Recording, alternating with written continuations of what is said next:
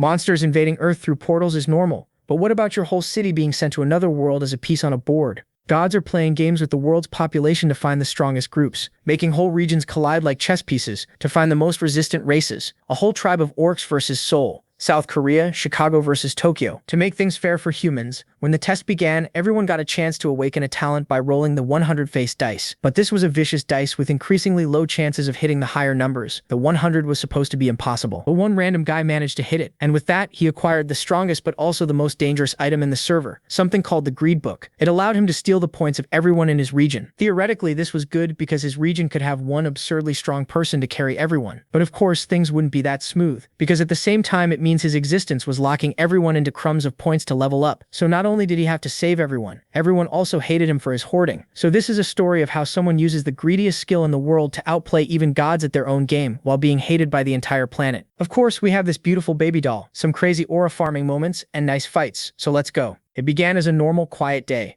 A few guys were hanging out, and the main character showed up with headphones on. No one saw any of this coming. Then while he's walking, the ground suddenly splits open under him. He's completely confused. That day would never be forgotten. A blinding light flashes, and people panic, thinking it's a terror attack or an earthquake. But that was the end of their normal lives. The whole city is swallowed by a strange blue light. The protagonist shields his face from the glare, then notices something that stops him cold. He's standing at the edge of a cliff. He can only ask what the hell is happening. His head throbs, and behind him a crowd is just as scared and confused. He wonders if this is some kind of dimension jump like in web novels, but he can't tell if it's real until system windows appear in front of everyone. An announcement says the game has started and tells them all to roll their dice. He has no idea what kind of game this is or what the message means. Then a woman screams and points upward, warning everyone to look. He looks up and freezes. A giant die is falling from the sky, with a 3 on top. The system updates. Pawn 8 will move forward 3 spaces. A path opens ahead of them. Then a huge base marked with the number 8 appears and strong magic surges through the area.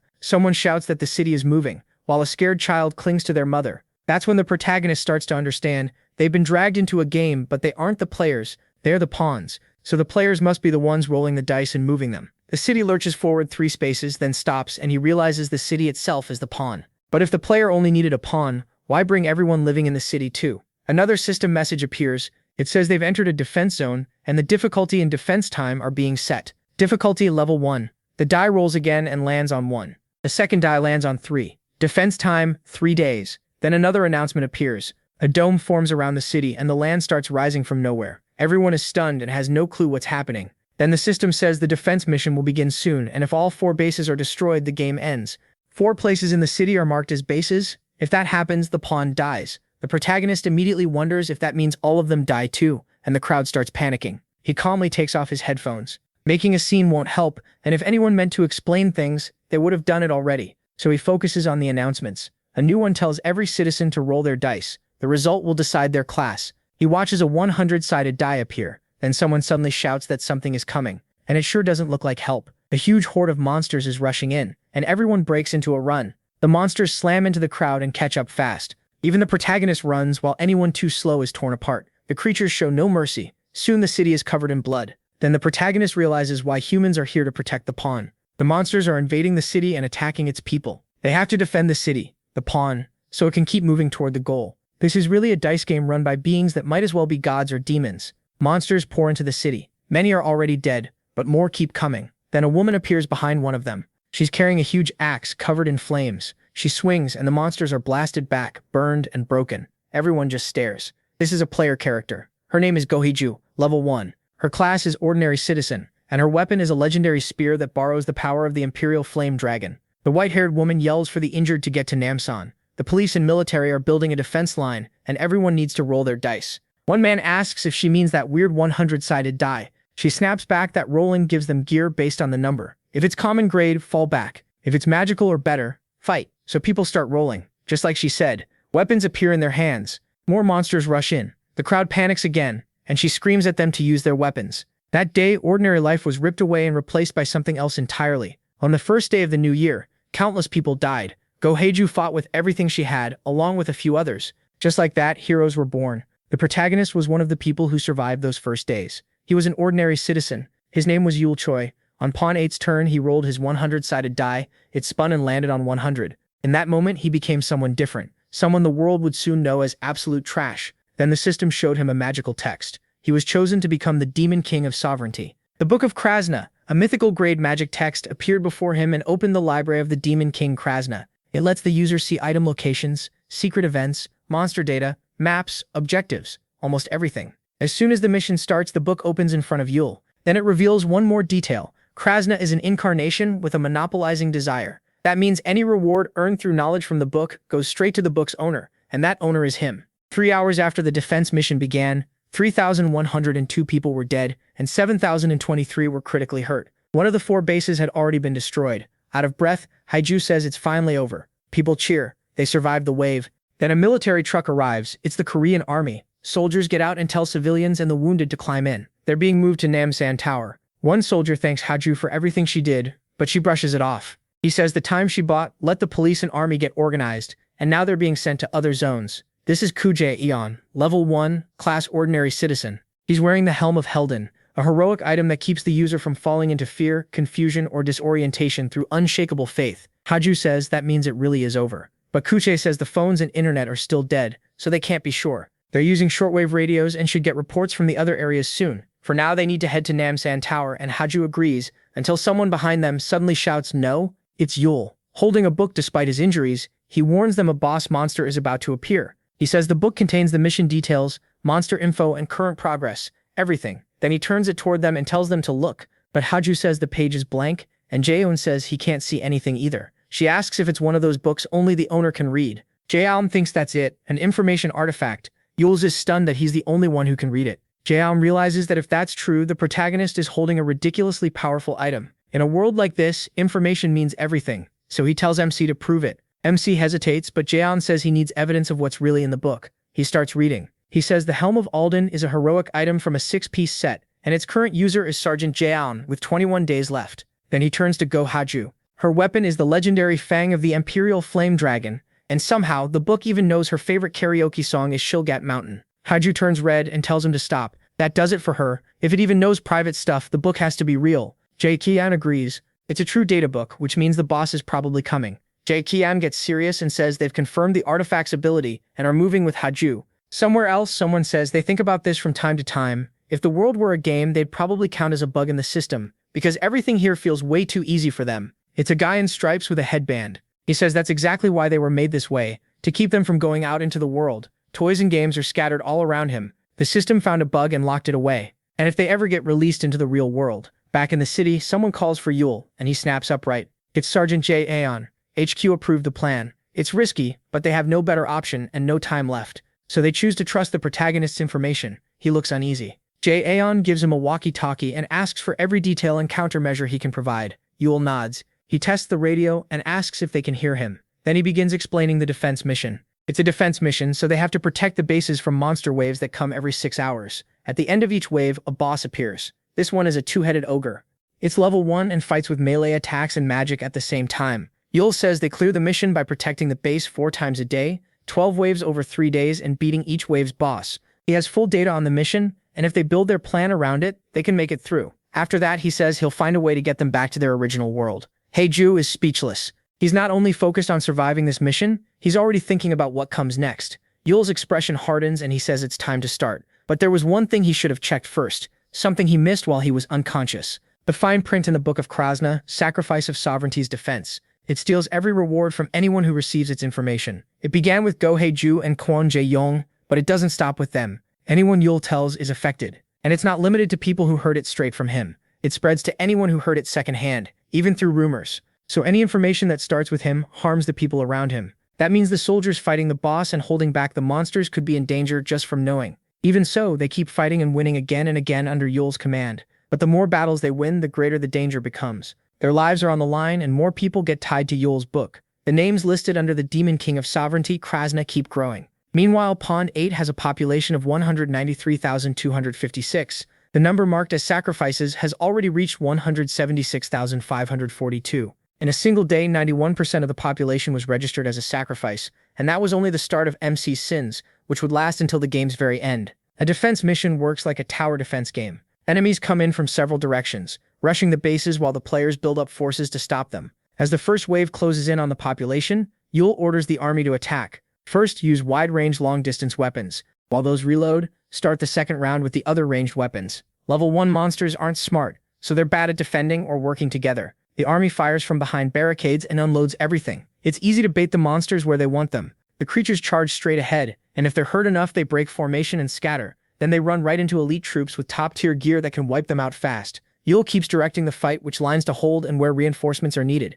The Book of Krasna updates in real time, tracking the whole battle. He only has to think of the info he wants, turn the page, and it appears. As long as he has the book, he can access everything. He uses it to guide the army. What gear works for long-range support, when to hold, when to push, and exactly when the monsters will arrive. By following that plan, they survive. Smoke spreads through the city. Monsters are blasted from all sides. The army keeps advancing. Kavan Jaeyong reports the area secure and orders the third squad to start their sweep. The commander thinks back. At first, HQ made the final calls after checking the protagonist and Wu's ideas. Now the protagonist is basically running the whole defense. He says nothing. Then remembers MC's words that the book only gives information. So if he can command an entire city this well, maybe he could do that even before all this.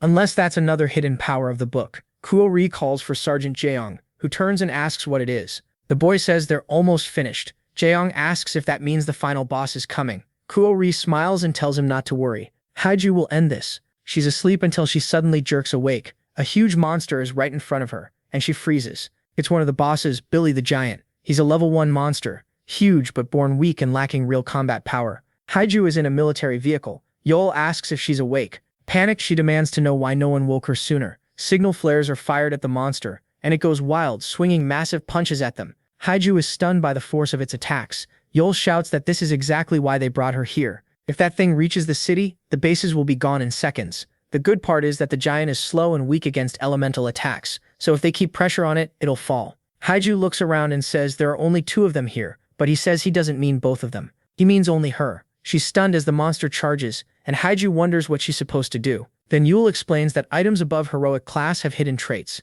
If the right conditions are met, the item can transform. It also unlocks a hidden ability. He says those traits only activate under specific conditions, and luckily the book lists every one of them, giving them a huge edge. Standing before the monster, Haiju asks, "Are you really sure about this?" From farther back, Yul yells for her to trust him in the book. Uneasy, she says this feels wrong, but she trusts him. Then she drives her own weapon into her stomach. The ogre raises its arms to strike her. As it lands the blow, Sergeant Jaeyong screams her name, but Yul calmly says she's fine. A red aura starts swirling around both the giant and Haiju. Every condition has been fulfilled. Now the hidden power of the Fang of the Imperial Flame activates. Yul and Jaeyong can only stare at what happens next. An Imperial Flame Dragon is summoned. It can be used only once per mission. It slams into the giant and triggers a massive explosion, visible even from outside the city. Jaeyong says that if this had gone off inside the city, it would have been a disaster. But something may be even more dangerous than that attack. Yul's book, that thing holds terrifying information, and in the wrong hands it could destroy the whole city.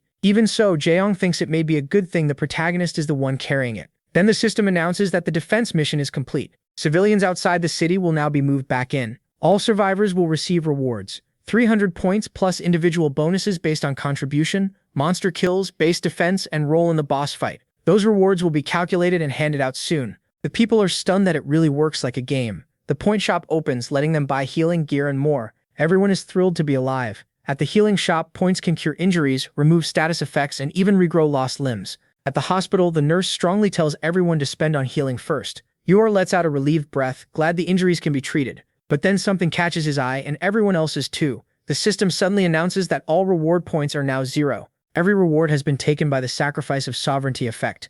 Panic erupts, no one even knows what that means, and people start shouting for their points back. Worried, Hagi turns to Yola and asks what's happening. He says he doesn't know either. Then the system explains. Sacrifice of sovereignty scales with the number of sacrificed citizens. The more sacrifices, the bigger the total reward. A new notice appears for everyone, showing who got the mission points. To everyone's shock, Yul received 9 billion points. The crowd goes silent, then explodes in anger. They yell at MC, demanding to know how he got so many points. Hagi and Jae-hyung move to protect him as the mob closes in, convinced he stole everything on purpose. Desperate, he begs them to listen and says he had no idea the book could do this. Jae-hyung tells him to stay calm. The injured need help first. He guesses points might be tradable, so if Yul gives them away, it'll show he didn't mean to do this. Otherwise, everyone will think it was planned. Panicking, the protagonist agrees. But when he opens the system to transfer points, a passive skill activates. Demon King of Monopolistic Desire, Krasna blocks all sharing or donation of points and items. MC starts to break down, totally lost on what this ability even is. The crowd screams at him to hand over the points. He tries another way, buying healing items to give out himself, but the system blocks that too. In a panic, Yul yells for Heigi to burn it and throws the book to the ground. After tossing it aside, he opens the system again, hoping something changed. Instead, the book starts moving on its own, like it's alive. Yul cries out in frustration while Heigi watches, clearly scared for him. Around them, people are losing it. They beg for points, and some are even dying without them. The hope from before has turned into anger and hate. Now everyone wants to hunt him down and tear him apart. The crowd tells Sergeant Jae-hyung that the death toll is rising and the citizens are furious. The protagonist mutters that there has to be some way out, something he can do. Then he picks the book back up. But before Choi can do anything, a rifle is pressed to his head. It's Sergeant Jae-hyung. He tells Choi to stop. This is for everyone else's sake. Then Jae-hyung declares that Choi is under arrest. That only sets the whole crowd off. They shout that arrest isn't enough and call for the scammer to die. Heigi tries to settle them down, but no one is listening. As the mob rages, Jae-hyung slips closer to Choi and whispers for him to run. He needs to get out, find an answer, and fix this somehow. For now, that's all they can do. Choi loosens his clenched hands, still furious and shaken. He opens the system window. The crowd yells that he's pulling something again, but Choi moves first and buys agility. In the next instant, he's gone. The crowd erupts, screaming that Choi escaped. Then the system speaks again. Time until next turn. 23 hours, 59 minutes, 59 seconds. Everyone panics. That's nowhere near enough time to recover. Jae-hyung immediately orders everyone to head for the safe zones. The wounded have to be moved by car. Meanwhile, Heigi looks up, thinking hard about what comes next. The survivors quickly split up between those who will fight and those who will evacuate. They're told to keep checking their system windows and stay inside the evacuation areas. Everyone also has to memorize the temporary bases and safe centers. And if anyone sees Choi, they must run right away. Report where he is, then get out fast. No one is to follow anything. Choi says, if someone becomes a sovereignty sacrifice and hides it from everyone else, that will be treated as a serious crime under the law. Jae-hyung and his squad start planning for the next battle. At the same time, Heiju prepares herself too. Most of the people evacuate, trying to get away before the next disaster hits. Still, fights break out and people's trust starts to crack. 24 hours later, the system announces that a new turn has started. All players, roll your dice. Pawn number 8, their city moves forward 4 spaces. They land on the Demon King's seal square. The system says demonic pillar guardians will appear to protect the pillars, and the citizens must destroy every pillar. If they fail to destroy them in time, the Demon King will be summoned. The die sets the mission time limit at 5 days. There will be 3 pillars, each guarded by its own monster. The first pillar has a level 1 guardian, the aimless fallen angel, a lost being wandering without purpose. The second also has a level 1 guardian, the mad brains. It never stops creating, and the longer it survives, the deadlier its inventions become. But the third pillar has a level 3 guardian, and that shocks Heiju and Jae-hyung. It's a goblin swordmaster, someone who reached the top of martial arts and broke past normal limits. Now it wants to break the seal and challenge the Demon King itself. Meanwhile, Choi hides out in an abandoned warehouse, studying scattered papers and strange symbols. He even smiles, like this mess is going exactly the way he wants. Over the walkie-talkie, someone reports to Jae-hyung that the citizens have already started attacking. They've gone after the fallen angel. The squad tried to stop them, but the crowd is completely out of control. Worried, Jae-hyung says they need to move too, and asks if Heiju is ready. One of the men tells him she already left a while ago. Jae-hyung lets out a tired sigh. Everything is falling into chaos. Their teamwork and clean coordination collapsed after just 1 day. Heiju went alone to face the last guardian, that level 3 monster. She wants to bring it down before more people die because of it. The moment she attacks, flames burst out. But when it clears, she sees she didn't leave even a mark. The swordmaster casually turns its blade once and blasts her far away. Then a strange blue light appears. The swordsman pauses, confused. Something catches its attention. Someone is walking closer with calm, steady steps. That person catches Heiju in midair and gently sets her down. Stunned, she asks, "You're back?" Choi nods and asks if she can still contact the others. He has a message for them. From now on, all the rewards will belong to him alone. Heiju freezes, not understanding, so Choi makes it even clearer. Tell everyone not to stand in front of him again unless they want their rewards taken too. He says there's no way to give everyone's rewards back and no way to get rid of that cursed book. So Choi opens his status window and starts leveling up. With a grin, he says he's going to max out every stat. Heiju is shocked by how fast it all happens. Across the city, people get system alerts showing that Choi is maxing his stats and they lose it. Then Choi rolls for the highest grade gear he can get. If he's trapped in this situation, he'll use it. He's decided to fully use the rewards bought with everyone's blood and tears, along with the Demon King's power. Now Choi stands before the Pillar Guardian, wrapped in a red aura. He's made his choice, protect this city from the game and somehow return to his old life. To him, that's the only way to pay for what he's done, so he doesn't care how much people hate him. The Goblin Swordmaster smiles, thrilled to face someone worthy. Choi shuts that down. He says he doesn't have time to play. Then he activates Airborne Magic Sneakers, a heroic class item that lets him leap and float almost like flying. He tells the Guardian to wait. He'll be back soon. Heiju can only stare. He really just left. The Swordmaster calmly sits and waits. Heiju can't believe it. It actually agreed. That guardian isn't rushing anything. Choi moves across the rooftops. Since the goblin won't attack first, it only fights back if Choi returns and starts the battle himself. Instead, Choi slams into the fallen angel's head. His plan is to deal with the other guardians first. When people spot him, they scream that he's burning through all their points, but they go quiet once they see the battle in the sky.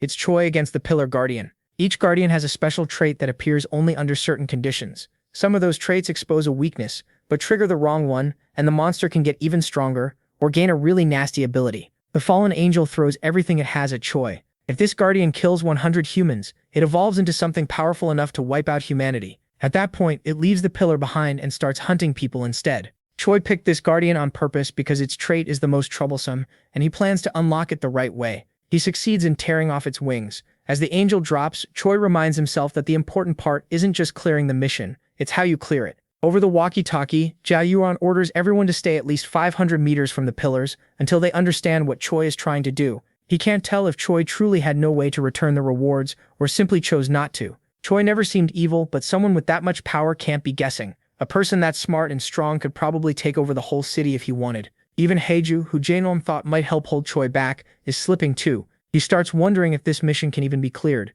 Choi keeps cutting through the sky, fighting as he moves across the city. Jaenom watches from a distance. Then a red flash appears beside his vehicle, and the whole car flips. A soldier rushes over, asking if Jaenom is okay. Still dazed, he looks around and sees the fallen angel on the ground, defeated. Choi is standing on top of it, holding its wings. In his hand is Divine Divider, a legendary sword said to be a fragment of the blade that split heaven and earth. It can turn severed monster parts into items. Jae-yuan mutters that Choi really did take down the Pillar Guardian. Choi just smiles and disappears without saying a word. Jae-yuan notes that Choi didn't explain anything. Maybe it's because of the sovereignty sacrifice, but he still doesn't seem openly malicious. A soldier confirms the Guardian is down, and Jae-on tells them to report it to HQ.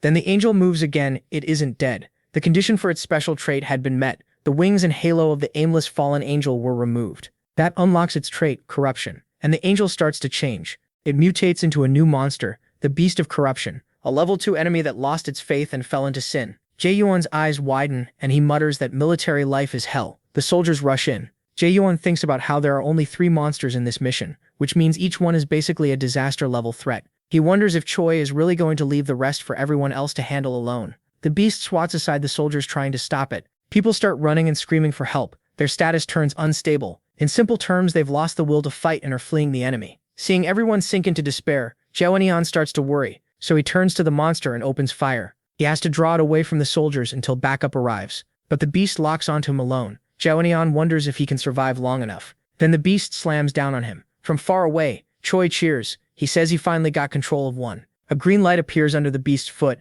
and it hesitates. Then it explodes. The Helm of Helden has a hidden ability, and its conditions were just met. It activates when the wearer is nearly killed by a darkness or corruption-type attack, while leading a group of 5 or more. At that moment, the Ghost of Helden effect kicks in for 10 minutes. Now all of Jae-yuan's gear and abilities are filled with divinity. His corruption resistance shoots up, and so does his power. The beast stares in confusion, not understanding what changed. Then another effect, Fanatic, activates. The nearby soldiers stop losing their nerve. Their fear disappears, and they fight with everything they have. Watching from afar, Choi mutters that this turned out way darker than he expected. Earlier, someone told Jae-yuan they'd give him a vertical, but after that, he'd be on his own. He joked that it was a lot of trust for just a surgeon. Kim Song answered that he liked his guts. At first, Jae-yuan didn't know what to say. Then Kim Song explained they barely understood the situation. In a moment like this, what they needed was someone calm to watch and judge it clearly. Someone rational. Someone who stays calm. Someone who can think clearly under pressure. A cool, steady sentinel. And now Helden's spirit has taken over. Jae-yuan yells, "Everyone, hit the enemy!" Kim Song was right. Jae-yuan was the perfect choice. With his lead, the squad joins forces and wipes out the corrupted beast. The system announces that the Beast of Corruption, guardian of the first pillar, has been defeated. Top contribution goes to the independent escort squad, led by Sergeant Jae Ellen. Kim Song reads it quietly while Choi grins in triumph. He boasts that he called it. The Guardian's HP had dropped just enough for Jae Ellen's squad to land the final blow. Even after the corruption change, its lowered health stayed the same. And since the monster evolved into a new form, Choi's damage on the fallen angel no longer counted. That made Jae Ellen the top contributor, so he gets all the rewards. Fired up, Choi turns to the person beside him and asks what he thinks. It's the Swordmaster, and he looks completely lost, listening to Choi. Choi thanks him for hearing him out. He says he's wanted to say all this for a while but had no one else to tell. Then he looks the Swordmaster in the eye and asks, "Want to make a bet? If I win and you lose, you break the Demon King's seal." The Swordmaster is stunned. Meanwhile, Haiju is having a rough time against the anti-human machines. They're only level 1, but they just keep coming. She destroys them one after another. After the rescue call, she headed to the second pillar, but the fight feels endless. Even worse, the machines keep evolving. She realizes she has to finish this now before they get any stronger, so she shouts for everyone to fall back. The civilians don't understand. They yell that they need points to save their families, so they can't quit this fight. Meanwhile, the Pillar Guardian keeps making more machines. 2 people hide nearby, waiting to jump the Guardian. They decide to take it down themselves, but before they can move, the creature spots them and fires a laser. At the last second, Haiju jumps in front of them and the impact explodes in a shockwave. She yells for them to run, but they're already gone before she finishes speaking. Haiju gives a faint smile, but the Pillar Guardian still isn't finished. It scans her and starts judging the threat. After a full check, it creates a special anti-Haiju machine. She freezes in shock. Now she knows this has to end. But then the other machines all rush straight at her. She's surprised they're all locked onto her, but that's actually better. She sets off explosions and destroys as many as she can right in front of the Guardian. Then she screams for everyone to get as far away as possible, and fires a laser. Haiju is shocked, but she keeps going and launches a long-range attack straight at the giant brain. The blast is enormous, strong enough to hit nearby civilians too. Even so, Haiju is thrilled because she pulled it off. Letting out a breath, she thinks this world is definitely not easy. Then an anti-Haiju machine appears. It's fire-resistant, carries a Dragon Slayer, and deals extra damage only to Haiju. She's stunned. A machine built just to kill her. It appears behind her in a flash and swings hard. She barely blocks it, but her vision starts to fade. As she slips toward unconsciousness, she sees Choi coming in. He flies at the Pillar Guardian and rips off its head. Right before blacking out, she sees him holding the huge brain and wonders what he's doing. Then she passes out. A huge explosion shakes the battlefield. The anti-Haijuma walks toward where she fell, but only blood is left there. The target is gone, so the machine switches to tracking mode. Even without its head, the Pillar Guardian is still alive. The condition for its special trait was met, destroying the collective brain of the insane brain's host. The new trait is Insane Order. Now it keeps mass-producing the last thing it made with double speed and output. It won't stop unless the main body is destroyed. Waves of enemies pour out and charge at the people. The pillar took too long to bring down, and now many civilians are hiding in fear. People realize the first pillar is much tougher than expected, and they don't have enough firepower. At the same time, the second pillar is swarmed with monsters, and panic spreads. People shout for the wounded to be moved out at once. Then military reinforcements finally arrive. Choi watches and thinks it over. He could wipe them out himself, but that would solve nothing. If he wants to win the whole game, not just this mission in front of him, the whole city has to grow stronger. And for that, he first needs a good commander. That's Jay. He also needs someone the people can rally behind. A champion unit. That's Haijushu. She suddenly wakes up and blinks. "I'm alive?" she asks. She turns and asks if the person there saved her, then realizes it's the Swordmaster beside her. She gasps and screams, but he tells her to keep it down.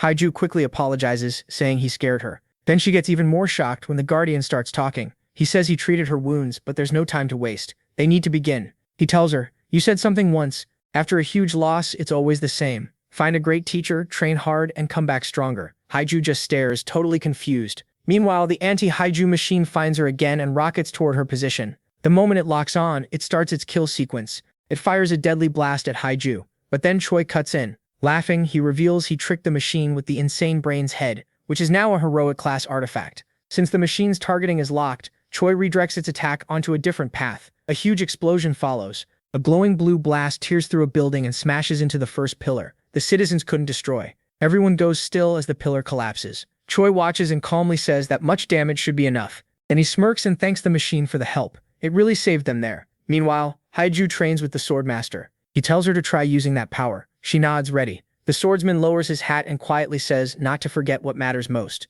That power isn't really hers, so pushing too hard will hurt her. Instead of borrowing too much, she should only use what she can control. As she attacks without draining herself, the Swordmaster reminds her that power shouldn't control you. You should control it. With new resolve, Haiju lunges at the Guardian. But after striking again and again, she drops to the ground, exhausted. Panting, she asks if Choi really bet on her beating that machine. The man says yes. Haiju stares at him. Is that even possible? The Swordmaster says nothing. She sighs, saying his silence is not helping. Then he asks why she let him train her, why she trusts Choi, and why she wants to get stronger at all. Haiju slowly gets up. Honestly, she doesn't know. There are too many things she doesn't understand this game, these missions. She's not smart enough to figure it all out just by thinking, so she has to make her body stronger first. Maybe if she keeps going, things will start to make sense. She stretches and says that's just how she lives. The Swordmaster smiles. He had thought Choi was using her, but he was wrong. She's different. A martial artist walking her own path. He grins, showing his teeth. Then he says it's time to get serious about her training.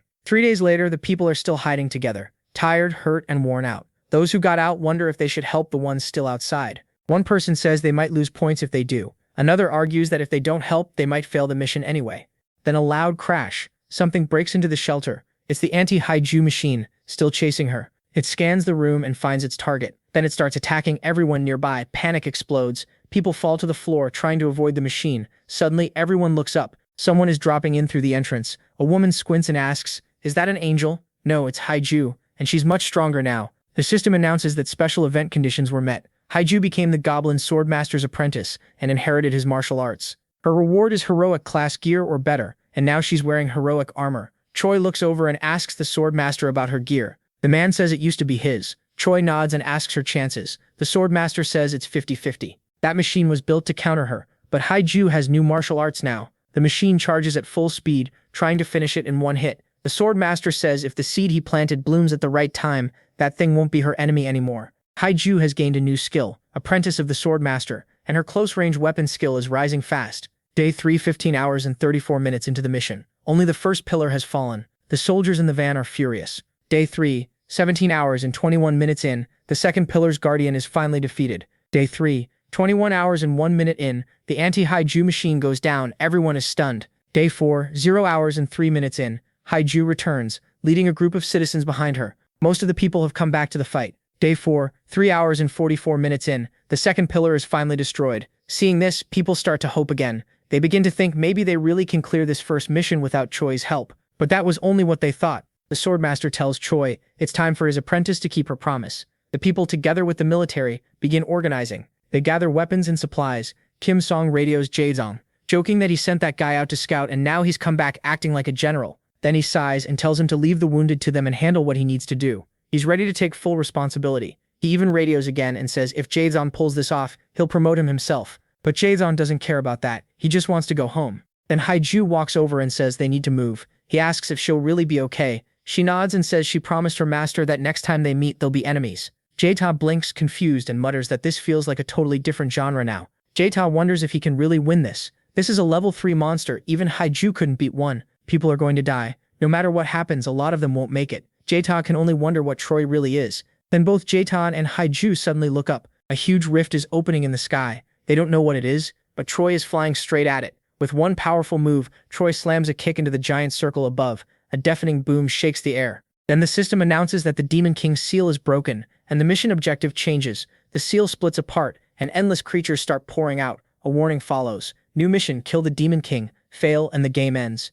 The whole city erupts in panic. People scream at Troy, calling him insane. Jae-on is frozen in shock. What the hell is Troy doing? Even the Swordmaster didn't think he'd really go through with it. Still, these humans are turning out to be pretty interesting. He rushes toward the Demon King's seal, ready to fight. The second he gets there, he attacks. Every fallen angel that comes out gets cut down. He drops them one after another. Jae-on and Haiju can only stare. The Swordmaster calls it both a gift and a task for his apprentice, then warns Haiju to take it seriously. Then he parts with a final promise. They'll meet again when fate brings them together. After that, he disappears into the fight. At the same time, Troy gets a new item. The Angel's Halo, a legendary accessory that protects its wearer in demonic realms. Standing before the Demon King, Troy mutters, "Getting here was easier than I expected." Then he asks, "Hey, are you the Demon King of Sovereignty, Krasna?" The creature stands up and growls that it's never heard that name. Then it asks how a human got here. This is Kidambaba, the Demon King of Authority, a difficulty 6 boss who loves crushing things with his bare hands. Troy is thrown off. He thought the Demon Kings knew each other. Turning his back for a second, he mutters this may take a while. Then adds, "Sorry about this, your real opponent is coming, so just wait." The Demon King scoffs, humiliated, and swings at Troy. Koi gets back just in time to see it and goes wide-eyed. Right then, the Swordmaster arrives and finds something he didn't expect. The Demon King is already bleeding, and Troy is slipping past every attack with ease. The King's hands are ripped up and mangled. Koi just smiles and shrugs. "Sorry about that." The Demon King can't believe it. How is a human doing this? Troy gives a small bow. "My bad, that was an accident." The Demon King snaps, furious that Troy is mocking him. Nervous now, Troy looks to the Swordmaster and asks if he's going to switch in. But the Swordmaster calmly answers, "He's not after me anymore. He's locked onto you." That's when Troy realizes everything has changed. The plan had been simple. The Goblin Swordmaster would face the Demon King alone. That was the only way to clear the hidden event, Martial Artist Fate. In it, the Swordmaster was meant to die taking the Demon King with him. If that happened, the reward pool would explode and every citizen would get huge point bonuses. But now that plan is gone. Coyote crashes hard into the ground. He gets new gear, the heir's battle jacket, a legendary armor. He lets out a sigh. What am I supposed to do with this? In the end, he decides to wait. Let everyone earn points by hunting monsters and finish the mission before more people die. Meanwhile, the Swordmaster watches quietly as the Demon King keeps trying to crush Troy. All around them, piles of winged monster corpses keep growing. Military squads yell for civilians to fall back. They'll hold off the monsters. Jae-on is exhausted. The monsters aren't that strong, but there are way too many of them. People are getting hurt fast, and Jae-on bitterly realizes that Troy became the whole city's enemy the moment he broke the seal. If anyone dies here, everything could fall apart. Haijo heads for a shelter that called for backup. Halfway there, she takes to the air and burns every winged monster in her way. She shouts to the people, telling them to evacuate, but the citizens are furious. If that maniac Troy hadn't broken the seal, this mission would already be over. Haijo says nothing. Then someone walks up beside her and says, "So you're just letting that go?" He figured she'd blow up after hearing people trash her boyfriend, but maybe she's colder than he thought. The speaker is Kanju Woo, level 1 ordinary citizen. Annoyed, Haijo asks who said Troy was her boyfriend. Kanju only shrugs. Then he tosses her his cookie bag as thanks for saving him and helping escort them. She checks inside and there's only half a cookie left. Suddenly the Swordmaster steps in front of Troy and tells him to get back. Smirking, he asks if Troy's getting attached to him now. Flustered, Troy says that in another world they might have shared a drink. Then the Swordmaster goes straight back into battle. Kaiju feels a little bad. It's already too late to trigger martial artist destiny, and even if it wasn't, he'd still feel guilty. Then the system suddenly announces that his friendship with the Goblin Swordmaster has reached max level, unlocking a hidden ability from Krasen. Troy's confused. He didn't even know that could happen. Looking down at his book, he smiles in shock at what it can do. The Goblin, worn out now, says the Demon King is stronger than he expected. But it's time to use his final move, a technique that could cost his life, all for his friend and his student. But Troy moves first. He charges the Demon King, and defeats him before the Swordmaster can act. The Swordmaster is stunned. Even the Demon King can't believe it. Then the enemy explodes, and the system declares, Demon King defeated. Top contributor Troy. The Swordmaster has no words. He can't even process what happened. Then another alert says, every summoned monster has been wiped out. The goblin starts fading away, but Troy rushes over, grinning and holding his book. He just unlocked a new ability. Now he can recruit 4 sovereign masters and form a spirit contract with a creature. The system asks, do you want to form a spirit contract with Goblin Swordmaster? After all that, Troy falls from the sky, thinking that humans hate him now, and he's even allied with monsters. Now he's tied to the Swordmaster by contract. Troy realizes he's drifting farther away from being human. A new notice appears. Surviving citizens will receive rewards. The base reward is 800 points, and the top reward goes to Troy, 200,000 points. That only makes everyone angrier. Yul takes a deep breath. Kang watches from afar. Looking at Troy falling from the sky, he wonders if that guy is a golden hero or a ticking bomb waiting to go off. Jang thinks to himself that he doesn't know much about games, but this one feels like a base defense game with huge troop deployment. So he starts to wonder if a maxed out unit was ever supposed to exist here. Can someone really be strong enough to beat a Demon King, or is Troy just a glitch? Then the system suddenly reports, an abnormal unit has been detected. It has max level and max stats. Now a choice must be made. Eliminate, reset, subjugate, or summon. The player chooses eliminate the unit. Something makes Troy pause. He wonders if he's imagining it, but it feels like someone is watching him. Then the system replies, error. Command could not be executed. A full inspection of the chosen unit begins. Troy's profile appears, then his unit is marked hidden. Other players can't see him anymore. From now on, Troy is invisible to the system. The player may now return to the game. Meanwhile, the citizens celebrate and start spending points in the shop. A messenger uses a magic accessory to announce the reward analysis results. There are 7 kinds of dice, each with different numbers depending on the type. 4, 6, 8, 10, 12, 20, and 100 sides. Most connect to certain classes, and they generate random items, weapons, tools, and gear. Jae-seon, for example, gets a Destiny Spork, a heroic accessory that always comes back, never gets lost, and stays clean. He looks at it and mutters that high-grade gear isn't always useful. Meanwhile, everyone else is thrilled with what they got. They start trading, selling, and making deals. The city begins organizing too. Some recruit attackers for the next mission, while others look for defenders for evacuation zones. Jaeon asks Haiju if she's really leaving. She nods. Yeah, the military just isn't for me. Too many people are still hiding in fear, and she wants to help them. Still, she says she'll keep supporting the missions, so Jaeon doesn't need to worry. Watching her leave, he thinks they're slowly getting used to this insane world. From a distance, Troy watches in silence. The citizens are off to a solid start. The champion they'll need for future missions and the military have both found their roles. What matters now is where they go from here. If Troy's plan fails, the city will be destroyed by its own people. Troy pauses to think, then someone taps his shoulder. He turns and is surprised to see Kang Ji-woo greeting him. She's level 5, a regular citizen.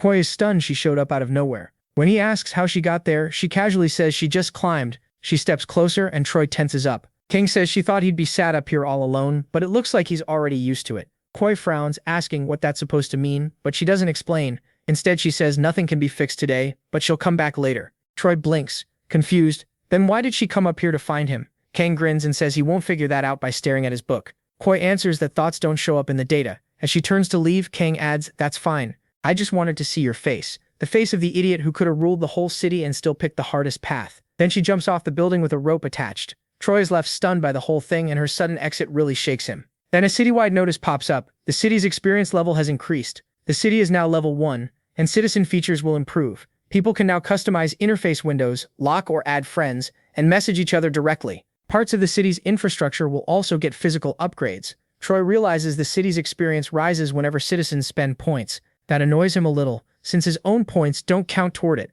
Then he has a new thought. Where are the points I spend actually going? He guesses the points are probably going to the demon inside the book. That makes him wonder if he should keep using it at all. Elsewhere, Jae-young gets a new badge. He's been promoted to second lieutenant. Kim Song is thrilled, but Jae-young looks worn out. Watching from afar, Kang murmurs that they're doing well. Still, she can't help wondering where someone as weak as her fits in a city this dangerous. At the same time, Troy sits quietly with the book. Then a message appears. A new turn has started. They've entered the Golden God's house trap. The city has been taken by the Golden God, and if they don't satisfy him before time runs out, it's game over. His greed level is 2. There will be 4 maps, and the mission lasts 2 weeks. Jae-young reads through it, surprised by how much the system has changed. This time, they need to find treasure on the summoned maps and bring it back. The more valuable it is, the more the Golden God will be pleased. But treasure can only be appraised inside the city. People are confused. No monsters are appearing in the city this time, and they first assume that if someone clears the mission, everyone shares the reward. Then another notice pops up. There is no shared reward this round. Each person gets rewarded only by how much they satisfy the Golden God. That immediately upsets people, especially those without real combat gear. Hyunjoo watches the reaction. The mission details are long and messy, so she skips the rest and heads straight in. She's set on searching the whole map by herself. Hyunjoo watches from a distance. Their researcher has had insanely good luck with the dice, and if things keep going well, this mission should finish phase 1 of the city's development plan. Until then, he'll keep using the Book of Krasina. After that, he'll find a way to get rid of it. Suddenly, a sword shoots out of the book and stabs straight through Choi's chest. He's frozen, with no clue what's going on. The book falls from his hand and a system message appears. The number of sovereignty sacrifices from the last mission is 0. Choi grabs his chest, overwhelmed by pain. Then the system announces this is the Demon King's punishment. Demon King Krasina scolds him for doing nothing. Until the user offers sovereignty sacrifices, they'll suffer intense pain and keep losing HP. If no sacrifices are made before his HP reaches 0, he'll die, and the Book of Krasina will pick a new owner. Sector A, the jungle. A group finds what looks like an unregistered dungeon. One guy is excited they can keep it for themselves. Another wants to report it to the military and take the 50 points each. The first guy snorts, "What's 50 points going to do?" He's carrying Black Flame Dragon, a weapon that deals medium fire damage and gets stronger in the right hand. Their team is called Kangs and Roses. The leader is Kang Doyop, level 3. There are 4 of them, all trying to build a name in this new world. Then a dark figure steps out of the dungeon. The group jumps back. One thinks it's a gatekeeper monster, and another says the patterns are getting easy to read now. They used to be raid leaders and guild masters, so this world felt like a game until they realized the figure coming out is Choi. He casually tells them the cripple is the boss. Then he starts listing dungeon info and how to deal with the enemies inside. The team tries to block their ears, hoping not to hear it, but Choi keeps talking anyway. Later, Kang vents in frustration. They became sovereignty sacrifices on the very first day of the mission. Everyone is furious at how unfair it is, and one of them says somebody has to stop Choi. But another points out there's nothing they can do. He's max level and has a mythical weapon, so they give up on the mission and stay quiet. Now they're trapped in the sovereignty sacrifice isolation zone. Inside, people compare notes, trying to figure out how Choi kept catching them, one in the jungle group, another in the canyon. They're sick of it. To them, Choi looked like a demon. No way was someone like that ever a good person. This was what he wanted all along. He scared people so badly they almost gave up on the whole sovereignty thing and went treasure hunting instead. But they didn't want Choi to profit, so they came back to the isolation zone. Everyone there is deeply stressed out and tired of being played by Choi like pieces on a board. The system announces that recorded sovereignty sacrifices have reached 2000. The Demon King is slightly satisfied, so the punishment is slightly reduced. Choi notices the pain is a little easier to handle now. None of this was in the item's description. He never expected a punishment like this from the Demon King, which means the book has been hiding part of its nature. Even so, Choi feels relieved. This amount of pain is manageable. It's still within the range he planned for. The Demon King may think this punishment has Choi under control, but really Choi is the one in control. In Sector B, the canyons, a winged monster circles above the Emperor Griffon's nest. The Griffon is level 3, but fighting it in its nest makes it much more dangerous. It suddenly flies straight at Choi. Meanwhile, Hanyeju is battling a different monster, a stone troll, level 2 adapted to live in the canyons. She remembers something her teacher, the Goblin Master Swordsman Jack, once told her. Power wasn't made to be controlled. After killing the monster, she thanks her master. His student has grown even stronger.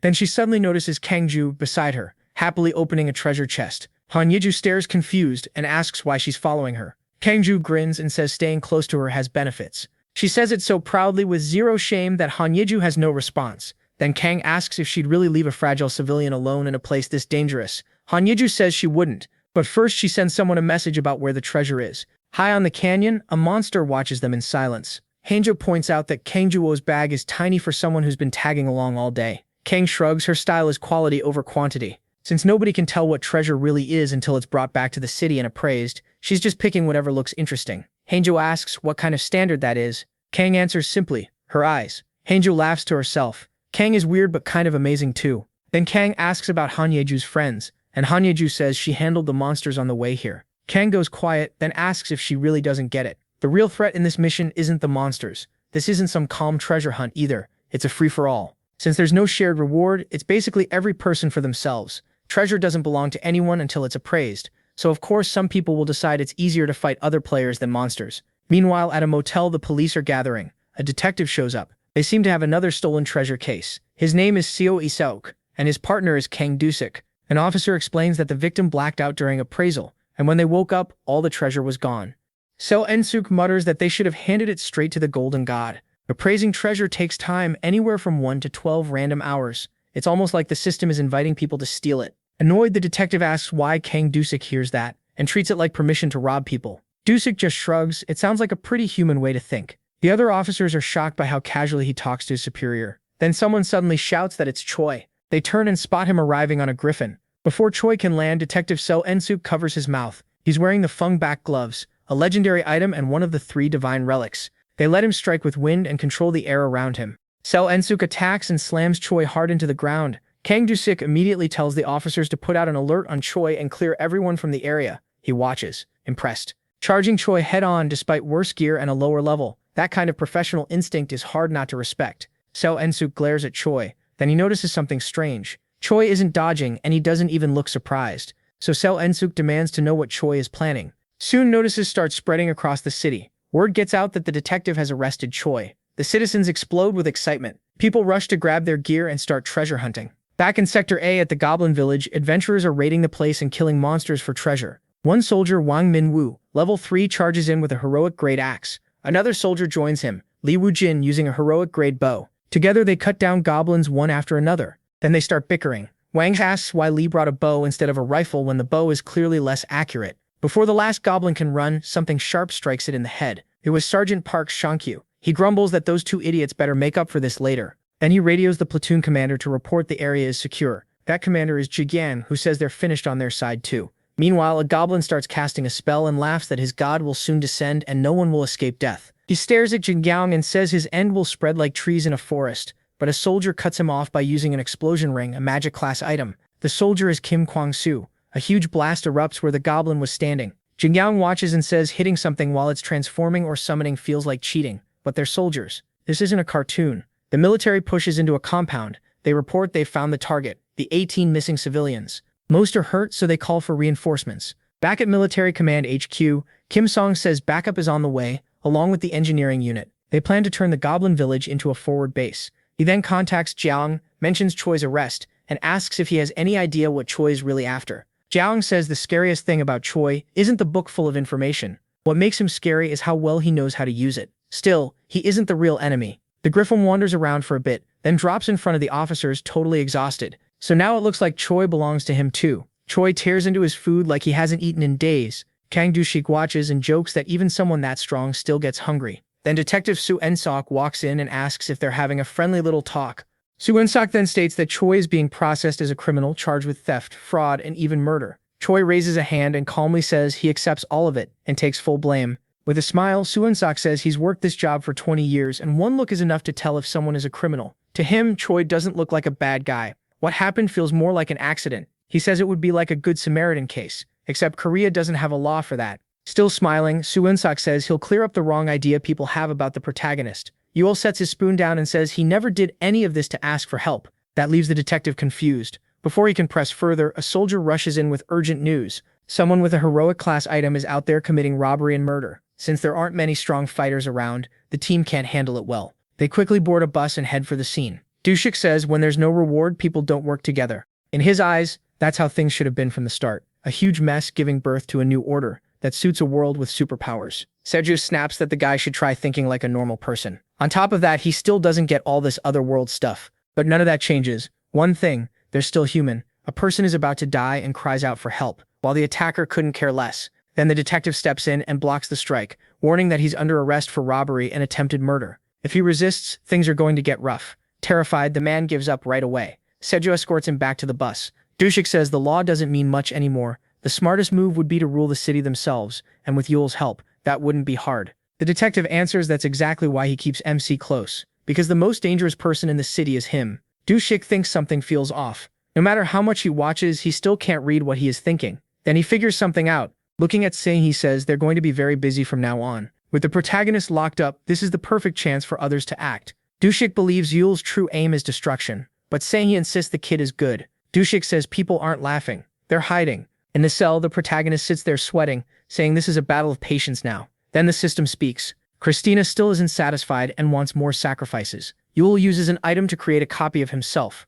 Smoke rises around him, and soon his double stands in front of him. Using the invisibility cloak, the protagonist hides and tells the clone to do its best and keep going as long as it can without getting caught. Once the real Yul slips away, the clone takes over. A soldier shows up and asks why MC is taking so long to come out. The clone turns, giving him a cold look that puts the soldier a little on edge. He adds that reinforcements are here, so trying anything would be pointless. All of a sudden, his clone walks out of the cell. He calmly says he won't cause trouble. Outside, the griffin starts acting weird. For some reason, it suddenly takes off. Everyone is confused. Meanwhile, the real protagonist is still invisible. He says the first step of his plan is done.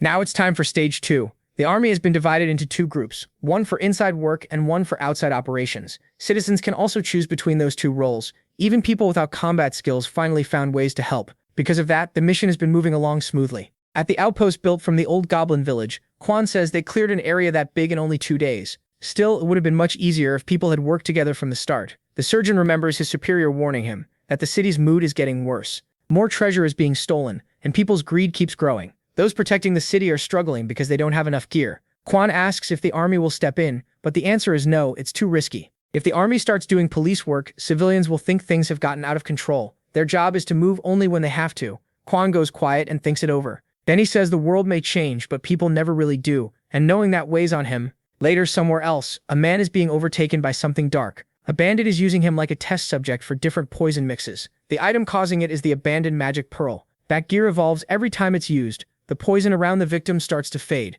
Grinning, the stranger says he won't kill him yet because he still has more poison combos to test. The civilian begs for mercy, promising to hand over all his treasures. Like a madman, the attacker says experience is the real treasure. Then all that's left are screams. Later, the detective reaches the crime scene. Dursik remarks that this weapon is pretty useful. Then both of them notice something ahead. Looking over the body, Siu says the killer never even touched the treasure, so they can't tell if this was one person or a whole group. Dusik says something truly dangerous has appeared. With Demon King Yul locked up, something else has stepped into his place. The detective is glad, saying the boy isn't evil, though he admits this whole mess started because of him. So later, he plans to have a serious talk with the protagonist. Dusik asks if he really thinks the protagonist will tell the truth, and Suyu says in times like this, of course not. Instead, he'll do something smarter, question the people around him. Riding the griffin, the boy suddenly sneezes and wonders if he's coming down with something. The system reports that the Golden God's satisfaction still hasn't reached 10. That worries Yuled a little. As he heads for the desert sector, he says there's no helping it. Ahead of him is a huge sand tornado.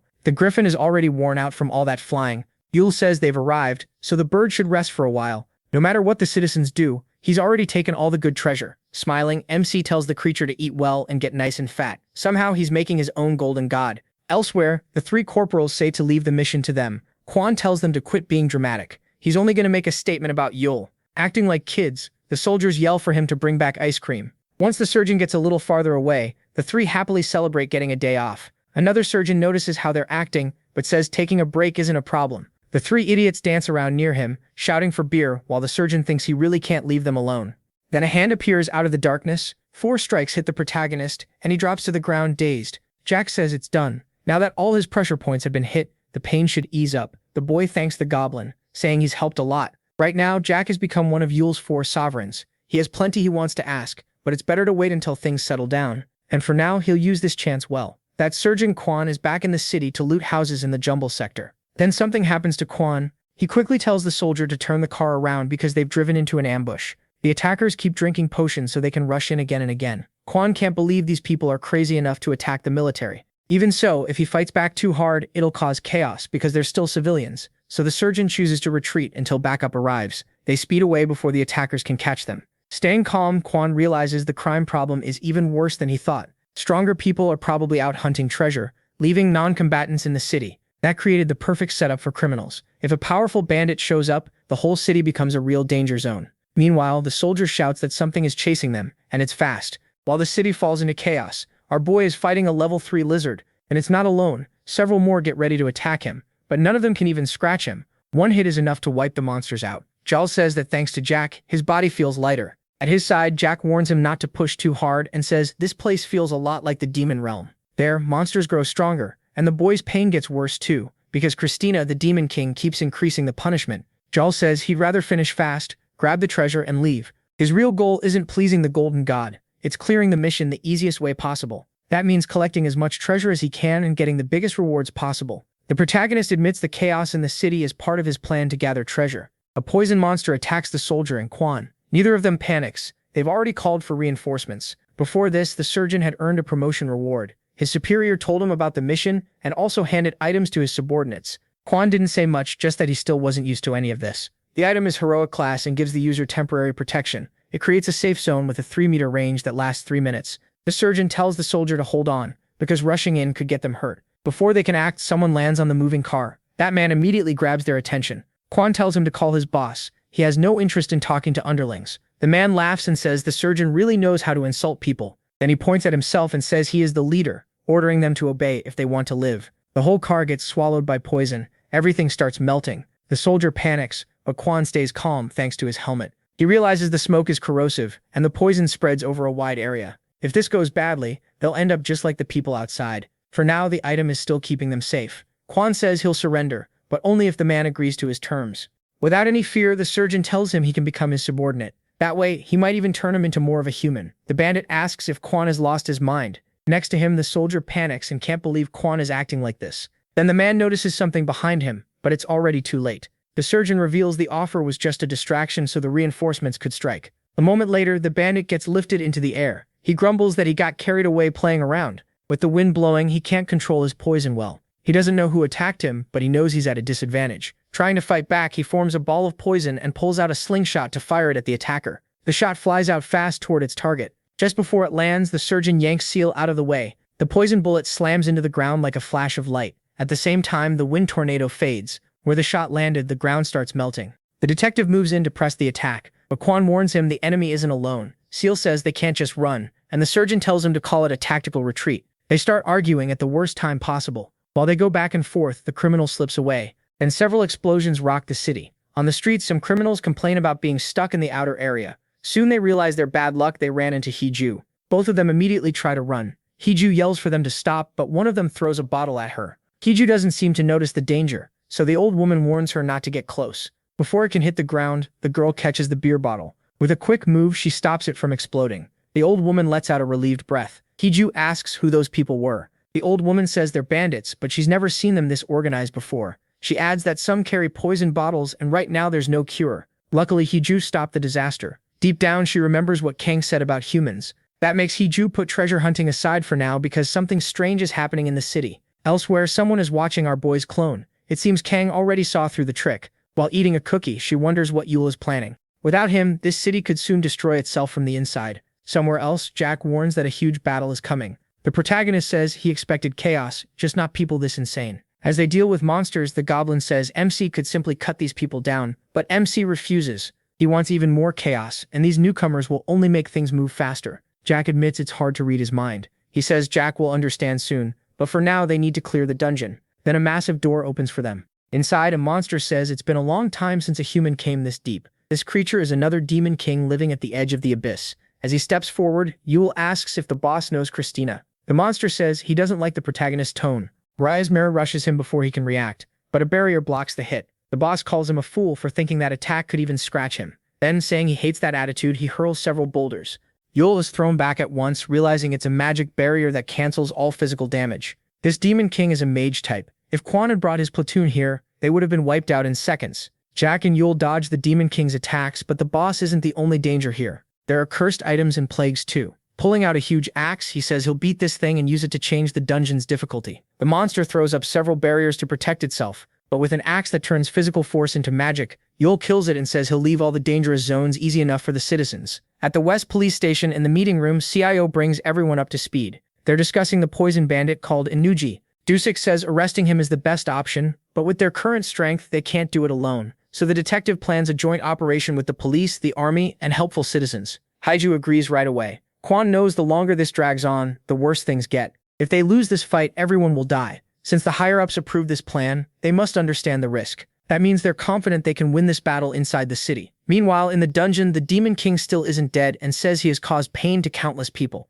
For a long time, no mortal has been able to wound him, but Yule did it with ease. The protagonist asks again if the boss knows Christina. The Demon King asks if this has something to do with the convocations. MC isn't sure if that means the missions, and the creature explains that monsters get missions too, usually to destroy humans. Maybe some monsters receive different convocations, and Yule pushes him to say more. But the Demon King says it doesn't matter. The more he reveals, the closer the owner of that book gets to death. That's when he realizes the monster really knows something. Laughing, the creature says the protagonist won't live to see the destruction this will bring. Yule tries to act, but Jack stops him and says they should leave. Before vanishing, the boss says it's nice to see that look of anguish on MC's face. He yells for him to wait, but it's too late, and the ground starts shaking. A bolt of lightning bursts out and lights up the whole area. The Demon King's voice echoes out, saying he will wait for the great condemnation of Pawn Number 8, brought about by Yule himself. Jack asks if the protagonist is okay, and the protagonist says yes, but inside he's thinking about his situation, and the secrets hidden in the book. Jack asks if he wants to look for answers,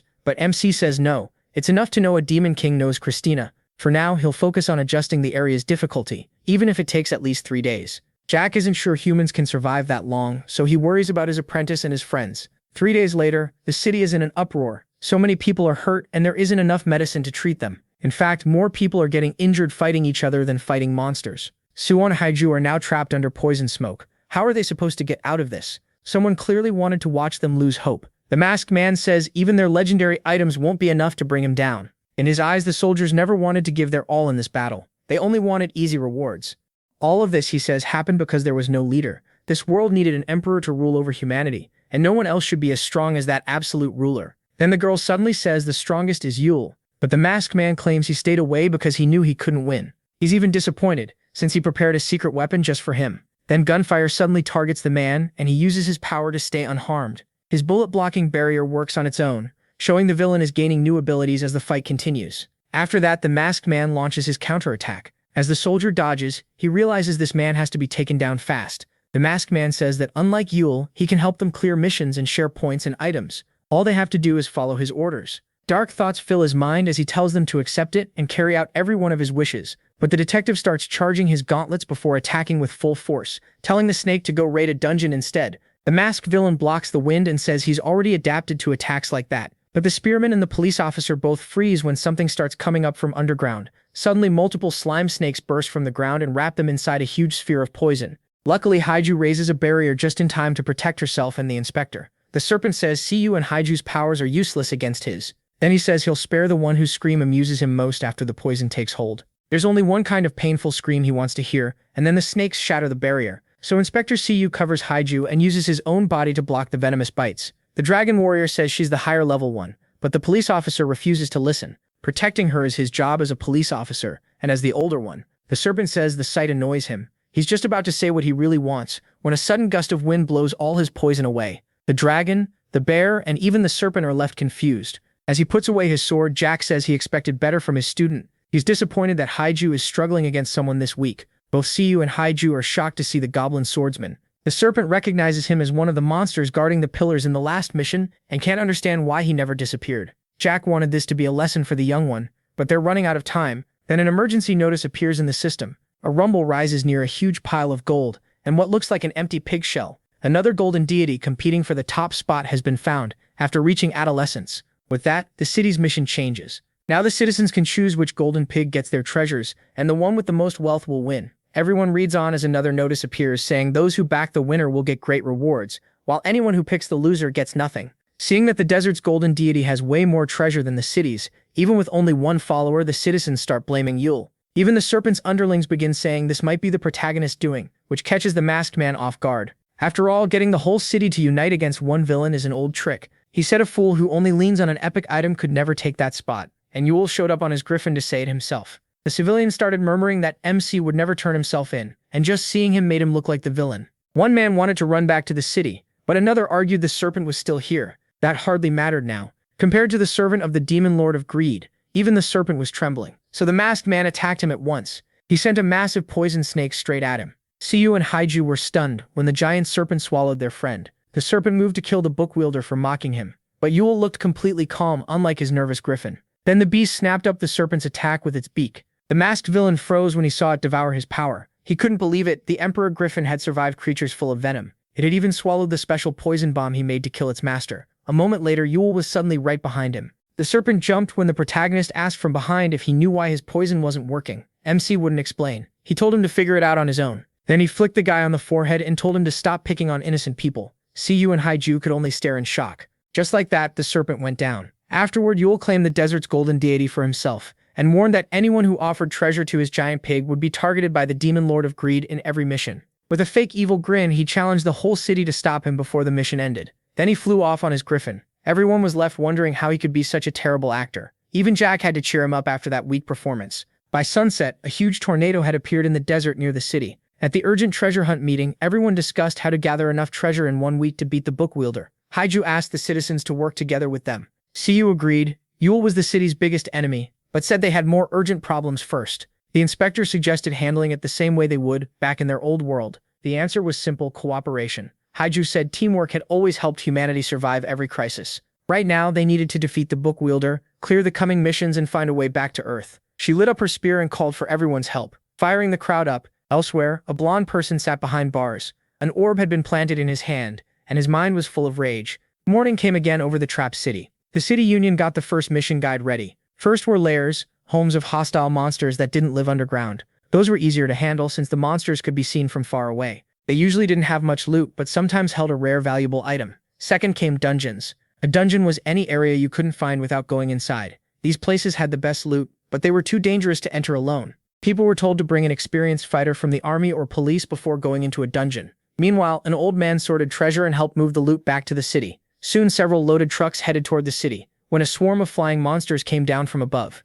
The adventurers fought them off while trying to reach the gates. They were almost home, where more adventurers were waiting. From inside the city, the others joined the fight to protect the trucks. The third location was the Treasure Evaluation Center. Inside, loot was appraised while the city's forces kept the adventurers safe. One hunter found an epic item, the idol of the true god, modeled after the deity himself, and worth 1,000. He was thrilled by the find. At the same time, someone kept updating numbers on a board. Utroy was still much richer than the city, even after they had cleared most of the jungle and canyon. Only one region was left unexplored, the desert where the book wielder was hiding. People had stayed away from that dangerous mystery until now, but they finally had the strength to search it. A strand of shiny hair lay on the table. Siyu had just learned it came from the fake Yule they were holding. His partner said that if he had mentioned the desert deity from the start, most people would have stayed away because they were afraid of him. So the book wielder chose to act like the villain and push everyone to move past that fear. That only made the angry inspector slam the table in half and reject the whole idea. At this rate, the mission result wouldn't matter because that poor kid would still be remembered as a villain.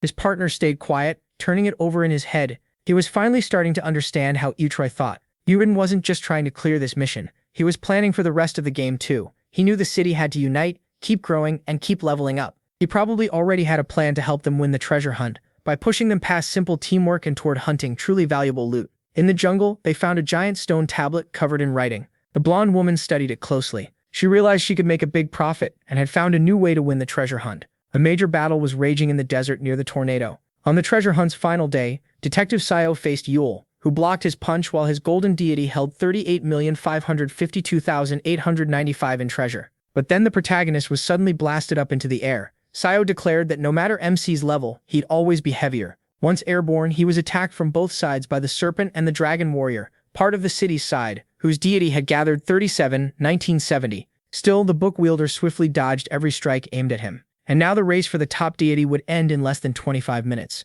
Yule pointed out how little time the city had left to defeat him. He called them the city's allied forces and said they need to do better than this. 4 days earlier, Haiju learned the serpent's real identity. The feared villain was actually a level 24 teenager named Sungwoon Kang. The cocky boy told Haiju to leave him alone and said he'd call when he needed her, which only made the hero watching him even madder. But just as the serpent was about to act, something shot past him. Haiju's spear, faster than the orb that set him apart from normal people. The dragon warrior had gotten that intel from Sungwoon's own gang, who sold him out right away and made him look like a lousy leader. Still, the serpent didn't blame them. He believed they'd come crawling back after he taught them a lesson. The high schooler said that was just human nature, making the hero call him an edgy teenager. Sungwoon Kang's wishing orb was also an epic item, and he claimed the only reason he lost to Yule was because it hadn't reached full power yet. Once it did, even the protagonist wouldn't be able to beat him. Haiju grew uneasy when the serpent said he'd rule the city someday. He had a point. The wielder of the demonic book was the only reason he'd lost before. That made the dragon warrior think the city needed to prepare for this boy before his power fully awakened.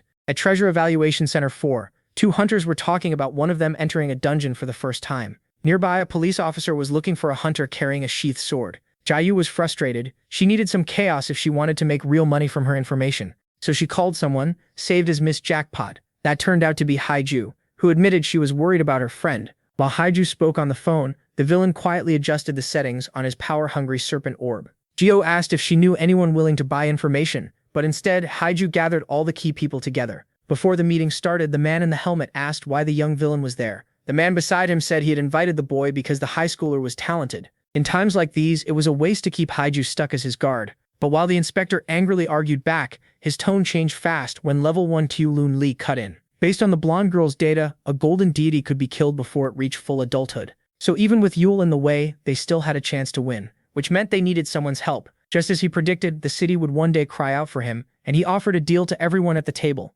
Meanwhile, MC and Jack sat on a rooftop near the huge tornado. Jack asked if his master needed more victims for the demon lord of greed. He also noticed Yule was still suffering demonic punishment, but he said he wanted the people to collect as much treasure as they could, because he'd already found a way to save the victims. This time, he was targeting people about to enter deadly dungeons or pick up cursed items. The protagonist said he had to isolate certain people for this mission, leaving Jack curious. Then someone approached them. A team made up of a lieutenant, the inspector, the high schooler, and the spear maiden was coming for him. A truck full of soldiers came too, ready to help fight Yule. Jack wanted to take them on, but MC stopped him, saying it wasn't his turn yet. First, he should send his weakest servant. A huge shadow fell over the military trucks. The Emperor Griffin attacked the city's allied force. Siyu and Heiju were shocked when poison started spreading around them. The serpent told them to get out, and the young man chose to distract their first enemy himself. That move really irritated his 2 teammates, so they rushed the beast from above right away. At the same time, the lieutenant told the troops to find cover and support the heroes with gunfire.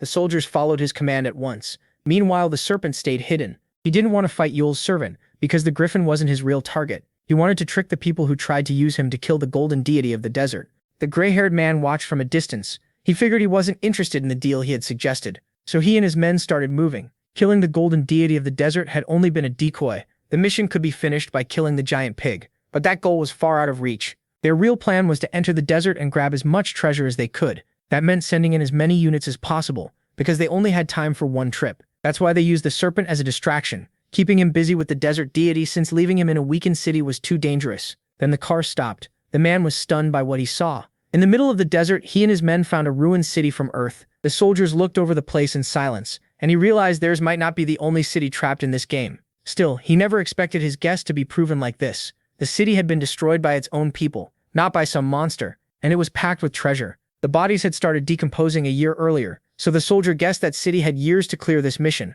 while they had much less time. Then the man with the hat shocked him by suggesting both cities began at the same time, but time moved differently for each one. They couldn't prove it, but if he was right, the ones behind this game could even control time. Claws tore through the air. CL ended up face to face with the Emperor Griffin. The inspector struck back with a fast chain of punches that badly hurt the beast. Then something made it flinch. Kanju had slipped onto its back, ready to finish it. She apologized to the Griffin. They had no choice but to win, and burn the beast with her power. Jack was impressed. CL and Hiju used some of the best weapons in the game. Those weapons boosted stats and gave huge firepower, which was why they stood out from the start. But their attacks covered too much space, making them dangerous to allies nearby, so Yule made them work together to learn control. And to train them right, he needed an experienced team that already knew how to fight as one. The griffin was finally beaten, so the inspector and the dragon warrior were shocked when they felt it move behind them. It was Yule, carrying the creature and praising them for clearing the first stage. Seal wanted the act to end. He said he wasn't there to kill the desert pig. The protagonist was surprised when the man said he had come to save him. Hearing that made the protagonist smile. Then MC challenged Seal to arrest him before flying off, leaving Seal and Hiju behind. Then something caught her eye. She jumped in front of the inspector to protect him, and Kanju knocked away a powerful attack. She managed to shield all of her allies. Jack said only his student had ever pushed back one of his attacks. That made him realize he had to hold back, or he might kill one of them by accident. The lieutenant recognized him as the strongest of the 3 pillar guardians from the last mission. Even weakened, those pillars had taken huge numbers and countless hours to bring down. So he had to wonder how this small group could face the goblin swordmaster, especially with the serpent gone. Meanwhile, at the Emperor Griffin's nest in the canyon sector, Yule praised his weakest servant and told it to rest while it healed. He also apologized for using the creature like that, even though it could recover fast. To make up for it, he used the legendary Weather Orb, a one-time tool that changes the weather in a small area. He called down a thunderstorm to guard the griffin's nest until the mission ended. After that, he sped back. On the way, he remembered the inspector's kind words. He had expected the city's strongest fighter to come after him, not try to help. Yule could read people's actions but not their thoughts. Smoke rose into the sky. Only Seo and Hiju were still standing before the goblin swordmaster. The inspector couldn't think of any way to beat Jack, who seemed impossible to hurt. Pedro begged his master to let them pass, but Jack said they wouldn't earn it by talking, only by fighting. The lieutenant, who was still alive, suggested they retreat. They still had time, so they should step back and plan, especially since the goblin only attacked after being challenged. Jack stood on top of a ruined building. When Yule arrived, the swordmaster said Jae Yongguan had fought wisely. Meanwhile, inside a military tent, the 3 of them studied their enemies. A strong party needed brains as well as power. Yule wanted to use this mission to make them better at clearing dungeons. It was also important to teach different groups to work together so no single force could rise and control everything alone.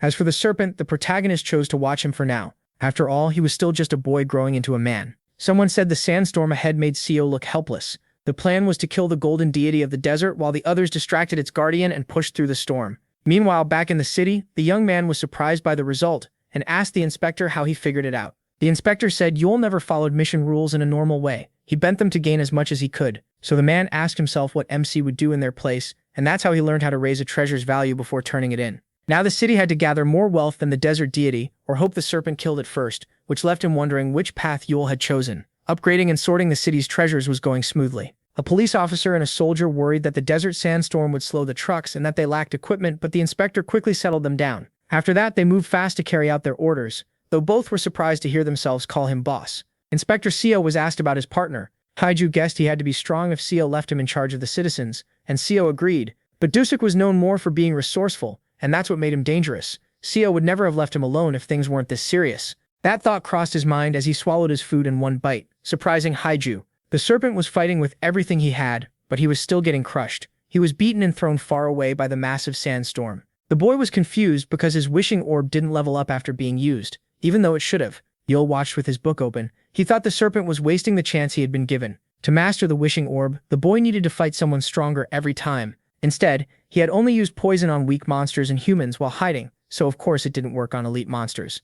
Yule chose not to tell him. He would have grown faster by fighting beside the city's heroes. Even so, the immature serpent was still useful for now. Something raced forward at incredible speed. It was Jack, landing on a rooftop, and the building exploded under him. The soldier gave Seo the go-ahead. The detective poured all his strength into one punch, and while the swordsman was blinded, the soldiers opened fire. They had to dive for cover as a missile flew into the tornado's eye. A huge explosion followed. One soldier started celebrating too soon, but the other shut him up, saying that kind of talk brought bad luck. Hiju stood in the rubble. Her master had used her as a shield, and said the attack still wasn't enough to break his barrier. The lieutenant realized they needed more power. Still, the goblin was impressed and chose to let them pass. He said they had learned how to fight in this world. Jack then looked at his student and said teamwork was one of the many ways to grow stronger. The lieutenant was still amazed, thinking those two were living in a story of their own, while the master added that he had expected more from his student. With that, the city's allied force moved on. Jack watched with a smile as the city was torn apart. That made the man with glasses wonder if the enemy had been training them or testing them,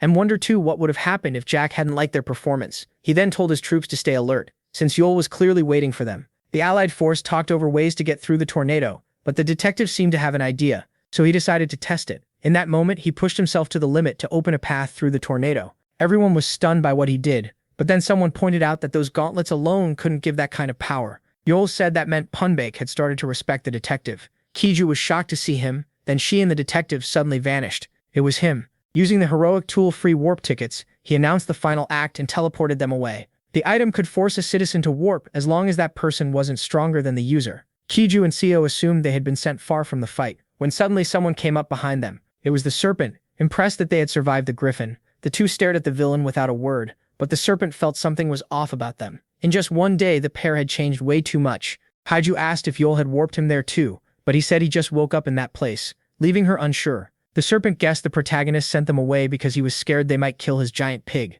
MC said that wasn't the reason at all. He explained that the last battle was always meant to happen in a special place. The serpent mocked him for that ridiculous idea, but Yul slipped past his strike and said he learned it from the people the serpent used to bully. The deeper someone gets into their role, the more perfectly they play it, and he remembered that well. That was why he knew the serpent was the perfect villain. The soldiers had lost contact with the others and were running low on ammo. They did get the high schooler out of the city, but they still didn't know if the citizens could earn enough points in time.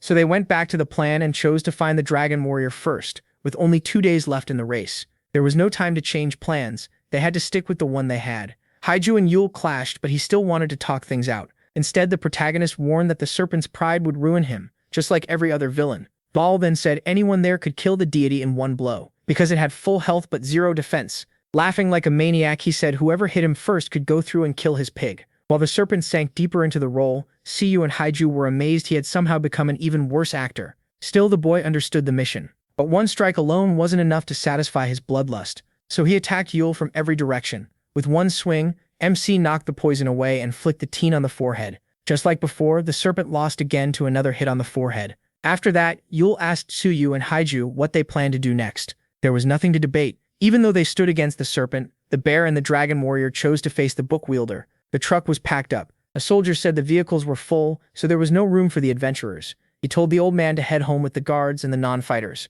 The rest would carry the remaining loot on foot. If they met in the middle after dropping off the treasure, they'd save time. Before leaving, the soldier turned back once. He looked over the ruined city and silently honored the people who died there. Back in the fight, Yul dodged Haiju's flames with ease. Then Suyu tried to catch him off guard, but the book wielder vanished in an instant. The anti-hero reminded them he was stronger than their monster ally and told them they'd need to do better. He still wasn't taking them seriously, and his air shoes made his movements hard to read. Haiju was trying to remember the goblins when someone called for her attention. Guan had to shout through her earpiece to get through. She apologized, saying she was busy, but the lieutenant said it was fine. They had found them. Then the line suddenly cut out. Since the call dropped, Haiju tried to ring Guan back, but a text popped up first. It was from the man in the helmet, telling her to just listen when he called again. The lieutenant wanted to discuss what Yul said about the golden deity. He believed those words were the key to clearing the mission. That would mean all of them were victims of the Greed Lord, which only left Haiju more confused. Guan, though, cared more about getting a full report on the battlefield. He wrote down every detail. Then he ended the call and told her to stall for time while he worked out a plan. Haiju already doubted she could keep up with him, so she stopped overthinking and jumped back into the fight. By then, the sun was setting. The serpent had finally woken up. Seeing all his allies knocked out only made him laugh, just as expected. Then he went after Yul again. He said the serpent had abandoned his weapon for power, and that was what made Havoc grow stronger, the most important part. But if he kept using it recklessly, it would corrupt him. The serpent ignored the warning and charged at the anti-hero.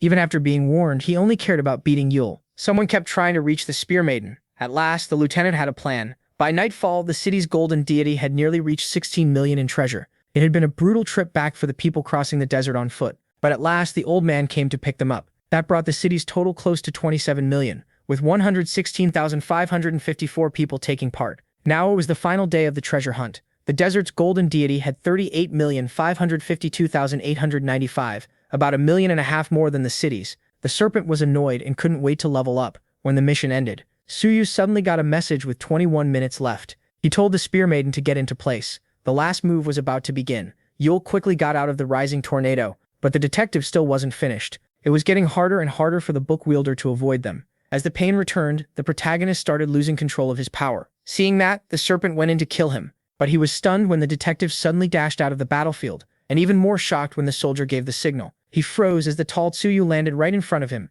and told the soldier to hang on. They were about to leave. Confused, the teen leaped after them before forming a poison claw to strike the boat. The soldier wanted to know if they had gotten away from Yul, but Tsuyu told him to watch the road. They didn't have much time left, only 15 minutes. MC cut through the tornado with his sword. He was about to chase them, but Haiju, chugging recovery potions, stayed behind to stop him. She reminded Yule that he was the one who told her the Fang's hidden power. She really could use prominence, but only under certain conditions.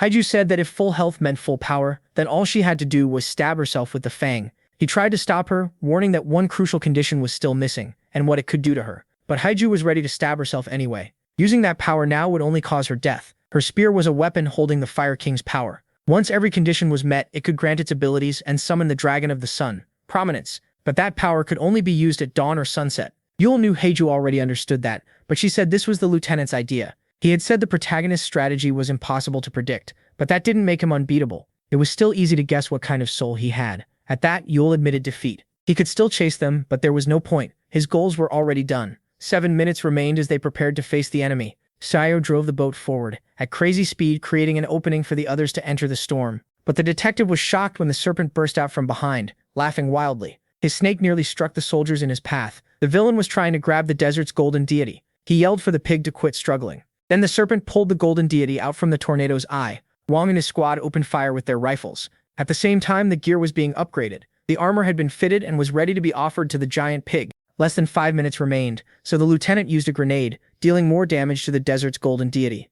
At the same time, the city's golden deity rejected his goofy-looking shield while the child kept crafting. At last, the new item was done, though he still thought it looked ugly and not good enough. That changed fast when it began to glow. Only 1 minute and 35 seconds remained. Yule then asked his friend for one favor. He said the citizens would soon turn on each other and fall into chaos, because that was human nature. Haiju was stunned by that. Time was almost out. Everyone was giving it everything they had when the golden deity suddenly started to change. Only 4 seconds were left. Jayu watched the people with admiration as they kept working with just 2 seconds remaining. The giant pig looked ready to explode, but at the very end it suddenly looked relieved, and the mission was cleared. The city's golden deity had won the race, while the serpent cackled on top of its corpse. He thought he was about to level up, only to learn the Greed Lord had stolen all his points. Everyone outside the city was then warped back. Su and Guang congratulated each other and said they'd grab a drink later. Then they were teleported back to the city. The citizens' reward points were doubled. Haiju arrived back in the city, confused and wondering where Yule had gone. As for the top scores, Jabgyeokyu Kang placed third with 33,442, right behind Gyeongseon at 45,455,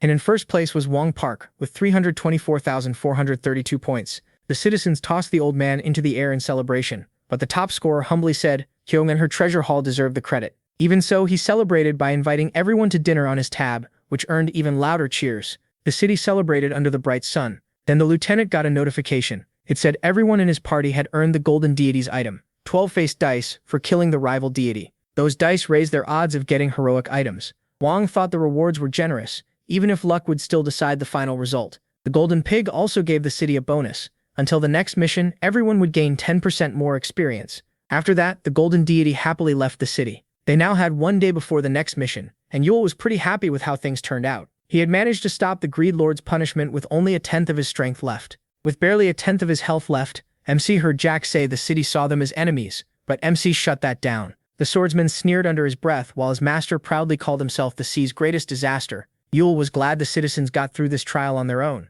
Now it would take something huge to crush the city's spirit. Still, when Jack said he had led them to victory, he noticed his master's mind was somewhere else. The city now had enough points and plenty of momentum. After the break between turns, city number 8 was set to rise even higher. Before long, a crowd started to form. A lot of citizens were offering to work for Wong Park, but the top scorer stayed modest, saying the real hero was Haiju and his company had only backed her up. That only confused him more when 2 red-faced men said they wanted to join him because of that. To the citizens, the Spear Maiden was a flame angel, someone who kept fighting for them even after falling victim to the Greed Lord and the most beloved warrior in the city. No wonder those two were desperate to work with the Dragon Warrior. Haiju watched the crowd without a word. It brought Yule's words back to her. He had asked her to become a light of hope when darker times came. At the right moment, Haiju would become that hope for the city. At last, she stepped toward the crowd. She said she wasn't as special as they made her out to be. But Kiryu called on them to fight beside her by creating a guild. Back in the Middle Ages, guilds were groups of merchants or craftsmen in Europe. But in games, a guild is a team built by people chasing the same goal. That made the detective compare them to social clubs. Dusik agreed and added that guilds came in many forms. So Sue asked whether the system had a guild feature. It had been there from the start. No one had made one yet because it cost 100,000 points. Even so, 3 official guilds were formed, along with a few smaller unregistered ones. The first and most popular focused on missions and protecting the city. It was the Delanex Guild, led by Haiju, with Wong Park as deputy. At first, they wanted to name it after Haiju, but she got so embarrassed that they used her favorite flower instead. Because Detective Sue trusted the Flame Angel, he figured her group wouldn't cause trouble. The second guild was built around the colonel's leadership and the lieutenant's skill in the field. That guild was the Armed Forces of City Number 8, usually shortened to Armed Forces. CU respected both men and expected good things from their guild. As for the third one, he was stunned to hear about the Serpent Guild, also called the Kingdom Guild. Even after his defeat, the Serpent used his wishing orb to attract all kinds of people, mostly greedy criminals, into his guild. Their goal was simple: kill the city's biggest enemy and take control. Cedric said they needed more power to beat that arrogant serpent, who would stay hidden until they could kill the book's wielder. The police still couldn't make their own guild because they were too busy hunting criminals and guarding the city. If that kept up, the police would lose all influence. Looking out the window, Cedric asked Dusik if this was his answer. A group of men greeted them at once. All of them said they wanted to serve under Dusik as police officers. That made the detective wonder what his partner had been doing while he was in the desert. Dusik quickly said he wasn't building a force to take over the police, so Cu thanked him for bringing all his people together in one place. The tension between the fox and the bear rose again, until an officer cut in. He reported something odd while going over the latest Greed Lord victims. Cu chose to inspect it himself. Most of the victims had been listed as criminals back in their old world. That made Dusik understand why the serpent was the only villain bold enough to show himself openly in the city.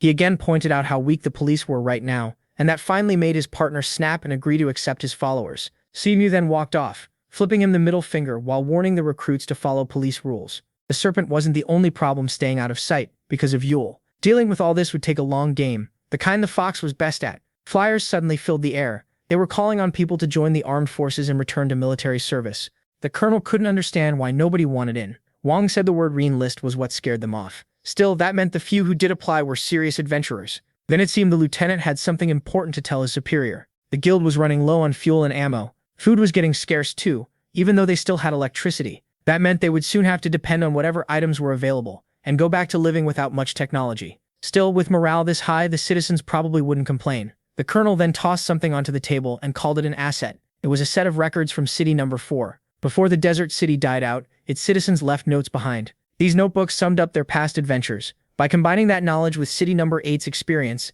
they could build a new mission manual. Meanwhile, Yule was deep in thought. Someone beside him said he looked pretty pleased, and the protagonist agreed. He jumped when he noticed just Fu sitting next to him. She offered him chips and said his move had helped her earn points too. Then she asked if he planned to start a guild. Yule said no, any members would just become Greed Lord victims. She leaned in closer and told him to promise she'd be his first recruit if he ever changed his mind. Then she suddenly got up, leaving even the city's greatest villain a little shaken. With her mind made up, Gu offered to help MC. Her idea was to become a victim of the Greed Lord herself. Then she leaped from the top of the tower. Gu really was a strange girl. All she left behind was a bag of chips. Yule began thinking about how the Demon Lord's punishment and the Greed Lord's victims were getting in the way of clearing missions. So on this mission, he had started pushing back against Krishna while also making things easier for the citizens. The Greed Lord got no reward this time since the protagonist earned no points after betting on the losing golden deity. It was MC's warning to the Demon Lord, don't get between him and his goal, so the protagonist decided to keep using that same move until the entity finally answered. And thanks to his Greed Lord title, Yule felt that answer would come soon. Krishna clearly knew he could get him what he wanted, and then something suddenly caught the protagonist's eye. He found himself in a huge white empty room. Inside stood a strange figure with books floating around him, and the protagonist felt he knew him. The moment he recognized the man as Krishna, the Demon Lord of Greed, Yule rushed him with his sword, but in the next instant he was sitting in a chair. Krishna was behind him now, holding a plate of fruit. MC tried to attack the book's owner again, but he was sent right back to the chair, this time dressed in formal clothes at a table. Just like that, Yule was having tea with the Demon Lord of Greed. Krishna felt different from every other Demon Lord. For the first time, he felt helpless before Krishna, the Demon Lord of Ultimate Greed. The entity quietly sipped his tea. The protagonist forced himself to stay calm since Krishna didn't seem openly hostile. He tried to speak with him but was shocked the moment he opened his mouth. No sound came out. Then Krishna said he had answered Yuli's call out of curiosity. The Greed Lord offered him a choice: become someone important to him or remain only someone interesting.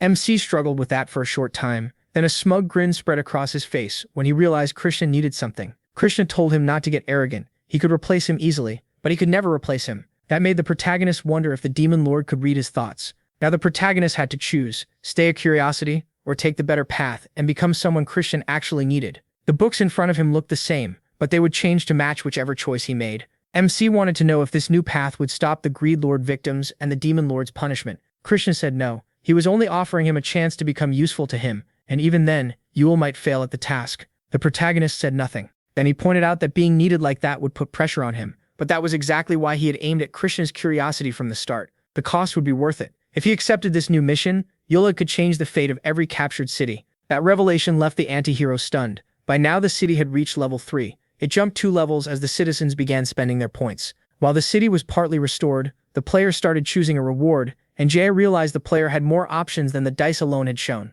This entity had barely done anything until now, but the player of city number 4 had led that city to ruin. So either the player of city number 8 had been lazy and passive, or simply didn't care about the city. This time, the player chose to summon an NPC called the Summon Helper, whose appearance and gear were generated at random. The citizens were warned to be careful around it, since it would treat anyone who attacked as an enemy. When people saw her high stats and level, some who had liked her looks quickly ran away. Jayu compared the new ally to a very strong village guard. Since the player had finally made a choice, that meant he was active, or maybe he had just decided to take things more seriously. Then the player got a notification. After a detailed check, Yahello was judged to be a perfectly designed unit. Still, since an error was possible, the player had to pick from 3 options. The player chose the invasive analysis, but that option turned out to threaten MC's life. At last, the giant hand made its choice. Yahello fell into a deep sleep. The protagonist wondered if Krishna meant other cities when he talked about units. The demon lord confirmed it, and he realized he could speak again. That changed everything. The book's owner could affect the whole game.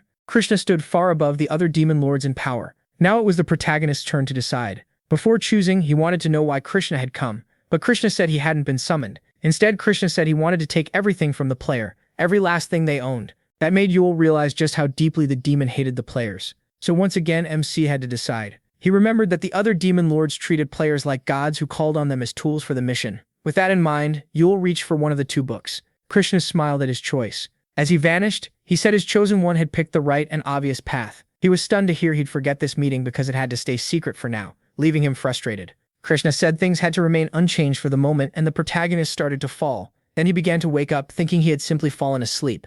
Yahello let out a disappointed sigh, believing the demon lord never answered him. Then Krishna's voice said the book would lead him. Evening came over the city. Someone was sprinting at full speed. Jayu was clearly in a rush. She wondered if she'd finally lost whoever was chasing her when a hand suddenly slammed against the wall. Jayu tensed up. The voice behind her sounded way too affectionate. Heiju had tracked her down just to ask her to join her guild. Jayu turned her down and told the Angel of Flame to quit acting like a kid. She worked alone, so Heiju should go recruit someone else. Heiju lunged at her anyway, calling Jayu a little kitten. She wanted to keep close, and she still wouldn't stop pushing Jayu to join. Meanwhile, the armed forces kept training for the coming battle. They were told to use the recovery function, which cost 10 points and worked after 30 minutes as long as they weren't hurt. It also mattered for teamwork since it could restore their stamina for the sake of everyone else. Recovery didn't just heal the body, it let someone perform at their best, like they'd just gotten a full night's sleep. That one function massively boosted how hard people could work. With recovery, they could use all 24 hours and keep going without rest. Yell trained alongside Jack. The master swordsman fixed his friend's stance.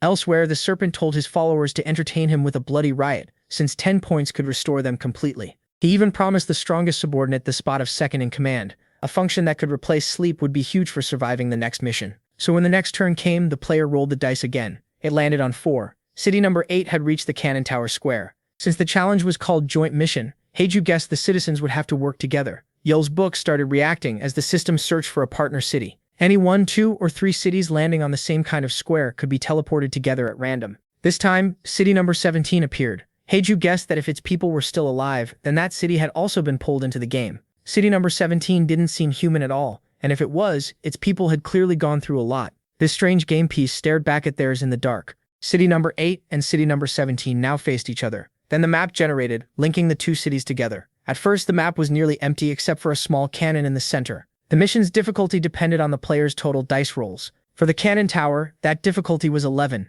Then something started rising from below. With that, the cannon tower took shape, ready to fire at either city at random. The mission would end when time ran out or when the cannon tower was conquered. Yell counted 11 floors, 1 for each difficulty level. The mission length was also based on the dice and came out to 1 full week. Then the cannon tower started moving. Its cannons turned toward the cities and fired the moment the mission began. Cannonballs started raining down on city number 8, and Heiju and CIA moved to stop the huge shots. The Spear Maiden tried to break the first one, but the cannonball was nearly impossible to destroy.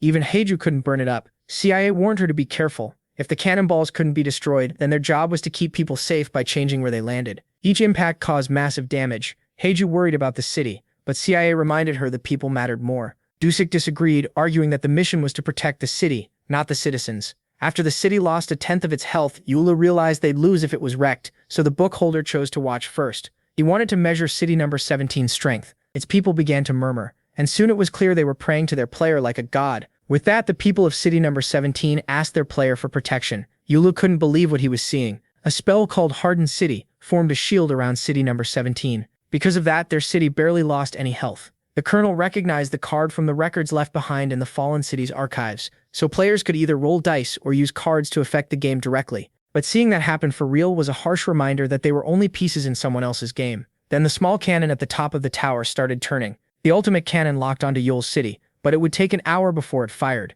Since the barrage had paused, city number 8's military moved toward the tower, but strange objects were moving ahead of them. Smaller towers were rising from the ground, so they sped up to avoid getting trapped. Their vehicles swerved hard to dodge the incoming shots. The lieutenant lost 2 vehicles, and 1 man was injured but still refused to quit. The soldiers told their commander to press on while they handled the trap. Wang ordered them to come back alive no matter what. He finally understood why the map had started with only one structure. It could reshape itself and create towers or monsters whenever needed. The driver said the Angel of Flame should have come, but Wang shut that down. If Heiju left, the city would be left exposed, so she and the detective had to stay in the city for the entire mission. The soldiers needed to study the tower and figure out a plan. Just as Wang said they should work with city number 17, the lieutenant spotted the serpent flipping him off from the window. Then he saw the villain riding a fast red sports car and talking about making a great first impression. The serpent and his guild charged straight into the obstacles, and the masked man used his power to open a path. His venom smashed through tower after tower. The soldiers watched the young madman race ahead of them, laughing like a maniac.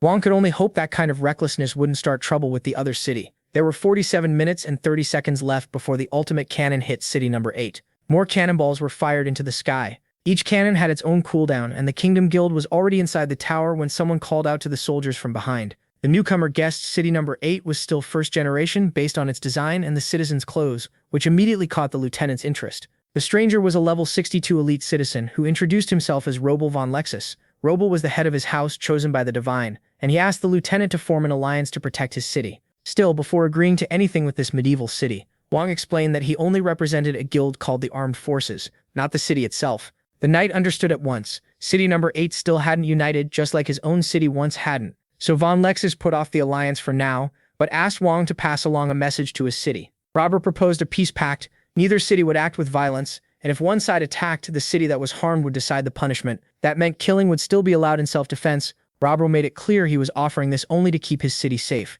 and as a sign of goodwill, he handed over a guide for clearing the mission. He said the cannon tower had been the first mission his city ever cleared, so his city had passed through the same square more than once. After that, he silently signaled his soldiers. Wang thanked the knight for his generosity and offered useful intel in return, who might help them and who could become a problem. Satisfied with the first meeting, Robel suggested they meet again at the same time tomorrow. Wang was curious why the knight didn't care about scouting the tower, but Robel told him there was no way to force the entrance. It was. The sealed door was driving the serpent crazy, so they would need to prepare first, especially since city number 8 didn't have their player's blessing. Yahello was shocked to hear that city number 17 had been playing for 150 years. Jack found it strange that MC was just sitting off to the side. The anti-hero was trying not to make himself easy to get. Then the book's power activated. That made Yael smile. He was given a task: trade an item from this world to spare 100 victims of the Greed Lord. He found the side quest strange and felt the reward wasn't enough. Still, this was a personal request from the Demon Lord. The protagonist figured Krishna, who he imagined as some ugly monster, might finally meet him face to face. Then the anti-hero suddenly slapped himself. He knew the job would be hard, but he was still glad Krishna had answered his call, so he decided to carry out the request. Yule was sure that if he kept this up, he'd meet the Demon Lord someday, and if not, he'd force him to appear. The citizens grew alarmed when they saw their threat moving through the city. Everyone went on alert. Then the NPCs started acting strangely. Yule had become the target of an invasive analysis. The time ran out, and the ultimate cannon fired. Kiju threw herself in front of the blast to stop it. The Flame Angel slammed into the massive cannonball. For a second, Kiju remembered her master's warning to use her power with care. But now she had to go all out to protect the city. Sia couldn't do anything here, so Yule pulled out Taflum, the legendary throne weapon said to have pierced the demon god's eye. It could be used 10 times in one mission, and the fewer shots spent, the stronger each one became. MC only needed a single throw to break the giant cannonball. He poured all of Taflum's uses for this mission into one attack. Cracks spread across the cannonball. Then it blew up in a huge explosion. Sia praised Kaiju, but Kaiju said it wasn't her. Yule had stepped in again. The blast made the Spear Maiden realize they never could have stopped that attack alone. Then the ultimate cannon started to turn. Its next shot would hit city number 17 in 1 hour. After firing, the map began to change. Walls rose from the ground, giving the soldiers new cover. The lieutenant finally started to understand the map's pattern. Using the info from their new ally, Wong came up with a plan. He told his men to regroup and board the vehicles, but the rising walls had wrecked the engine. Annoyed, the jealous man wished they had horses like city number 17. A red line suddenly streaked across the sky. Yule cut through the defense towers with ease. The book had led him to the right spot. There, he had to remove a 16-square-foot section of ground. The book even gave him exact instructions for the cut. Once it was done, Yule had to place that shaped piece on the book. The moment he did, the chunk of ground vanished. In return, he got a small reward. Still confused, he watched the carved piece appear in the demon lord's hand. Krishna crushed the gift at once. He looked pleased. Now the demon held a piece of the key tied to massive destruction. Because of that, he chose to protect his useful servant until he no longer needed him. Then the NPC appeared behind Yule to begin the executive analysis. Its presence outside the city caught his attention. A second later, it attacked, and the protagonist thought it was malfunctioning. That changed fast when it adjusted to his power and jumped to level 600. For the first time in a long while, Yule bled. The NPC announced the first step of invasive analysis, a physical checkup. MC was stunned by how high its level had risen. Then both of them were dragged into the quarantine zone. He fought back desperately, doing everything he could to escape the zone. But just before the exit, the NPC grabbed his leg. It told him he was banned from joining the mission. Until the invasive analysis ended, Yule would stay detained. That made him even more curious about this analysis. The NPC suspected the protagonist was a system defect or a hacker for having that much power at such a low level. Angry, MC snatched the floating book, repeated the accusation, and blamed the system for giving him the Demon Lord's book before hurling it at the NPC. The NPC said he would be tested. If he failed, he would be killed on the spot. That cold answer reminded Yule of the people from his old world. Everything was ready. Then the new adventurer guild, the Raiders, set out. They rode bicycles to save the city's last rare fuel. They weren't heading out to fight. The Raiders were there to scout the new map first. Meanwhile, cannonballs kept hammering the city. Its health had nearly dropped by 20. Sayo pointed out the non-stop damage, but Kiju said it wasn't a real problem, which left the detective curious. The Flame Angel said this wasn't the same city anymore. The police officer smiled and agreed. The old man stayed calm. Dusik explained they only had to defend the part under attack, and the spear maiden could even use the wall as a platform while it was still rising. One raider urgently called for help, while his guildmaster just stared at a wall in amazement. At the same time, Wong kept barking clear orders to his men. Some citizens wanted to turn the cannonballs into gear, since they were so tough, but that same toughness made them useless against Kiju. Nearby, a hooded figure studied the cannonballs. It seemed to discover something important. Ju decided to sell that new information to the highest bidder. Still, Yule the Serpent, Dusik, and many more unknowns remained wild cards. And on top of that, someone was spying on Sibu and Kiju's talk. The spy wore shadow-fit, heroic gear that turns the user invisible in darkness. City number 17 still hadn't even lost 1% of its total health. Robber was impressed by City number 8's growth after only a month in the game. Hank Sif, a level 33 elite citizen, worried the knight had shared too much information. But level 47, Emma Hilt felt it was better for City number 8 to grow stronger. Level 50. Kane Bjorg figured they could have wiped everything out already, if this weren't a droid mission. Robber told them to stay patient. Everything would happen according to their player's will. The Squiff Citizen card activated, boosting City number 17's speed for a time decided by a 6-sided die. They got a 3-hour blessing, and Robber ordered the charge. City number 17 rushed into battle behind him. To the knight, his city was the player's chosen people. He believed that higher being truly favored them. In his hand was the legendary one-handed sword Stormbreaker, a relic that could call down lightning. He used chained lightning and destroyed the defense towers in his path. Without their player's favor, City number 17 could never win this giant game, no matter how strong their gear was or how high their levels became.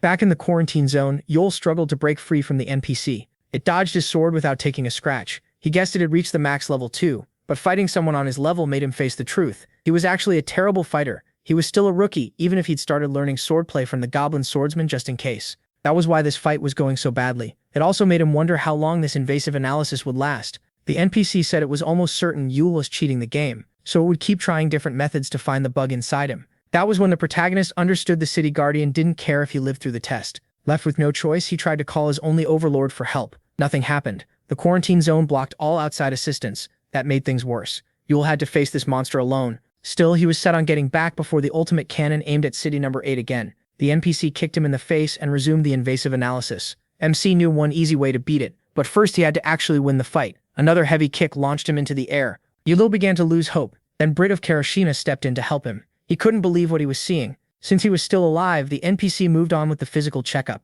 It charged straight at him, only to be shocked when they collided. As Yulil blocked its claws, the system told him he had gained a new skill from Brit of Karashina. He unlocked Overlord Possession, which let one Overlord take over his body in exchange for being unsummonable for the rest of the mission. That gave the protagonist the Goblin Swordsman's refined combat skill. The swordsman clearly didn't like the book's owner. Even so, Yule was now ready to thank the Demon Lord instead of attacking him on sight. At last, MC and the NPC could fight on even terms. With his new power, both sides got ready to clash again. Now he could finally keep up with the guard. A unit's true strength doesn't come from stats or gear alone.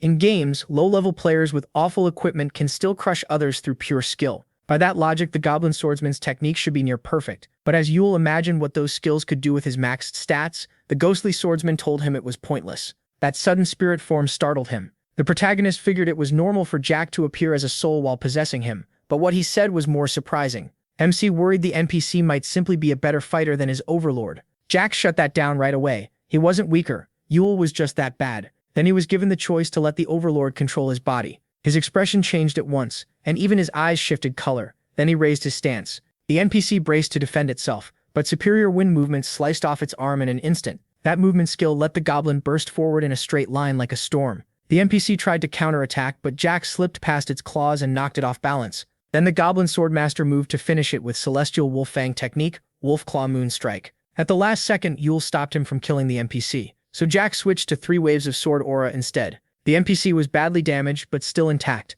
Jack snapped at the protagonist for not warning him sooner, though the protagonist never even got the chance to speak. Once the goblin spirit left his body, Yule focused on the biggest problem first. By spending 50,000 points, he could use Make Peace, a function that forgave accidental attacks on an NPC, sent it back to its spawn point, and removed its hostility. First though, the NPC had to be calmed down. That made the book holder wonder if he had cleared the first step of the invasive scan, but the silence only made him more nervous. Then a strange voice finally spoke up and said he had passed the physical exam. After that, the system moved on to the last check. Yule started wondering if more tests were coming, and if that voice was speaking from the void itself. At the same time, the lieutenant looked through the books Robert had given him. Then he chose to review the intel inside. Wang summoned his shield and said he and Minyu would lead while the others gave cover. The soldiers stared in awe at the item their lieutenant had received from the Golden Deity. Some items stayed out all the time, while others could be called in, like Wang's shield, which he was clearly pleased with. His holy shield, the shield of Heldon the Inquisitor, could perform miracles, but its size made getting into a car a real pain. Then Minyu and the lieutenant rushed ahead. The shield of Heldon formed a divine barrier in front of them, and its strength rose with Wang's bond to his party, blocking the gunfire. With that, they pushed toward the first step of getting into the cannon tower. To reach it, they first had to enter through the side door of a mini-tower. Inside, the lieutenant found a goblin running the tower. The goblin was shot almost at once. A bullet to the head dropped it, and taking over its desk gave the attacker a low-level ID card. 100 of those could be turned into one high-level ID card. Then Guang realized the scale of the mission because it took 100 high-level cards to make a single master card. But that card could let a team of up to 10 people enter the cannon tower. So the goal was simple: make as many master cards as possible to get enough troops inside. The irritated serpent stood helpless before the main door. Then someone walked up to greet the villain. Ju had come to sell her intel to the serpent. Sol Ju Wu, a level 17 ordinary civilian, recognized her as the runner-up from the last mission. The teen wanted to skip the bargaining and go straight to threats, but Ju didn't flinch. She said this deal would decide how they treated each other from now on. To prove her skill, Ju reminded him that she placed second in the treasure hunt, and even found the heat intel on her own. Since she dared approach someone as dangerous as the serpent, Sol Ju Wu agreed to hear her out. Pleased by her nerve, he heard her condition. If her information was useful, they would spare her. Ju then remarked that Sol Ju must be wise, given his age. That line instantly made things tense between them. With the serpent stuck in the middle, even the great villain felt uneasy. Elsewhere, someone had gathered a pile of low-level ID cards. They started glowing in Rubble's hand. A high-level ID card was created. City number 17 now had 12 high-level ID cards, but the cost was steep: 42 dead and 123 wounded. The troops were told to stay careful, yet they were still eager to fight for their player. Even so, City number 17 now held more cards than City number 8. Suddenly, Rubble started to pray. Seeing that, his archer friend did the same. The Royal Knight didn't want the citizens dying for the player. He wanted them giving their lives for him. Then they pushed forward again. Rubble thought back to how Yule was supposed to be the strongest unit in their city, yet he had been missing from the fight for far too long. To Rubble, that meant MC was refusing to help his city despite all his power, so in his eyes, he didn't deserve the strength he had. Meanwhile, inside the quarantine chamber sphere, the system removed all active effects before the next test. Yule was left unable to move by those strange rings. The inspection began, and the protagonist started to panic. The system carefully examined his memory to see if he really was a defect, who had met some unknown entity. It dug into Yule's painful memories tied to the victims of the Greed Lord. That alone made him cry. But finding nothing, the system pushed even deeper. Next, it started checking MC's life before the game began. To his shock, he found himself back at his desk. It felt like neither he nor the city had ever left. He was on the phone with his mother while using his tablet at the same time. As he asked about his father, the genius had also just reached 1,000 straight online chess wins. Then he picked up his phone to handle one more task.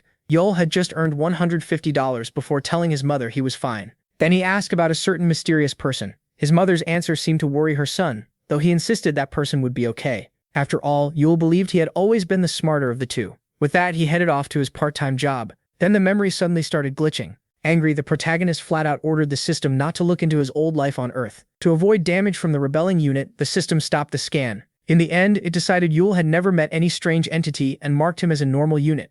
Just like that, he was sent back into the game. MC returned to the cannon tower map. The whole encounter had drained him. His injuries were healing again, but he hadn't expected the system to shut down his recovery, which normally only drops by half in combat. It left Yul in the same state as when he had been punished by the Demon Lord. In the end, his great power was only what the game allowed him to use, so he decided he would rise beyond the power given to the game's pawns. Then the ultimate cannon fired at city number 17, but the Black Steel Knight's shield blocked all physical damage and part of the magic damage once. Because of that, city number 17 took no real damage from the blast and kept most of its health. Yul swore that one day he'd rival or even surpass the players themselves. When a group of hunters passed by and saw the overpowered unit on the ground, they figured he was just lazing around. One citizen quickly suggested they leave before his curse hit them too. But one quiet hunter disagreed. Kim raised his sword and walked toward the protagonist. Then, to his comrade's horror, he drove the blade at Yul's throat. MC wasn't hurt at all, and he demanded to know why Kim had tried to kill him. Kim threw the accusation back, calling him a fraud. He said he had trusted the protagonist's book completely, and had even been ready to die for him.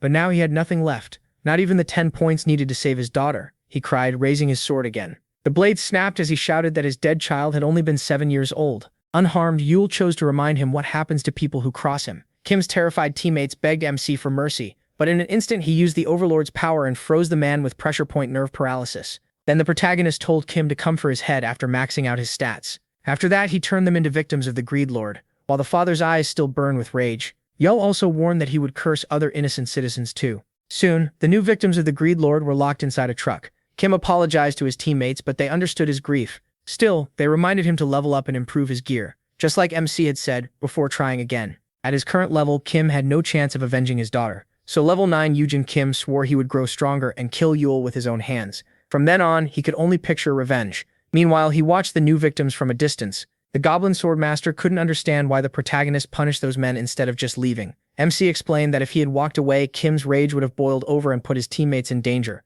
But that wasn't his only reason. Suddenly, a huge robot burst from the ground. Yul wanted to save the men from the boss monster called Doom Machine Octopus, made from several mini-towers fused together to boost all its stats. The monster opened fire right away. These fatal boss monsters appeared on a regular cycle during the mission, but killing one with raid boss strength would give him a master card on the spot to enter the cannon tower. That was far easier than collecting 10,000 low-level cards, but the shortcut was much deadlier. So Yul called on Jack's power and drew his sword.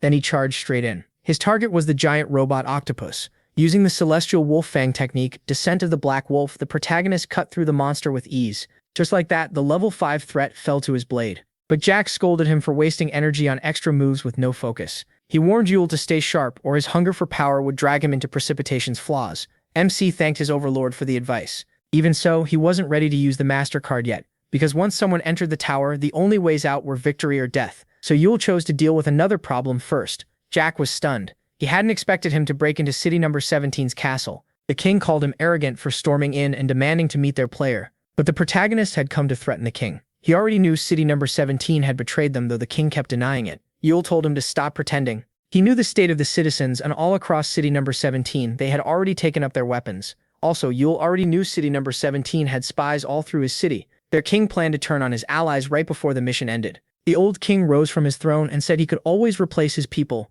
but none of that mattered against the book's all-seeing power. So MC gave him one last choice: help or die. The king sneered that Yul's strength had made him cocky. He said he still hadn't faced a real player. Then he activated a card duel, forcing a one-on-one battle between their units. Inside the Colosseum, the higher level was brought down to match the lower one. Level 99 City Mayor Remulos von Lexus declared that once Yul was dead, his player's plan would stay secret. Wielding up toward the epic greatsword of the Sky God of Lightning, the king rushed in and blamed the book for his downfall. To Lexus, the protagonist was just a beginner. Once his huge level was gone, he was sure he'd win now that they stood at the same level. But then MC dodged his sword with shocking speed. A second later, he struck from behind. The city mayor was launched into the air. Unlike his enemy, Yul didn't depend on raw level alone. His attack tore through the old man like a dragon, bursting through him. He said Romulos von Lexus's defeat should warn the rest, while Jack admitted the old man was still strong. Then both the protagonist and the beaten king were sent back to the palace, leaving the guards in panic. The soldiers drew their blades, but Yule told them they should be working together on this mission. Even City Number 17's player trembled after seeing his king lose.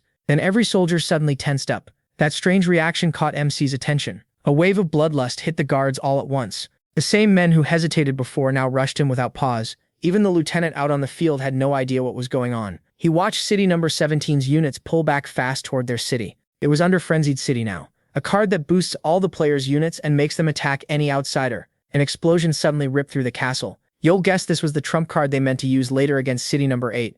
Peter's power activated again. He quickly dodged the lightning bolts. He hadn't expected City Number 17 to play that card this early. When he landed, Yule froze in surprise. Someone was there waiting for him. In the end, those citizens were never valued units to their player, just obedient puppets. So the Green Ham used cards to raise his citizens' stats and send them all after the protagonist at once. Clearing the mission by taking the cannon tower would take a full day, and sparing City Number 17's units meant leaving City Number 8 to fight them. Jack offered to handle the bloody part for him, but Yule refused. Instead, he summoned his sword. Citizens rushed him from every side. MC chose to bear that sinful weight himself. Soon after, a massive magical blast tore through the city, and the frenzied units were cut to pieces. There was no undoing that slaughter now. Yule looked up at the sky. City Number 17's player started to panic when the system couldn't identify the attacker. Then more explosions tore across the city. At the same time, lightning bolts came crashing at him, but he blocked them easily. Then father and son charged him. Yule didn't know if they could still hear him, but he swore to avenge the city's 150 years of slavery as he killed both prince and king.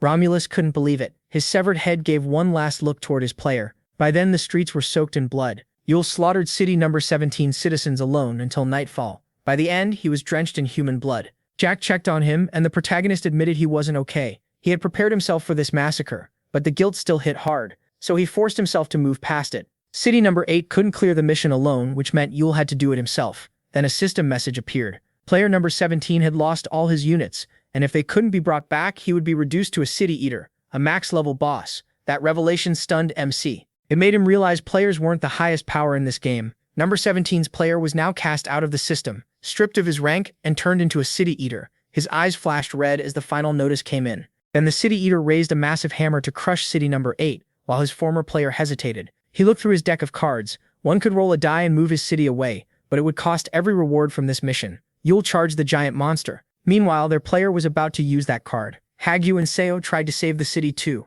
Hope was almost gone as the giant hammer dropped toward them. Then a golden hand stopped. In the end, he chose not to use the card, and the hammer smashed down on his city. City Number 8 was torn apart, but Yule survived, his book glowing red. He couldn't believe he was still alive after his city fell, but what shocked him more was the figure standing before him. He attacked at once, and the demon lord stopped him with one finger. Then Yule began remembering their first and last meeting. Now he remembered everything. The book's owner had judged him worthy and decided to keep his promise. A cold silence filled the white room. The protagonist's first thought was for the other citizens. The demon lord told him they were all dead. At that, the lone survivor dropped to his knees. Krishina explained that normal units could never beat a city eater. Their city had been doomed from the start, because only players could stop one.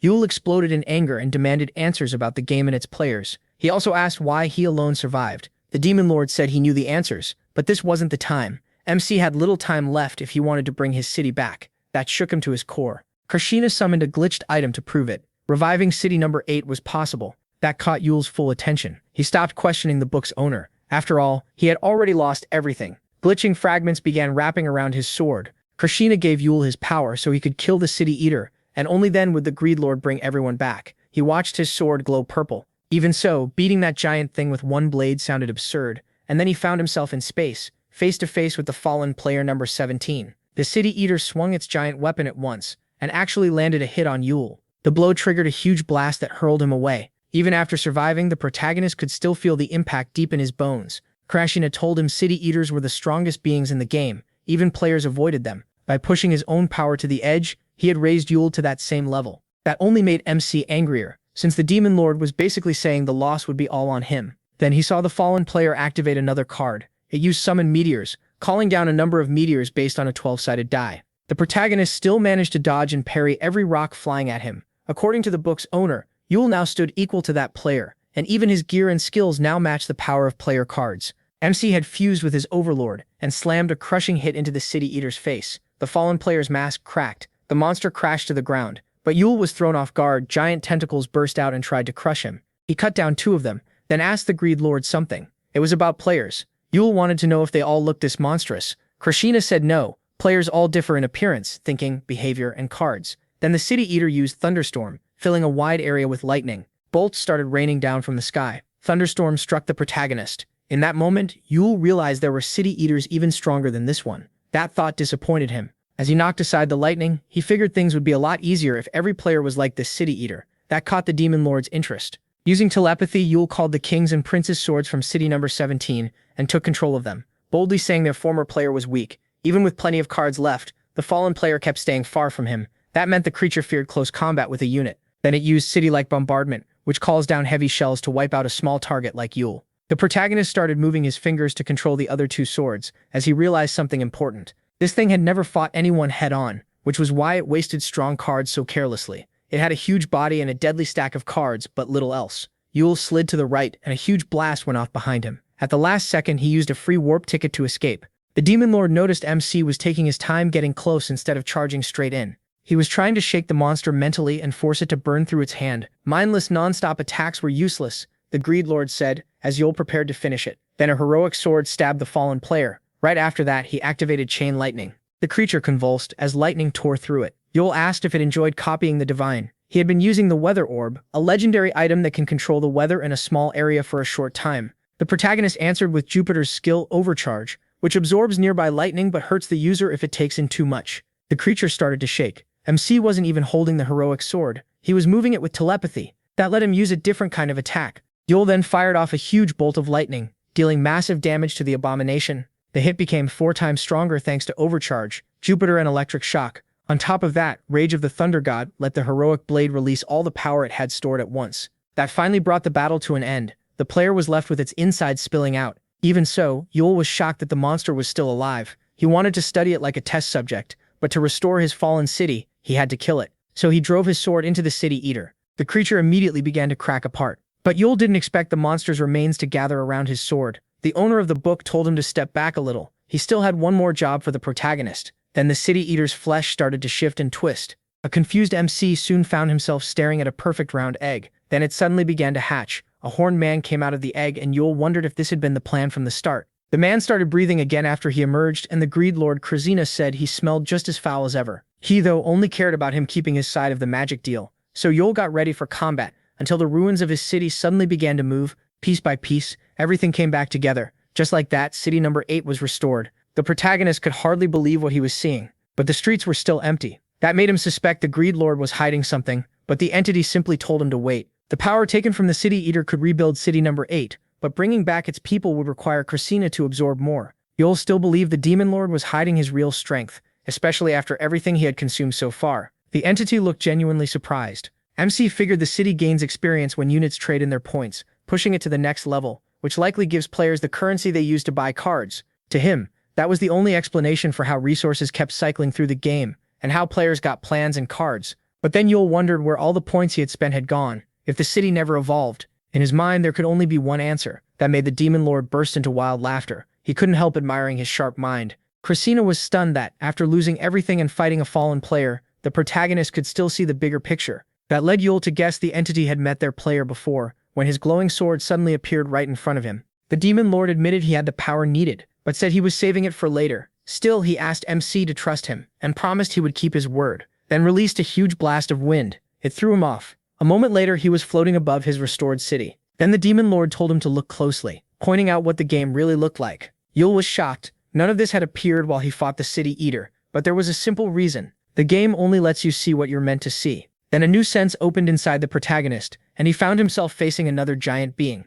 In front of that mountain of flesh, Yule looked like a tiny pebble. The Demon Lord explained that he still needed to consume 3 more fallen players. Once those 3 were dead, every unit in city number 8 would return, just as promised. Then the city would fully re-enter the game, and the Demon Lord of Greed would become its new player. The City Eater then used a card to give itself flight. That let it rush straight at Yule. Its speed caught him off guard. Then several heads burst out from the City Eater. The creature split itself into multiple bodies. Yule worried he might have to fight 3 fallen players at once. What shocked him even more was that they used one card to create 3 non-elemental shields, sharing protection and damage between them, which meant the 3 were really one. Suddenly, two of the monsters smashed toward each other, with MC trapped between them, struggling not to be crushed. The third used a card to arm itself with a blade. Yahello found the strategy interesting. The three bodies shared buffs, but not the longsword. The Demon Lord said that, just like humans, every player has different abilities. Then he warned him not to fail, because the City Eaters had already lost the game. If the protagonist failed to kill them, nothingness would be waiting for him too.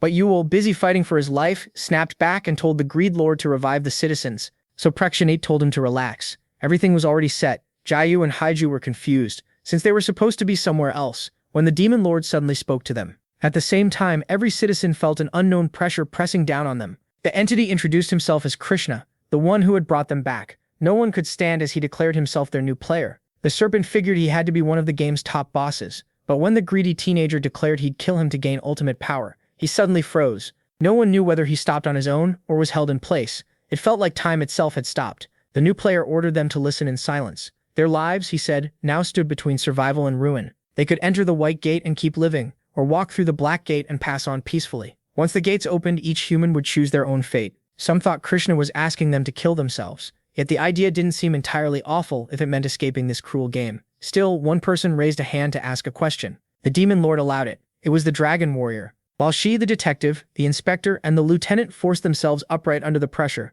she asked when the gates would open. Dusik, the colonel, and many others also wanted to return to the fight. The new player watched them quietly, then snapped his fingers and summoned a screen showing Yahello battling the City Eater. Everyone was stunned to see him on the screen. Hiju focused on MC's enemy, as the Greed Lord explained that the gates would open once MC won. He then showed the City Eaters clearly and called them the disaster waiting for everyone, if they chose to return to life. So the humans had to think carefully, because the Greed Lord had no use for people who feared the impossible. Yahello slammed into the giant charging barrier while the other two came at him from behind. Then he activated Gravity Ball, a skill that pulls everything in range to one point with intense force. All three City Eaters were dragged together at once, and they crashed into each other. As Yahello cut through the City Eaters, he emerged from beneath their piled bodies. Then he lifted his sword for the last blow and split the monstrous wall of tentacles in half. The three City Eaters were finally killed by him. Exhausted, Yahello then planted his sword into the second fallen player, and the tentacles vanished into nothing. That battle taught the protagonist he wouldn't be able to heal while fighting these monsters. It was one more reminder that time was against him. Calling on the Overlord's power, he asked for the next fallen player. Something suddenly began to emerge from the fog.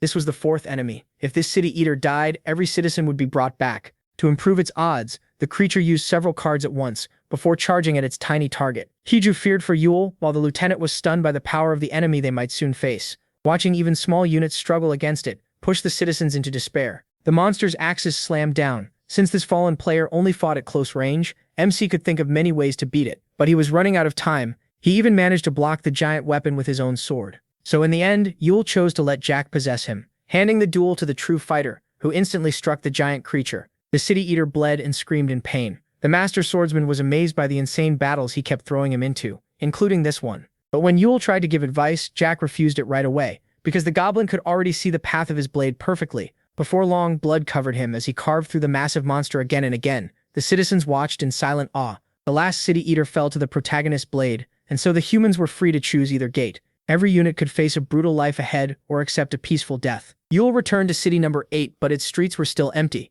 Krishinev told him he had kept his promise. As the citizens made the choice only they could make, the city itself was still outside the game. Yahello asked if the cannon mission was still active, and the new player said yes, the mission still wasn't finished. But City Number 8's original player had abandoned them after his game piece was destroyed. Krishinev had stepped in at that moment, yet he had been powerless to stop the city's fall. In other words, even the great Demon Lord could do nothing, because he was still only a beginner. Before losing the game, players were given a countdown, and Yahello used that time to kill the City Eaters.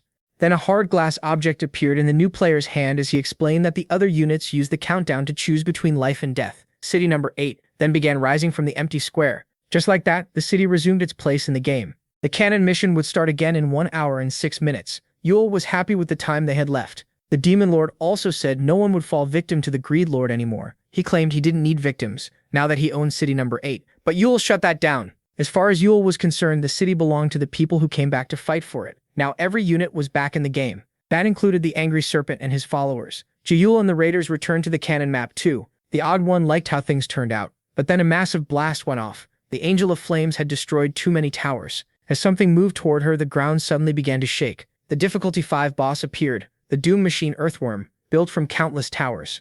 Haiju quickly told everyone not to catch the boss's attention while the earthworm chased her across the map. At last, the giant enemy moved into place. The trap hit hard, and the huge machine beast lost its head. The spear maiden praised her partner's aim, but Yule gave the credit right back, saying her strength made it possible. Then he asked her to guard the city since the mission was almost over. Using his MasterCard, Yule entered the cannon tower, a place he couldn't leave until the challenge ended. With that, he stepped inside the tower. On the first floor, the city of minor goblins, Yule was let down by all the wasted resources. The player told him to think bigger. Then he used the headhunt card, which sends one of his units in the same dungeon straight to the boss. Krishna said it was all for the final win. A goblin in a giant machine suddenly attacked Yule and tried to bury him in bullets. Yule vanished from sight, so the goblins thought he was dead and started celebrating. That ended fast when they learned their boss at the top of the cannon tower had been killed moments later. Yule had already cut down the level 6 boss, Multi-Brain. He ignored every other monster and went straight for the one kill that secured victory for city number 8. After that, Yule was teleported back. Everyone outside the city was sent home as well.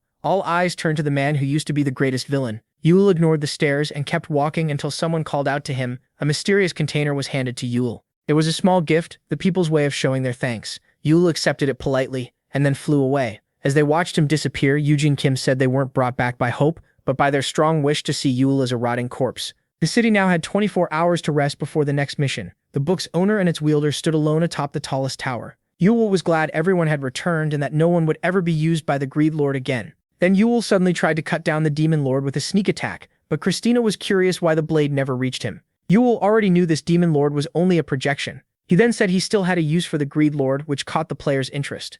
Yule was surprised when the player who wanted him to reach the end of the game let him choose their next move. He was also a little embarrassed when the Demon Lord pointed out that Yule knew city number 8 better than anyone and clearly had something planned for their new player. Even though it wouldn't be easy, the Greed Lord agreed to grant the request as a favor to his new game piece. Then the whole city began to shake. Buildings started floating into the air, leaving everyone confused. A unit training center was a building a player could make in their city, so units could train against fake enemies.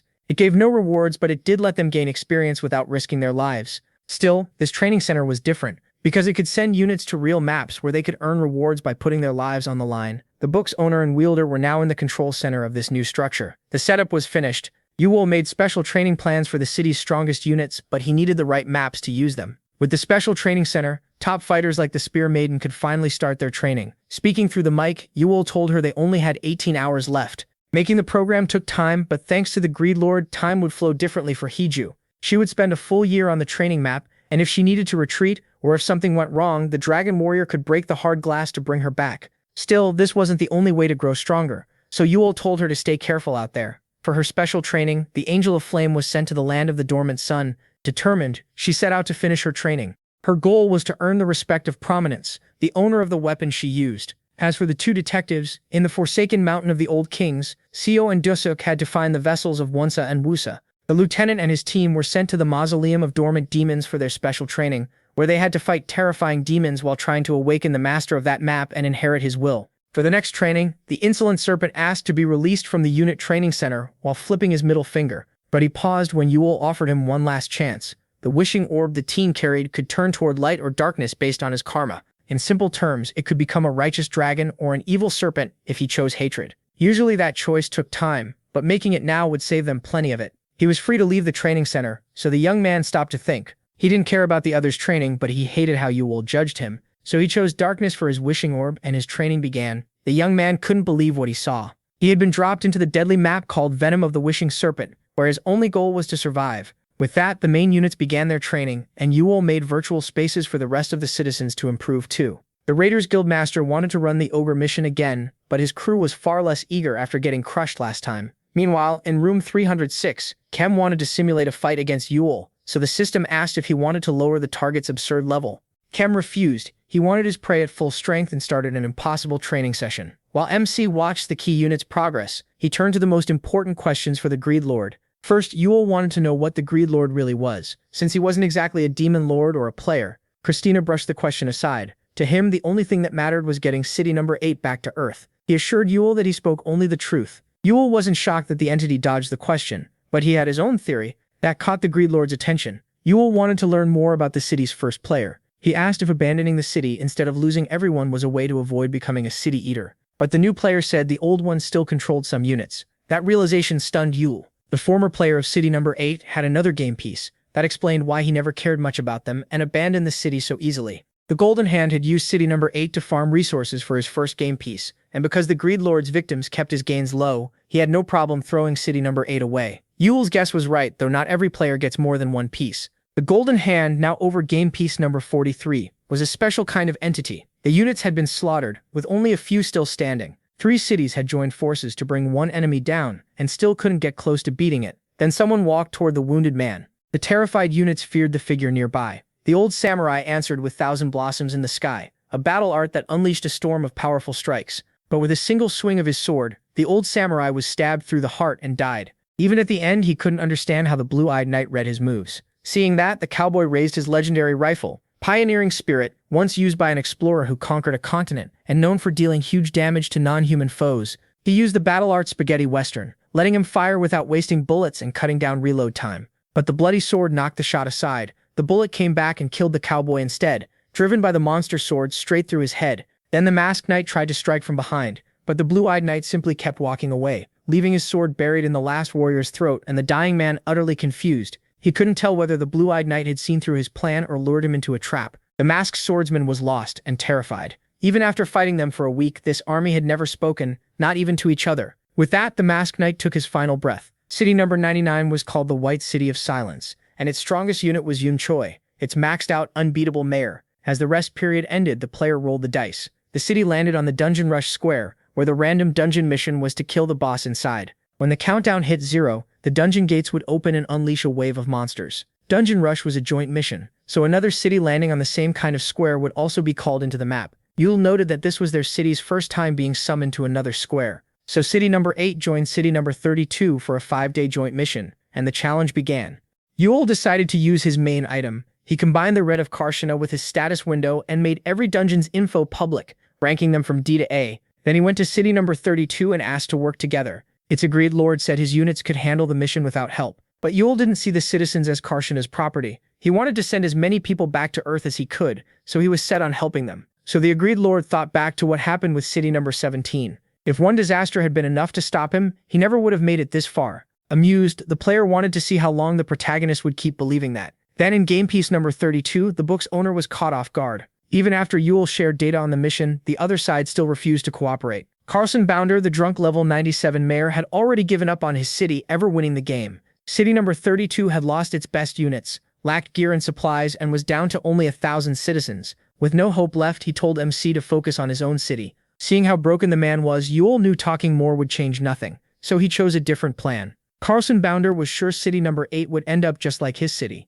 After he reached the White City of Silence and its terrifying mayor, meanwhile, inside the top-ranked dungeon called a Fragment of the Abyss, the level 5 boss sealed Fenrir, the giant wolf that hated the gods, faced the Angel of Flames. The Spear Maiden had gained new skills after spending a full year fighting the owner of her fang. Then draconic wings burst from her back. Before Haiyu could only borrow the dragon's power, Fenrir felt a huge threat coming from that one girl. Now the Spear Maiden could even take on dragon traits herself. The giant wolf started casting, raising ice spikes across the dungeon, but a small light shone behind the thick ice. The monster didn't have time to react, and Prominence's flames swallowed the great wolf, clearing the A-rank dungeon. Most of the credit went to Fenrir's slayer. Krishina was pleased by his unit's sudden growth and said he was right to leave her training to the protagonist. Still, the Greed Lord grew curious when he saw Yule deep in thought. The protagonist was troubled that he couldn't win over the other game pieces, but player number 8 was happy enough that they weren't getting in the way. MC was sure city number 32 would not survive this mission without their help, so Krishina told him to say what he wanted from his master, which irritated the independent young man.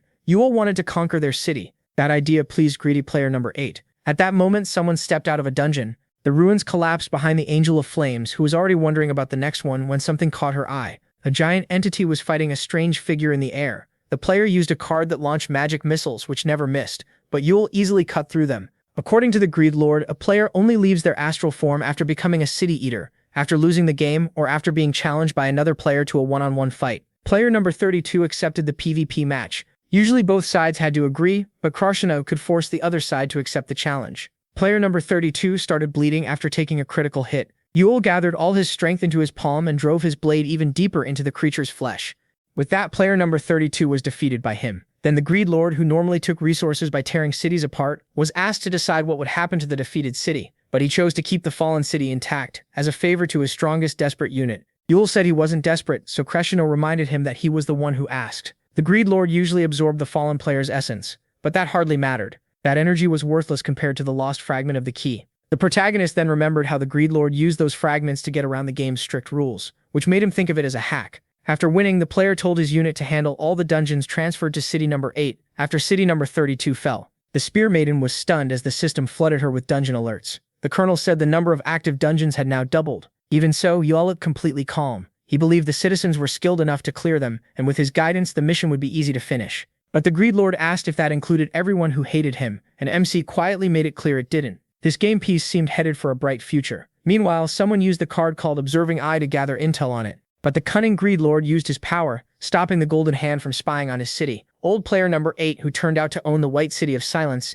seemed to have a plan. He wanted to reveal Karshina's personal information to every other player, and soon his city landed on the Cache Burglar Square. A goblin got punched hard in the face. Even so, the greed monster grinned and mocked the detective, because he still had to catch all the other goblins. If not, the monsters would keep every point and item they stole from the city. With so many places to hide, the goblin felt confident, but then a huge, scary man with a torch stopped him. The first confused goblin was caught by a police officer. The second was pinned under Jeyu's foot. The goblins couldn't understand how the units kept finding them so fast. It was all thanks to Yule's power. Things started running smoothly. The city units, his plans, and the Book of the Greed Lord let them clear missions on their own. After each mission, they used Karshina's player rights to improve the city, creating things like the Cornfield of Resilience. They also collected items that could bend the game's rules, and tracked down fallen players to make their own players stronger. During joint missions, the units from the magic city of Butchin could hardly believe what they were seeing. They watched their players get killed and defeated. City number 8 hunted the other players in joint missions so their cities could be merged together. They even got the units to train between missions.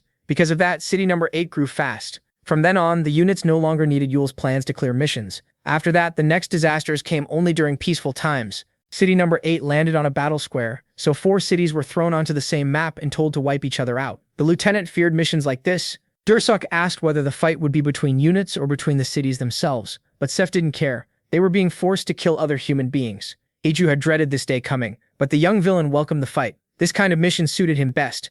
Yul stayed silent. Karshina said that even with the protagonist's strength, he couldn't fight 3 players at once, and suggested killing them one by one. The protagonist took that to mean he was supposed to stand by and watch the slaughter. The Greed Lord found that ironic, but MC reminded him this was before they reached an agreement, so he chose to deal with the enemy units first. But Yul was left confused when all 3 cities moved at once and charged together at city number 8. The 3 players had apparently decided to team up, so player number 8 used Wall of Stone to protect his city. A massive stone wall rose from deep underground, shocking every enemy unit. Yul knew they couldn't stay on defense forever, so he had to kill the 3 players quickly. The amused Greed Lord had expected that answer. He summoned another fragment of the key, and the other player accepted a one-on-one battle. The Greed Lord chose to grant his strongest unit's reckless wish. The 3 players threw their cards at Yul, but he dodged them with ease. After landing the first hit, he said the first blood decides victory. He was racing against time. He needed to kill one of the 3 players as fast as possible. Then the player suddenly vanished from beneath him. Karshina realized the players weren't actually working together. They had used the card called Shrink, trading health for greater speed. With that boost, one player rushed straight at Yul. The protagonist struggled to shove the giant creature away, and got smashed into the ground. Then the player flew off. Yul had taken heavy damage and could barely believe it, when the second player suddenly appeared and dashed at him. Meanwhile, the third creature carefully watched and planned its next move. It kept observing as a huge burst of energy went off. Then the players saw a bright light behind the thick dust. The first player had been slashed. Yul's rescuer looked surprised. Jack was amazed that his attacks worked on players, and MC explained that Jack's skills and gear were on the same level as a player's cards. That included the Overlord's skills too. Even so, the Goblin Swordsman still couldn't match him or a fallen player, according to the Greed Lord. Then all 3 monsters attacked at once. Karshina thought it would be better to let Jack possess his strongest unit, and that made him curious about what Yul would do next. The stone started to break apart. Everyone got ready to fight when the Greed Lord's wall began to collapse. Wong saw the soldier beside him shaking with fear. The lieutenant told him he could fall back, since they were about to fight other humans. But the man stayed where he was and refused to abandon his team. At last, the wall came down. The 3 armies charged in to wipe out the people of city number 8. But as they entered the breach, they found one man waiting for them. It was the Serpent, ready to spill the first blood of the battle. The front line suddenly froze. Those in the back were confused when they saw them running to the rear. The villain had activated his terrifying power. His poison drained people down to bone bags while he stole all their experience. Anyone left alive was either screaming in pain or begging to die. The teen's orb gained evil karma when he chose not to end the suffering man, and that gave him enough points. That was the start of the Merciless One's evolution. At the same time, Jack was dueling the players with his sword skills. All three opponents were strong, but a real enemy can teach more than time ever could. So the Overlord stopped holding back in this battle. As he clashed with a player, a huge bolt of lightning formed overhead. One player raised an elemental shield that blocked magic well, but physical attacks could still break through. Yule started gaining ground against one of them, but the third player used a card to protect his ally. Krishna watched a huge blast erupt right in front of him. He could tell the Overlord was close to breaking, and city number 8 couldn't stand against 3 cities at once. Even so, Yule looked like he was waiting for something. That caught the Greedlord's attention. Then a man dressed like an Italian gangster stepped through the wall. Old Man Park was surprised when the stranger greeted him in Italian, and even more stunned to learn Jung and Kim was actually South Korean, which made the outfit even stranger. The newcomer said the look matched his player's taste. Then he told them to surrender, saying their player clearly didn't value the city. The old man was taken aback. As he promised them a painless death, the serpent suddenly appeared behind Jung and Kim. The vicious teen who loved hearing people suffer drove his venom claws through the man. Blood splashed across his face, and he enjoyed every second of it. Then the serpent went wild and started slaughtering the enemy forces, but his poison gas was hurting city number 8's citizens too. The blood-crazed high schooler didn't care at all. So the Angel of Flames had to step in, reminding him they were on the same side. To her shock, the serpent casually blocked her fang of prominence. Then he let out a beast-like scream that alarmed everyone. After stacking enough evil karma, the high schooler evolved into a corrupt serpent. Seeing that, Kaiju told Park to get the citizens out. Things were already bad enough, and the young villain had somehow made them worse again. The Wall of Stone had protected the city from 3 armies, but the corrupt serpent tore through it with no trouble. The crazed monster then tried to devour the Angel of Flames. Mayors Miyamoto Kojiro and Sanctual Don Carleo mocked city number 8, thinking they had destroyed their own wall on purpose. Then the old samurai summoned his own dragon, and the 2 giant reptiles squared off. Miyamoto Kojiro was sure his beast would win, but before he could finish boasting, his lizard's severed head dropped in front of him, leaving both him and Sanctual Don Carleo speechless. Yule had stepped in at the last second and cut down the green reptile. He had waited calmly for the young villain to evolve. After that, he told Haiju to go back and protect the city. She hesitated, worried about how badly he was hurt. Then the beast tried to strike him from behind, but Yule smashed it away with one heavy blow. With a strange look on his face, he finally decided to deal with the villain properly. Krishna urged him to hurry if he really had a plan, because their decoy couldn't keep the players busy much longer. Then, as the red player destroyed one of the copies, the Greedlord threw 3 javelins to wound all 3 enemies. Still, his strongest unit wasn't answering him. Nearby, several enemy mayors could only stare in disbelief. Yule kept hammering the corrupt serpent with brutal punches. As he beat him into a mess, the protagonist admitted he was glad the villain became a serpent instead of a good dragon. That sight terrified the invaders, while MC explained the wishing orb turns its user into either a corrupt serpent or a dragon based on their actions. He had been afraid the villain might regret his evil and become a dragon. Luckily, the serpent had been rotten both in the game and in the real world. That sent the beast's fear to its limit,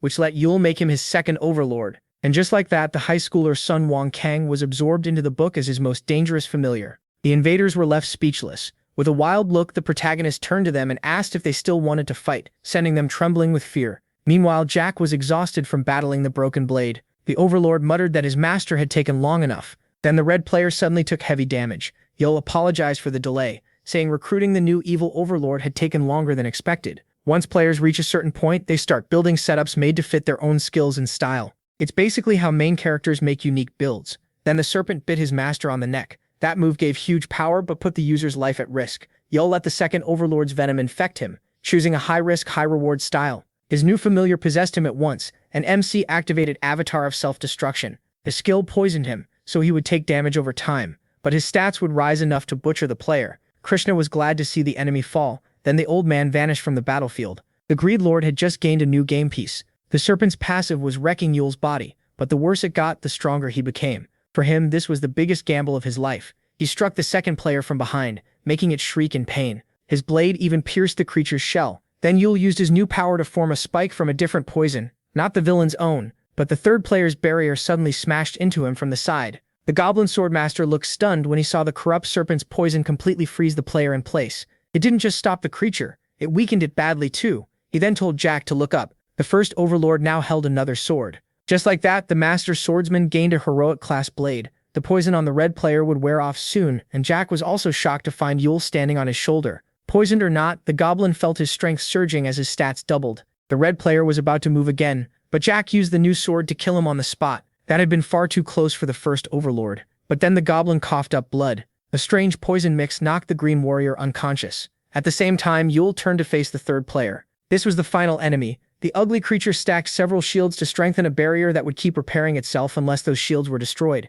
So the protagonist had to break the barrier and the shields at the same time. The serpent's passive made casting harder by damaging Yule and raising the harm he took, all in exchange for more stats, but he still needed even more power. The Greed Lord watched from afar. Krishna realized that even though MC usually chose the safest plans for everyone else, he never hesitated to risk his own life. That made the player wonder, was it guilt, or just who he really was? He wanted the young man to use his mind to the fullest, so it disappointed him to see Yule holding back his own potential.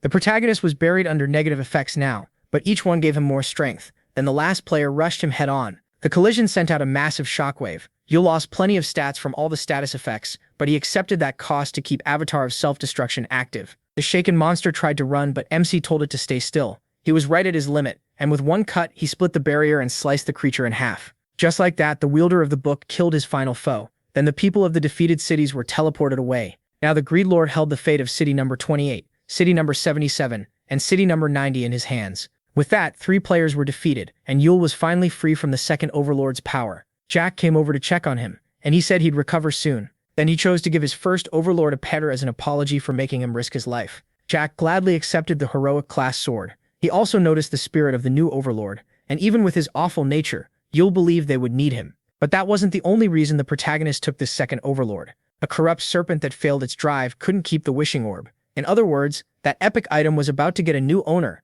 and that person was none other than the Vengeful One. The Greed Lord looked confused. Dusik wore the same expression. Jawido thought it was strange too. To Yule's surprise, the mission was still active. Then player number 8 got a notification. A new game piece had entered the field, and it was the White City of Silence. Yule couldn't believe what he was seeing. Even the Greed Lord hadn't expected this reunion so soon. Krishna was now facing the former player number 8, the one he both hated and admired, the one who reached the end of the game with him. The new player number 8 wanted MC to defeat his old enemy. He quickly noticed how restless the Greed Lord had become, so he decided to finish this as fast as possible. But to Yule and the book wielder's surprise, the player versus player auction was shut down. That was because of Sanctuary's effect, a card that stopped one-on-one battles between players, followed by Absolute Seal, which temporarily sealed the Greed Lord. The speed and combo of those cards were incredible. The 3 defeated players had only been bait to make City Number 8 reveal its methods. Now Yule and Jack had their hands tied. They would have to risk their lives in direct combat as player number 99 stood face-to-face with player number 8. Krishna pointed out that the Golden Hand always plays it safe,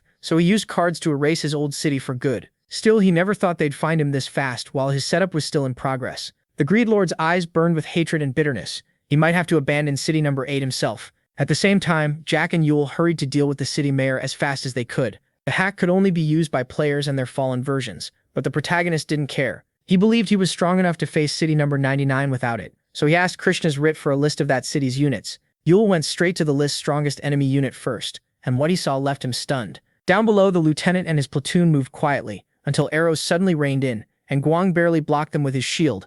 The lieutenant was shocked that the enemy had already read all their plans. At the center of City Number 8, at that very same moment, a tornado formed and revealed the epic one-handed sword Homosu, the Sword of Wana, a divine blade tied to the being who founded a nation after reaching Earth. Its power could block lesser gods' abilities, leaving the detective stunned. Then Dusik grabbed the weapon straight out of its wielder's hand, only to realize the hand was empty. The sword had already passed to another unit. As enemies pinned him down, Dusik understood they could share equipment. Xiaobru panicked when he saw his partner smashed into the ground. Dusik could tell the enemy struck with perfect timing and accuracy. Even after getting the upper hand, the detective felt like they were fighting one shared mind. Meanwhile, Naogi and his partner stood back-to-back, surrounded by the White City of Silence's units. Seeing his partner under attack made Xiaobru furious. Dusik suggested retreating because they were outnumbered, but Xiaobru warned it wouldn't be easy. Then the enemy units raised their swords, and Xiaobru with Dusik braced for a long fight, but out of nowhere, a wall of green poison shielded them. The 2 policemen were confused. That move belonged to the Gone Serpent.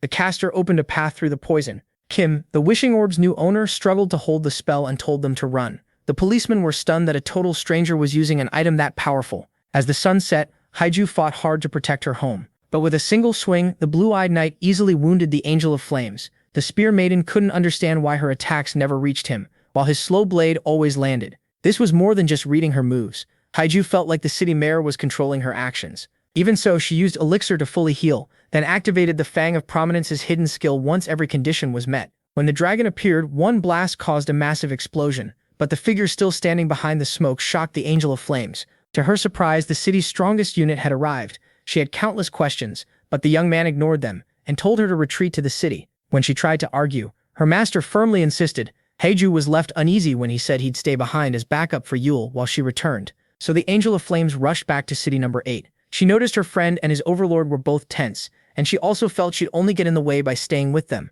but she brushed it off as her imagination. Meanwhile, back on the battlefield, the blue-eyed knight was surprised to see Yule wearing such a grim look after so long. After all, the two of them were brothers by blood. Even so, MC smiled for real and said he was relieved to see his brother healthy again. Then he said they didn't need to fight each other, but he was shocked that his brother already knew about his plan to return to their homeworld. That was exactly the kind of thing Yule would try. Still, the blue-eyed knight said he was doomed to fail, because to do that, the protagonist would first have to beat him, something he had never managed before. Suddenly, Jack sensed danger and shoved his master aside. To Yule's shock, his overlords started vanishing, and his brother attacked with an empty expression. The confused MC was run through by his own brother's blade. The blue-eyed knight wanted him dead for a while and promised that when he woke up, he'd finally be happy. Yule's blood now coated the sword, but he still tried to catch his brother from behind. The blue-eyed knight easily slipped past the punch and drove his blade into his ribs. The pain forced Yule to use his powers, and he fired powerful lightning bolts at city number 99's mare. The blast burned the body completely, but it wasn't the blue-eyed knight, just one of the allies he had teleported in as a shield. Then he stepped into a magic circle. It was an explosive trap, but he quickly erased it with magic dispel. The blue-eyed knight could predict every move his brother made. Then he said it had been a long time since they last played together. In simple terms, the real problem was cerebral hyperactivity. Neurologist Dr. Minggu explained to their worried parents that in this condition, the brain works faster than the body can keep up. The doctor confirmed both brothers had the same cerebral hyperactivity. The mother looked curious, but the younger one clearly had it worse than Yule. So the neurologist explained that the protagonist's body had found a way to live with his brain by handling several tasks at once, which reduced the strain from his brain's extreme speed. Young MC listened closely as the doctor said his brain was always decoding, predicting, and analyzing everything around him at once to keep itself from overheating, and that this was the best way for a hard-to-control boy like him to survive the condition. His brother, on the other hand, had a more fragile case because he barely seemed to notice what was around him. That alarmed both parents, and the doctor said the younger boy would need some kind of distraction to live with his unusual mental ability. Both parents immediately thought of the same thing. They knew Yen loved games. Back in the present game's final battle, the Greed Lord was tied up in front of the Golden Hand. Christiana finally understood why his enemy had abandoned someone as gifted as Yule, because he already had his brother, a similar unit who outclassed him in every way. The protagonist then told the Greed Lord to start their escape, but the Horned One laughed and said he had no power right now. That only made MC angrier. Christiana could use cheats so easily before, which made it seem like the Greed Lord planned to leave him behind. The entity answered with a long silence, and that set Yule off. The Greed Lord admitted he had considered sacrificing him, but decided to save him after all. Even so, Christiana insisted he was truly powerless now, then hinted that he might have won if he could still use his overlords, if not for the legendary card Dimensional Disruption, which cancelled all summons. The protagonist answered by creating clones despite that bad luck and charging his brother with a swarm of decoys.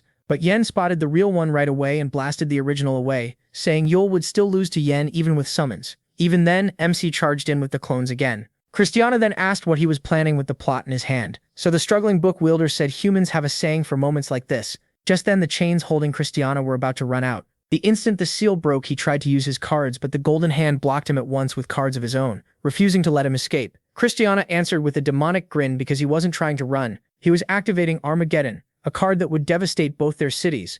Yan looked on as meteors started falling. Huge explosions tore through the arena, killing people and leveling structures. In an instant, piece number 99's units were wiped out. The Golden Hand panicked and tried to react immediately. Christiana knew this move wouldn't truly injure his opponent, but when the rogue players arrived, the Greed Lord said his avatar likes extreme answers. The Golden Hand watched the crazed entity tear into the arena. This had been Yuol's plan all along. Not to win, but to drag Yan down with him. Then the protagonist teleported himself away, hoping the plan would work even if it couldn't hurt his brother. Meanwhile, player 99 quickly tried to calculate his next move. Christiana knew how careful the entity was and could already guess what the Golden Hand would do next. Then Yan called out to the entity, saying it had been shaken by their enemy's little suicide play. As he threw his sword, the unit said he was disappointed to be serving a coward like the Golden Hand. At that moment, Yan looked at the opposing player and realized he wasn't playing fair. That forced the Golden Hand to use the card Grand Escape, letting him retreat by giving up all mission rewards, which caught Yan's interest. With that, Yule Choi got out of the battle. He was glad his genius brother was only a unit, not a main player, but then Yan's thrown sword pierced him and slammed him to the ground.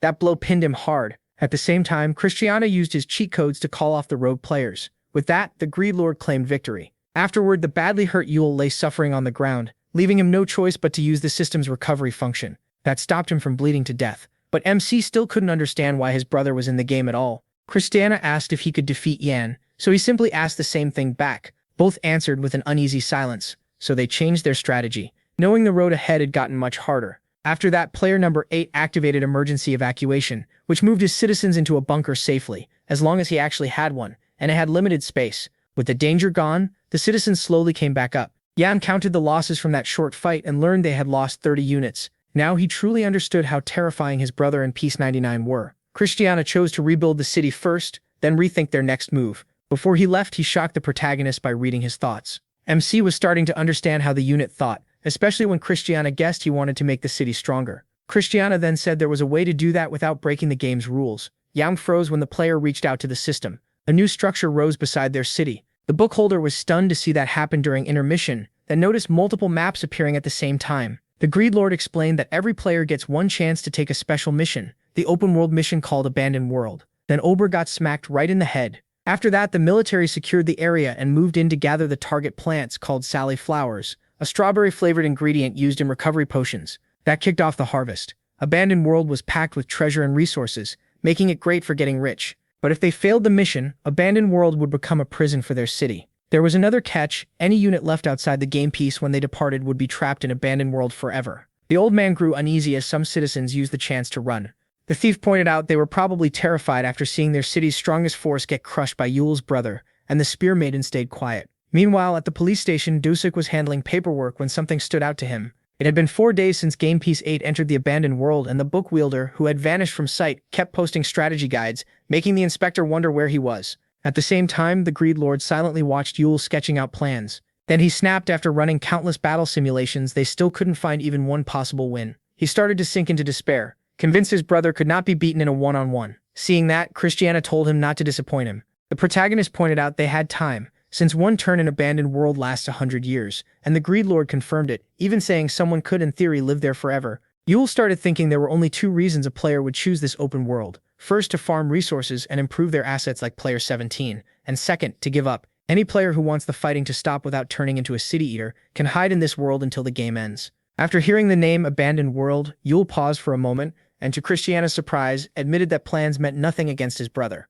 In a fair match, he was simply unbeatable. That meant they needed an unfair edge. To get it, MC had to become more like a player than a unit. Christiana realized he wanted knowledge units were never meant to have. Even so, the player agreed to help his strongest unit, which caught Yule off guard. His quick approval surprised the protagonist even more, but the player was eager to see how far he'd go. MC got annoyed when he realized the player could still abandon them if they failed and save himself. Suddenly, space started twisting, startling the wandering hero as he and the Demon Lord arrived somewhere unknown. Christiana explained that the promise of returning a game piece to its original world wasn't completely false.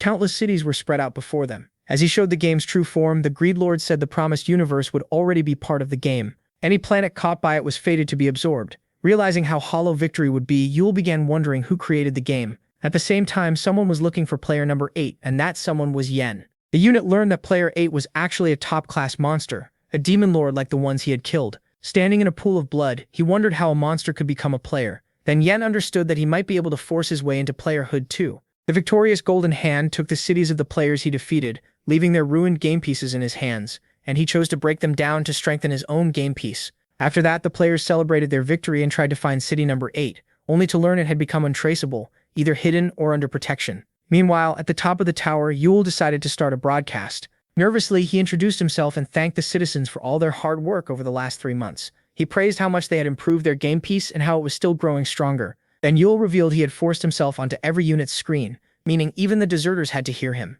He was about to reveal the truth about the game, the players, and his plan. Quietly sipping tea, the Greed Lord listened in silence. He admitted his plan was risky, even reckless, and said the safer choice would be to stay in the Abandoned World. But once they heard everything, they would understand why he chose otherwise. Then he began telling the truth about the game. It might look like a blessing from heaven or a cruel curse meant to torment mortals, but that was only the Greed Lord's old view, and Yule wanted to know what the game really was. Christiana had explained that all intelligent life foolishly longs for something greater to worship. To him, a perfect being that needs nothing, does nothing, and has no reason to exist is a silly idea. In other words, the universe is like a jungle, where every creature seeks others so it can exist with them. The game is part of that jungle too, feeding on planets and stars. Even though it targets worlds with intelligent life, no one knows exactly what it consumes. It also uses the game itself to choose its prey, which fascinated the young man. Yael was especially confused by the idea that it hunted through a game. So the Greed Lord explained that intelligent beings adapt to games easily because they find them fun. And games are the best way to push self-aware beings to their limits.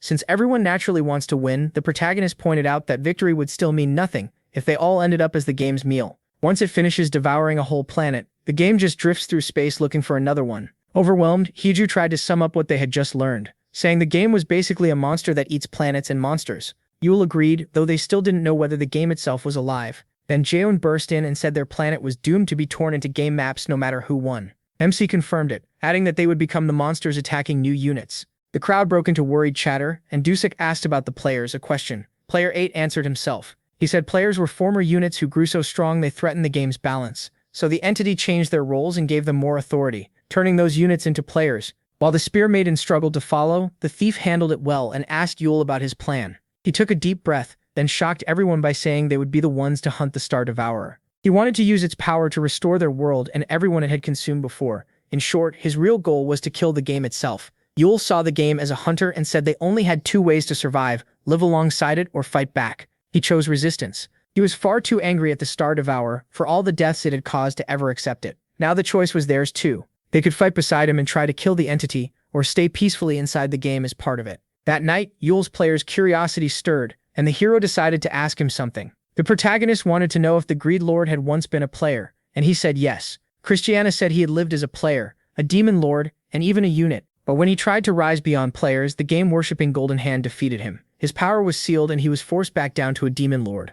That made Yule curious about what Christiana really wanted. MC asked him not to drop any scary spoilers, and Christiana said he wouldn't know until he got his full power back. So the two were set to fight together until the end of the game, making the Greed Lord let out an evil laugh until he told him to cut it out. When morning came, the city was silent. At the tower, Yule headed inside and walked to the door. He checked on everyone when he entered the room. The soldier reported that preparations were going well. Temporary shelters were ready while homes were being rebuilt, and the units were getting stronger. Still, some unsure citizens were debating whether to run or fight after seeing the huge gap between them and City 99. Yule said everyone needed to focus on training first, because they weren't planning to beat City 99 in battle. They planned to finish the game before them. When Dusek asked what happened if they faced them again, the protagonist admitted he would have to rely on them, because he could never beat Yen himself. That made everyone think again about staying in the abandoned world. Meanwhile, as the former demon lord sat with his thoughts, Christiana found it strange. Christiana thought it was strange that he was more worried about a unit like Yen than his old enemy, the Golden Hand. That felt even more bizarre. Meanwhile, in Game Piece 99, the units were already prepared for battle. Then Yen realized everything that happened before came from a bug in the game. Some bugs could create situations even the game's makers never saw coming. Since the Greed Lord had found and used one of those errors, Yen pulled out carefully chosen items and paired them with the right skills at the perfect moment to tear a crack in the game's reality. That let Yen grab a glitch crystal. While player 99 was planning its next move, it suddenly froze in shock when its strongest unit appeared right behind it, taking in a player's point of view. As the young man's blue eyes turned purple, he said this sight wasn't new to him. The Golden Hand rushed to play a card, but it was too late. Yen struck in an instant and used the system error he created on the entity. After a brief pause, Yen broke into the player's secrets and learned the truth about smart units and players. Then, by driving his sword in deeper, he uncovered the truth behind the game itself. Yen noticed he had something in common with the Star Eater. It had chosen him because both of them wanted to survive, and no one else could hope to kill Yule. Then the genius suddenly went on alert. He jumped back, saw the Golden Hand shaking, and guessed this was the game's response. Right after that, space began to split apart, revealing player 99's true form. But the entity looked confused when it appeared without weapons. Yen then spotted a scarlet light in the sky and guessed the Star Eater wanted to watch who deserved the title of player most. Meanwhile, in the abandoned world, the old protagonist stood firm after 2 centuries had passed. Yule asked for it again, and the Greed Lord used his cheat codes, restoring MC's youth for the 4th time. He wasn't alone. The military returned to their prime too, while keeping 200 years of experience. The same thing happened to everyone in City Number 8. Krishna was curious why the units wanted to keep the city's old earthly shape, and Yule said it was symbolic. Still, the inside of the buildings had completely changed. Feeling weird without his beard, he pointed out that even after becoming young again, the game had kept moving, so 2 turns had passed since they got here. The protagonist wanted to stay in the abandoned world for 1 more turn, but the player called it a waste. MC insisted their extra time here would pay off. Silence hung over a square in the game until piece number 8 came out of the void. Back in the game, the Greed Lord had to roll the dice. Player 8 used several cards to gain more time and move much farther across the board. To Yule, moving little by little would only waste time and let Yen get even farther ahead. After 3 turns in the abandoned world, our heroes had to rush for the goal before Yen reached it. Their piece landed on Capture the Flag, where the mission was simply to steal the enemy city's flag. Game Piece 62 was randomly chosen to face City Number 8 in a one-on-one match. The level 271 mayor of City Number 62 bragged that the cannon tower blueprints had helped their city evolve fast, and mocked City Number 8 for still keeping its earthly form. With their giant cannon, he thought taking the flag would be pointless, so they fired at once, trying to destroy the enemy piece in a single shot, and a huge explosion followed.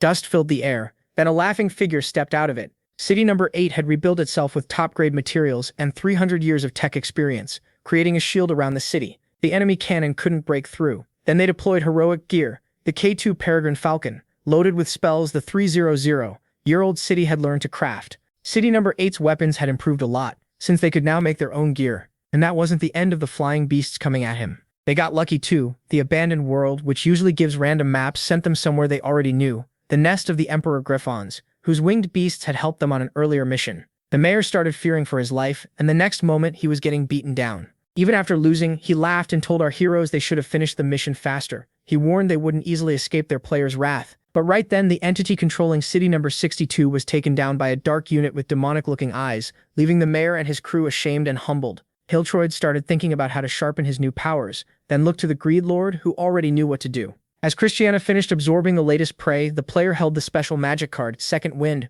which let his piece skip intermission and roll again in exchange for only half the rewards.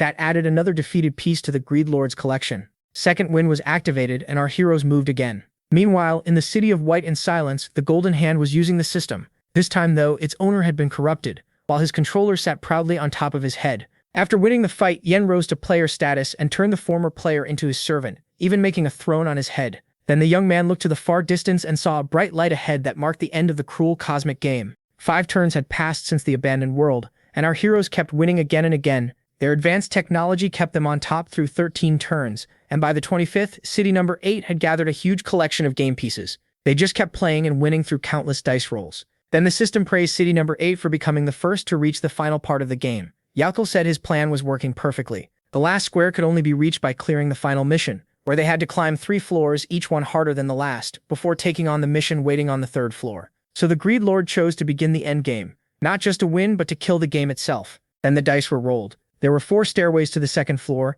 and our heroes realized that without the right number, they could waste turns going in circles, so all they could do was trust luck. But then Yule started scolding their player after he passed the target square, where City Number 8 was supposed to destroy every corrupt pillar after beating its guardians. That brought out the strongest Demon Lord, the level 10 Tumbaba, Demon Lord of the Ultimate Fist, when someone suddenly appeared to face the 6-armed demon, catching him off guard. Tumbaba praised the unit's courage, but before he could enjoy the fight, the Demon Lord of the Ultimate Fist was sliced to pieces. His killer, the Master Swordsman, apologized for ending it fast. He was short on time. Tumbaba couldn't believe a Pillar Guardian had become this strong. But Jack, now a level 12 demigod of the blade who had reached the peak of his art and entered a divine domain, said that power came from 300 years of training. Yul pointed out that they couldn't use movement cards. So Krishna explained, the final mission gave off huge emotional energy. The Star Eater loved that, which was why it took its time. Then a new turn began and the Greed Lord rolled his dice. City Number 8 kept moving across the final game board while Yul prayed for a 5. At last they reached the next floor. He was relieved to arrive at floor number 2, but then he noticed the player react to something. When he saw City Number 99 arrive, the former Demon Lord said their real rival had shown up. The book wielder said their cheat codes had given them 4 more turns than the City of White and Silence. Then both of them felt a chill as a shadowy figure on a throne started to appear, and they realized the Golden Hand was no longer that city's player. Player 99 now belonged to Yen. The young man's glowing purple eyes told them he now had cheat codes too, and Krishna pointed out that this genius learned and mastered them in a short time, while it had taken him 1,000 years. Then a new turn began. The Greed Lord watched closely as the die was rolled and landed on a 6, to Yul's surprise. That made the protagonist ask Krishna if he had controlled the roll, but the player said it was just luck. Krishna also guessed the game itself was helping Yen, then came up with a plan. A being began rising from the cloudy void. It was a city eater, and it went straight for player 99. But then it was stopped by the controlled Golden Hand, who stabbed the creature. Yen used his pet to infect the bug, letting the new villain absorb the monster. Then the former player started growing legs,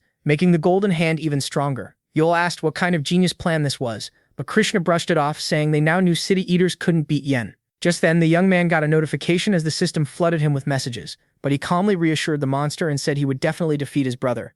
After that, the last two cities made it into the final four, setting up one final showdown between them. The Spear Maiden was stunned when the other city arrived at the exact same time, and Yul questioned whether his brother had played fair. The Greed Lord said cheating probably wasn't possible, since players weren't allowed to interfere. That left MC shocked. Then the system announced the last mission, War Without Borders. Both cities had to fight until their final unit fell, but every unit could choose which city's banner to fight under. Heidi Ju thought that was ridiculous. After everything they'd survived together, no one here would betray their city. The others agreed with the Spear Maiden, but then a system window suddenly opened in front of her. Yan had started a live broadcast. He called out to all the units allied with his brother and told them to surrender. According to Yan, this was the only mercy he was willing to offer, because the whole battle was just a waste of his time. He reminded them they couldn't beat him even when he was only a unit, and now he'd become a player. That was enough to make the uneasy crowd start arguing. Yul went on, saying anyone who wanted to keep the power given by the game should join him. Then he coldly added that their opinions didn't really matter. His brother's city would fall no matter what.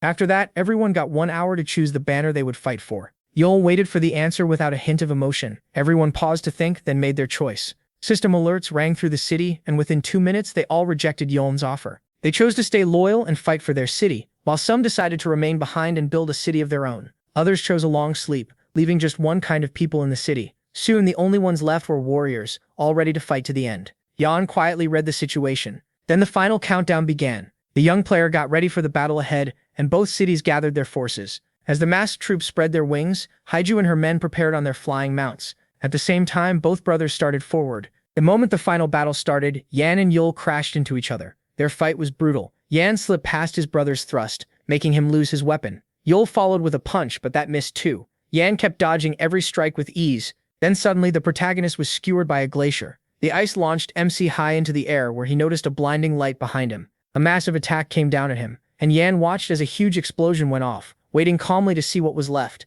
But when the dust cleared, his brother was still standing. Yan noted that he seemed to have gained new powers, and he answered that he'd only shown the beginning. Wearing his new armor, Ragnarok, the protagonist said he still had plenty more to show. The system gave Yan no data on the armor, so player 99 guessed MC had forged it himself. As he rushed him, Yan figured there was only one reason his brother had made something like that. Yul's attack exploded with raw energy, and though Yan barely dodged, he realized Ragnarok was built to boost the protagonist's physical ability. MC was frustrated. He'd expected that first real punch to land. Yan told him more speed wouldn't help because he could already predict every attack, leaving him silent. Then the protagonist called him out and made it clear that wasn't his only trick, putting Yan on guard.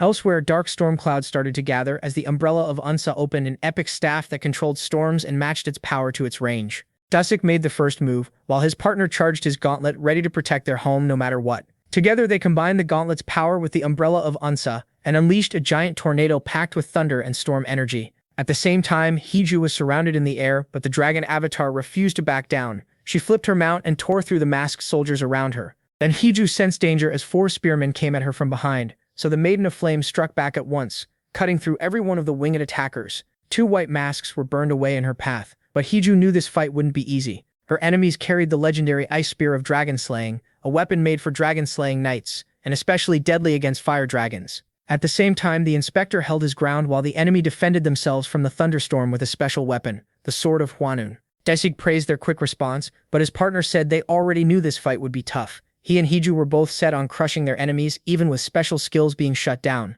Meanwhile, the brothers' fight kept raging. Yul tried to reason with Yan and begged for help destroying the game, but Yan said nothing. Instead, he quickly realized his brother was only stalling, and that someone else was the real key to the plan. Christina was stunned when player 99 suddenly appeared right in front of him, ready to kill him. Yul was furious. He had wanted to beat his brother himself, just this once. Yan was caught off guard when his rapier was suddenly blocked, and his brother's new power immediately grabbed his attention. Einarjar's tactical jacket had a special skill called Berserk, which drove its wearer into a wild rage that attacked friend and foe alike. As the outfit started to consume him, Yul realized his armor could strengthen Berserk. It didn't calm the madness, but it pushed his physical stats to the highest level the game allowed. Yan was left speechless by the beast-like form in front of him. MC tore off part of Yan's armor and shattered his rapier. Then he let out a savage roar and slammed into his brother, sending Yan crashing to the ground. The impact shook the city, and many soldiers thought it was an earthquake, but the lieutenant knew better. This was the start of the final clash. He reloaded his gun as the enemy closed in. Then a huge force of riders charged at them. Jan immediately called for an attack and sent over the enemy's position. Once the data came in, the Cardinal ordered ice ammo and a spell to tell allies from enemies apart. Ice magic missiles fired at once, tearing through the charging riders. Next, the lieutenant ordered Air Force 8 to begin their strike and get ready to drop thunderbombs. But enemy air units suddenly appeared. Winged spearmen rushed the flying beasts and their riders. The bombers were told to continue the main assault while the rest of the Air Force engaged the flying masks. Men leaped from their mounts and a full battle broke out between the silent masks and the army of City Number 8. Joan summoned a warhammer and smashed into the enemy hard. Then the lieutenant threw a digging grenade made by his city, opening a huge pit and dropping masked soldiers into it. He knew City 8 was at a disadvantage, but he was still ready to use everything they had to push back the invaders. Then the ground shook under him as the white masks that survived climbed back out of the earth. Jan didn't care about the power gap, because their goal had never been to win outright. He and his troops kept fighting anyway. Meanwhile, back in the player's void, the crazed Yule kept launching devastating attacks. Jan, now covered in wounds, struggled to keep his brother back. He realized he was attacking with pure physical force alone, and tried to stab him, but the broken blade shattered completely on impact. Then the beast paused, noticing that a teleportation ticket had been used. Seeing a distant light, Jan pulled out one of his cards and said, Yule had pushed his physical power to its peak, but he was still bound by the rules of the game. The protagonist charged his brother again, triggering another huge explosion. The beast still overflowed with power, but this time Yule was left badly hurt and missing an arm. The damage came from Jan's card, Aegis Shield, which reflects physical damage back at the attacker. Still, the shield could be beaten by magic. Even with those injuries, MC's bloodlust didn't fade. He started reattaching his severed limb and growing a new helmet, then charged again. Jan would have called the attack insane if his brother could still understand him, but just as the beast rushed forward, Jan was startled by a voice from nowhere. A huge explosion swallowed both brothers. That magic puzzled player 99. It hadn't come from player 8, and none of Yule's summons used that kind of magic. Elsewhere, after checking on her son, their mother told him she and his father were safe. She ended the call with him, but when she suggested they go meet their son, she saw her husband frozen in fear. Then insect-like creatures appeared and started feeding on people, as Yule's parents tried to run. Right then, the protagonist's father received the ultimate dice. The two of them gained the Ankh of Resurrection, which greatly boosted their stats. It also let them cure any unit of any disease. At once, husband and wife came to the same idea. But with the citizens going on a rampage and killing, with people turning on each other and monsters pouring in, the trip was brutal for Yule's parents. Still, the two of them reached the hospital, but they paid a price. MC's mother had been badly hurt. Her husband paused, ready to use the item to save her, but her faint smile gave him the answer. So he used the Ankh on the one who truly needed it. Back in the present, the brothers kept fighting. Jan tore off Yule's arm, then blasted away most of his upper body. But right when the player tried to cast a spell, he regenerated at once, bit through the staff and blew himself up, forcing Jan on the defensive. He then told his healing brother that beating this form was hard, but his followers were easy to kill. Jan shot back that they weren't pawns, they were human lives. Jan said it made no difference in the game and outside it, the weak become toys for the strong. So the smart choice is always to kneel to whoever has more power, even if that means living a small, meaningless life. Then the inspector called for a retreat and told the police to protect the citizens while holding the line. Jurassic hurled one enemy away and warned the new recruit to keep himself in check. As a huge poison cloud spread, the user pulled it back into the orb, and Kim Chul held back so he wouldn't go against orders. Then the fallback began. Jusik said the two cities looked evenly matched, but the enemy was slowly taking control. That left him wondering how much longer they could last, and hoping their player would step in. At that moment, Krekshanen made his move. His goal was finally close, and this would be his last stand. The Greed Lord would either kill the Star Devourer or die trying. So player number 8 split himself into many cheat codes. Back to the brothers' fight. Jan grew uneasy when Yul revealed he never meant to conquer city number 99. Then the final move began. Game piece number 8 started to change as its outer shell cracked apart. In an instant, it became a giant cheat crystal meant to kill the game itself, just as Yul planned. Yoon could hardly believe it. The whole enemy game piece had turned into a bug, and he realized the protagonist and the others were trying to reach the game's own files. But the player said they should have deleted him first before trying to erase the game. Then Yoon slipped past his brother's sudden attack, leaving Yul stunned. After that, Jan dodged, parried, and countered every blow from the beast. He said he had finally learned his brother's attack patterns before using Soul Strike to wound MC's spirit, earning another bit of praise from him. But when Yul called forth the fallen cities, he said he'd expected nothing less from his brother. Then came his final move to decide which of them was the greater genius. Yan was disappointed that the protagonist chose such a simple human wave plan. But as MC pushed forward and restored the fallen cities to full size, he made it clear he was willing to trust a simple answer. Jan stood quietly before a wall of ruined cities and realized Yul was only trying to stall him long enough for Christina to corrupt the game. So Jan summoned his epic orb, Long Live the King, which lets him control beings below his level, with the number of servants depending on his own level. The orb activated at once. Yul knew it had two modes: automatic, where soldiers follow set orders, and manual, where the wielder controls them by direct will. Choi was pleased. He had finally pushed his brother to show his real power. The mob boss was excited to fight again, saying no human life should hang by strings, which earned him a strange look from the samurai. When he asked about it, the samurai said they were the same. Then the old man quietly thought back to when Yul Choi asked them to join him, and how he first wanted to refuse because the game seemed like a paradise. But then the samurai looked at the children playing without a care, and drew his blade because he was set on giving his children free will, even if it cost him his life to free them from the game's control. A spear badly wounded one warrior, and the masked army started taking the upper hand. The mob boss yelled for everyone to hold fast, while the samurai was shocked that just 5 masks could drive them back. Every move was being watched and directed by Yin, who had begun manually controlling his units. The genius dodged his brother's wild charge, then drove a hand through Yul's body and fired a spell through the wound. But the protagonist's spirit was guarded by a strong shield.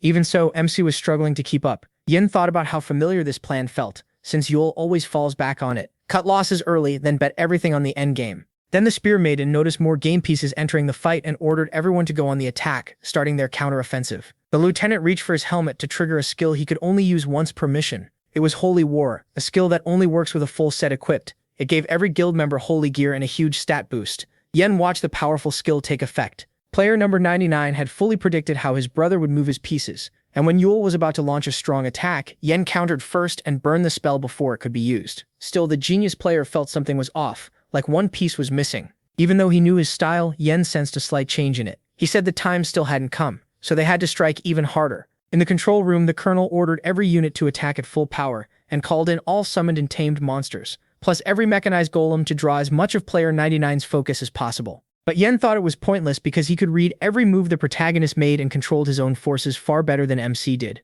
MC struggled to block the attacks even with his shield. Yen noticed his brother had deployed more units than he could truly command, so he assumed he was relying on luck, and that disappointed him. Meanwhile, the police kept doing all they could to hold the line, but player number 99 didn't care. He kept crushing his brother. Yul started thinking about how Yen had never pushed himself this far before, which meant player number 99 couldn't predict exactly what would happen at this point. But Yen would break past his limits and freeze for just a moment from that new feeling, and city number 8 could only win in that tiny gap. At the same time, Hiju blocked 2 mass specimens, and after a hard struggle beat them both, which alarmed Yen while Yul reminded himself that the real challenge was noticing that tiny opening. Earlier, everyone had opposed his reckless plan. They scolded the tactician for wanting to face and overwhelm a brother who beat him in every way, while the protagonist tried to explain that this was their only chance against him. But Yul was cut off when a soldier told him to focus only on his brother. The lieutenant said he and the others would overwhelm Yen, though MC warned that would just get them killed. The soldier answered that if they were all chasing a miracle, they had to choose the plan with the best odds. That same lieutenant was now giving everything he had on the battlefield. Yen tried to control the entire battlefield. He had to watch every single move his brother made while his allies created the opening he needed by swarming his brother. Then it happened. Yul instantly called forth his ultimate weapon, granting his body the power of Jack the Overlord. Then he unleashed the final move of the Celestial Fang Sword style, the devastating Heaven Destroyer. Yen was stunned that his brother had caught the exact instant he faltered. Yul said he never could have done this back on their homeworld, where he couldn't focus on one thing for long, but now he could finally work with others instead of using them. While Yan saw people only as pieces, the protagonist saw them as a chance to learn and become better, and with that, MC Choi finally defeated his brother. The player was confused that Yul had spared him, and smiling pointed out this was his one real chance to be himself. The protagonist explained that he never meant to kill his brother. He only needed to hold him down to reach his real goal. He also said they had a lot to talk about once the game was over. To turn someone into an overlord, one of 2 conditions had to be met. The target must either fear the book's user or share a deep bond with him. Then the book began absorbing the defeated Yan. Even though Yul couldn't predict his brother's actions, he knew one thing for sure.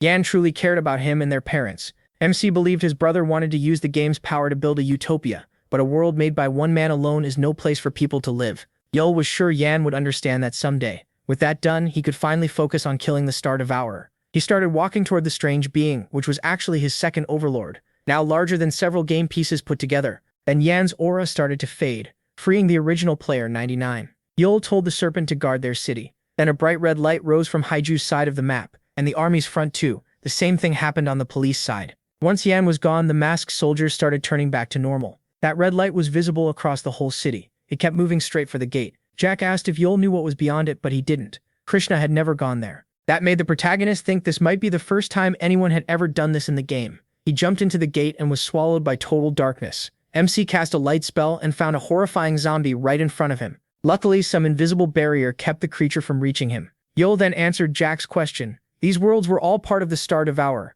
Jack noted that the zombies looked human, and he agreed, though he could tell something was off. Then a huge blast hit the zombie side. The beings fighting them admitted they were the reason this endless horde existed. Those talking beasts regretted using humans to test their new drugs. Yul realized humans weren't the top species here, while Jack was distracted by how cute the creatures looked. That was when the protagonist understood the Star Devourer used these worlds to feed on emotional energy, then moved down to the next level. There, he found a world the monster had stopped feeding. Its inhabitants were frozen in time, waiting to be summoned later as mission monsters. Yul went deeper and found a heap of shattered, useless worlds, a graveyard. Jack warned they couldn't go any farther through the gate itself, so MC chose the only option left, break through the floor with his sword. A huge blast went off and they burst out of the darkness into light with shards of dead worlds flying around them. Yul was stunned, because he and Jack had finally reached the place they were after. He arrived in a realm full of gates where Krishna was being held, so he started searching through them one by one. Even though the Star Devourer consumed worlds, it still preserved powerful units worthy of divine or demonic titles.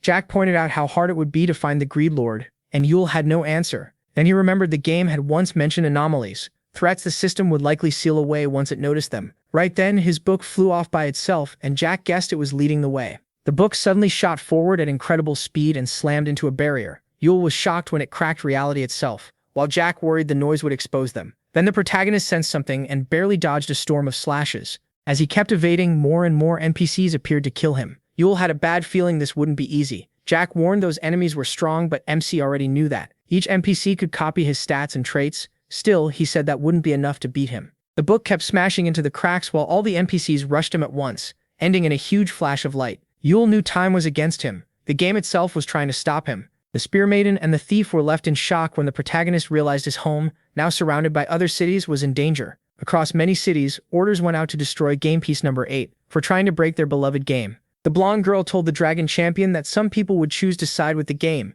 The commander was stunned when his forces detected 42 enemy cities moving in with 5 million troops. City number 8 was being targeted by 10 city eaters and 15 players. To the inspector's surprise, his partner saw that attack as a good sign. The game was breaking its own rules just to crush them. Dasuk realized the game had no other choice, while Krasina got ready for his big return. Yul tore through the enemy line with ease, cutting down and kicking away every NPC in his path. Then the book opened a route and MC spotted it at once, before charging straight in. And with that, he entered the hidden space. The NPCs couldn't cross after him, leaving them broken and helpless. Meanwhile, the Spear Maiden warned the enemy that she'd attack if they came any closer, but the only answer she got was blades aimed at her face. She knocked the incoming weapons aside with ease and realized there was no point trying to reason with the game. The soldiers argued they should defend from inside the city instead of fighting every unit head-on, so the shield was raised, covering the entire city. The mob boss ordered an immediate retreat, but the Greek statues still charged at city number 8 to take Earth back. Jang and his battalion rushed forward to protect the retreat, and a new battle began. The lieutenant asked what the game said about them, and his enemy answered, they were people trying to destroy the game and reclaim their planet. As he sent out a barrage of sword strikes, the man called their city full of fools. The gods they once worshipped were powerless before today's players, let alone the game controlling them all. So he thought city number 8 trying to destroy it was completely absurd. A statue told the lieutenant to accept his role as a unit. He answered with a swing of his warhammer. He belonged to the human race, a race that hated being controlled and took its head clean off. A soldier then ran up and reported their first line had fallen, and more than a quarter had already evacuated. The lieutenant ordered everyone to hold the line. He knew Yul had no chance if their home was destroyed, so they had to protect it no matter what. Back on his side, after entering the breach, he was met by emptiness again before his sword suddenly started reacting in a strange way. Then a giant three-eyed face appeared behind Yul. He now stood before a being unlike anything he'd seen. This giant was the true form of the Greed Lord. Krasina felt relieved to see the unit arrive and told the stunned protagonist to break his chains. The former player explained that MC's sword was the key to freeing him, but Yul just stared back in silence, thinking it over. Before breaking the seal, he wanted to know the Greed Lord's past and his real goal. Krasina was caught off guard by that answer, so he made it clear afterward he'd destroy him along with the game. That enraged the Greed Lord, who insisted the protagonist could do nothing without him. Yul fired back that he'd only gotten here by doing the impossible,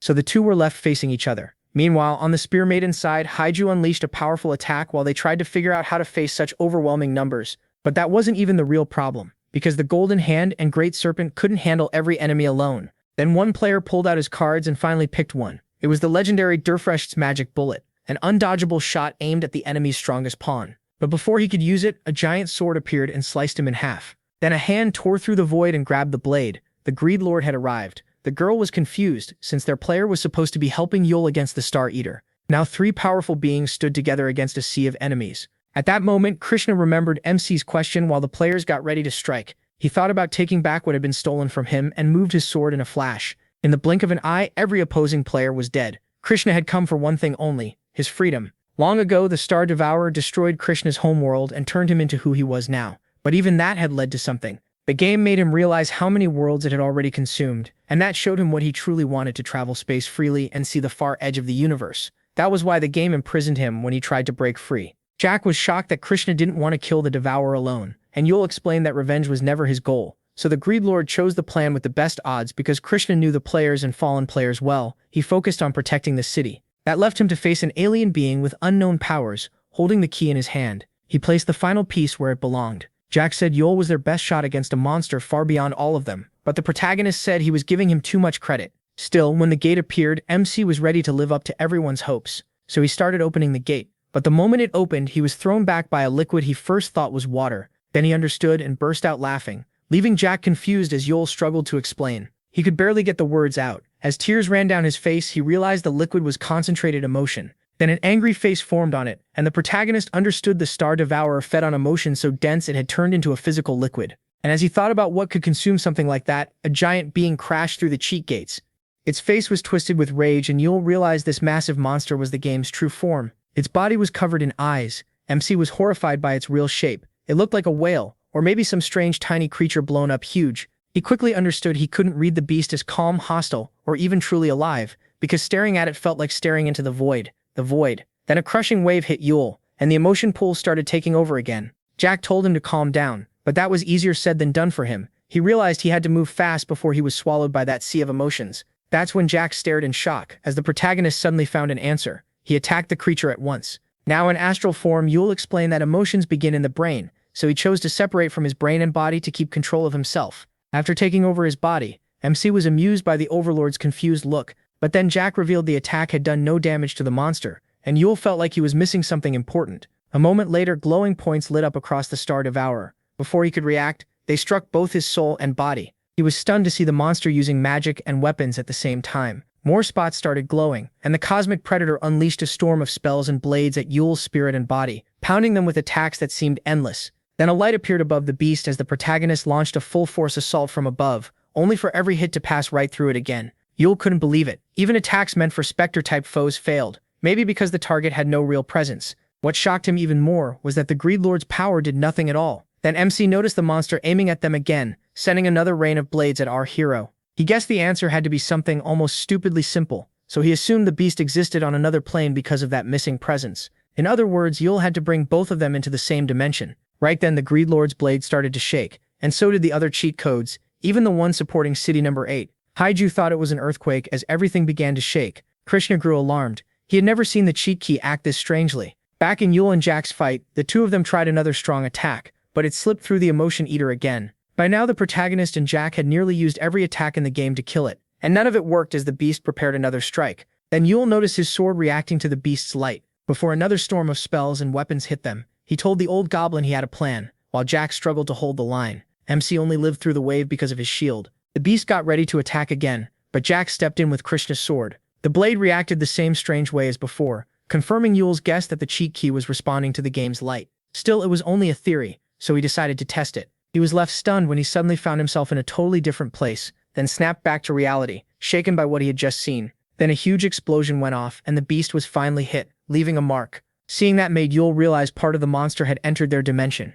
The cheat key had landed a real blow, and that left Jack fired up, so the two of them pushed back. The protagonist knew they still didn't have enough bugs to kill the game, but he figured magic might hurt the monster's exposed parts. Then another vision struck him, and that caught his attention. Those visions only came when a piece of the cheat key touched the emotion parasite. That led Yule to think the cheat codes were actually fallen worlds trying to drag the beast into their own plane. He knew the cheat codes on his blades still weren't enough to kill the game. Then the monster opened its mouth and fired a massive energy blast unlike anything before. Luckily, Yule and his overlord dodged the disintegrating beam. With no other choice, MC pulled back. Jack asked for a plan, and they rushed toward the crack before quickly getting out, which alarmed all the NPCs. Then the game burst out after them and even swallowed some of the non-player characters. The beast tried to pull the units in. Yule thought about the fallen worlds behind the cheat codes, the same ones now lending him their strength. The truth was suddenly obvious. Those worlds had been waiting patiently for someone to reach the game's core so they could finally take revenge. Then countless cheat keys rained from the sky, all aimed at the cosmic whale, slowly dragging it into this dimension. That confirmed Jack's guess. They were now facing the true form of the Star Devourer. Yul then saw the cheat codes acting strangely and was shocked to find that he and Jack had returned to their original forms. Strength surged through his body. As his flesh returned, Jack agreed this new power was far beyond berserk. Then a bright blue light shone in the sky, and through the dust came Yul and Jack the Swordmaster. The protagonist reminded Jack that even if they could hurt the beast now, it still surpassed them. Jack agreed, then charged in, saying that made the fight even better. The cosmic whale answered with a storm of blades aimed at our hero, but the goblin swordsman dodged and parried them all before trying to strike the beast, only for his blades to bounce off the game. Jack was thrown back as if he had struck an immovable wall. Yul guessed the emotion eater would keep restoring itself as long as it stayed in the emotion pool, so he used one of his swords to hook the monster and try to drag it out. MC was set on pulling the beast away from its source of power. A moment later, the giant creature was launched through the ceiling. Yul told his overlord to keep driving it forward and cut it off from its source of energy. Just like that, the monster was yanked out of its own abyss. Meanwhile, as Krishna stabbed through an enemy's heart, the Greed Lord fought with everything he had to hold his ground. Then he saw the giant monster rising past the clouds. The game was being forced upward at high speed. Yul and Jack were doing everything they could to pull it away from the emotions. The Star Devourer couldn't endure it and let out its first roar, forcing every living thing in its domain to its knees, except the people of City Number 8, who were protected by the cheat crystals. But it still wasn't over, because it gave a second cry that drove every creature in the game mad. As that madness spread through Krishna and his troops, the lieutenant pointed out that even their allies had become enemies. Even so, the soldier chose to fight to the end. But just as he was about to attack his crazed allies, they all collapsed at once, leaving him stunned. Even the giant monster seemed confused by everyone suddenly passing out. Then Yul told the Star Devourer their plan was never just to kill him. He needed to steal that power for himself so he could restore their lost world. Since the cheat codes could bend the game's rules, he linked his blade to the beast to reach its status window. He revealed that he and City Number 8 had spent 300 years in the abandoned world, making a tool that could hack the game. For now, it could only affect units, but with enough power, it would eventually control players too. Then the whale charged straight at them, putting both on alert. Jack and Yul tried to stop the monster's huge body, and just as the protagonist thought he had reached the end of his road, a fierce blue blast slammed into the Star Devourer. MC looked around in confusion and saw the Spear Maiden and the lieutenant coming to help. Haiju told them to fall back, and Yul agreed before using the emergency escape code. He wanted to know how the two of them escaped the city, so Haiju explained that the Greed Lord had shared his power, which confused him, since Krishna was supposed to have already given away all his cheat crystals. Then the protagonist saw an enormous number of those crystals surrounding them. The Greed Lord had planned to save them for retreat if they lost, so they could live to fight another day. But in the end, he was still player number 8, so he chose to spend everything because this chance would never come again. Yul felt strangely glad that Krishna had been ready to follow them into disaster to the very end. As the cosmic whale roared, Haiju told MC to focus on draining its power while the rest of them fought it, and Jack was eager to see that plan in action. He thanked them. Now he would trust them for this final battle. The lieutenant raised his shield, covering himself in a strong barrier, only to be flung aside with ease by the beast. Then Jack and his student rushed the monster, unleashing a barrage of cuts and slashes, but they quickly saw that none of it could really hurt it. So they switched tactics and focused on keeping the beast away from Yul. Then the Star Devourer roared again, sending 4 City Eaters on the attack, but they were quickly cut down by Krishna's blade as he protected his best unit. At the same time, both the creator and the user of the tool realized the game couldn't be directly controlled. Their device could only work through the system. As gods and demons poured out, the colonel ordered the citizens to stay calm and bring the creatures down one by one to protect their home. So everyone charged forward to face the monsters. Krishna, along with the other two, fought hard against the attacking players, while Jack and Haiju kept the strongest creature busy, and the Greed Lord turned to his crystals as the cheat sword sank deeper into the monster. Yul was doing everything he could to end it, while City Number 8 burned in flames. The city was stained with fallen units. The sword was nearly out of cheat keys, and Yul finally saw the truth. He didn't have enough left. Krishna had already run out of cheat crystals, but everyone still kept attacking the monster. Then the very last cheat crystal was used up before the protagonist could finish the beast, and the Greed Lord figured his final gamble had failed. Even so, MC refused to give up. He decided to use the energy he stole from the beast to restore their world. Then, without warning, he found himself right in front of the cosmic monster, and was swallowed whole, to everyone's horror. Inside, Yul understood right away that the Star Devourer had eaten him, and that once his cheat energy ran dry, he'd be digested too. Facing death, he chose to strike from inside the monster one last time. That was when a voice from the book warned him this would be his most irrational choice yet. Then a hand came out of the book and pulled out several items. It explained that when items from different worlds crash together in the game with enough energy, they create an error. And if you study that clash, you can find the right formula. Then choose the exact item set, speed, and energy you need. That Yan revealed was the secret to making a cheat crystal. Yul was stunned. He guessed his brother had used those errors to free himself from the book, then asked if he was here to fight him. Yan answered with silence and simply set up the control panel for his brother. The protagonist couldn't make sense of it. Yan ignored the question and kept helping instead. Yan said that if they collided over half the items in existence, they could make enough small crystals, but Yul pointed out they couldn't gather that many. His brother calmly said he already had the answer. Since Yan had the starter dice, he could bend its algorithm to do it. The dice contained every item in the game. MC was left speechless. His brother had surpassed him in the game without even getting a starter pack. Yan, who had fully accepted the game, said the choice now belonged to the hero. That only made him even more confused about why Yan was helping all of a sudden. Yan said it was because he had lost to Yul. Elsewhere, Jack, Zhang, and Heiju were left with broken weapons against the Star Eater. Yan didn't want to waste time in the game when he could still build his utopia. To him, the game had only been a faster path to that dream. He was just about to kill the policeman when the inspector moved to protect his partner and blocked the huge blade, then froze in shock. Both of them had suddenly been moved somewhere else. One thought it was a trap, but the other wasn't so sure. Then Dusik used his umbrella to rise into the air. What he saw left him speechless. They were back in their original world. Everyone was stunned as the status windows vanished and phones started working again. Relief spread through the group, though the lieutenant still wondered if this was all part of Yul's plan. Heiju then noticed that neither the protagonist nor Jack was anywhere in sight. As his plan started coming together,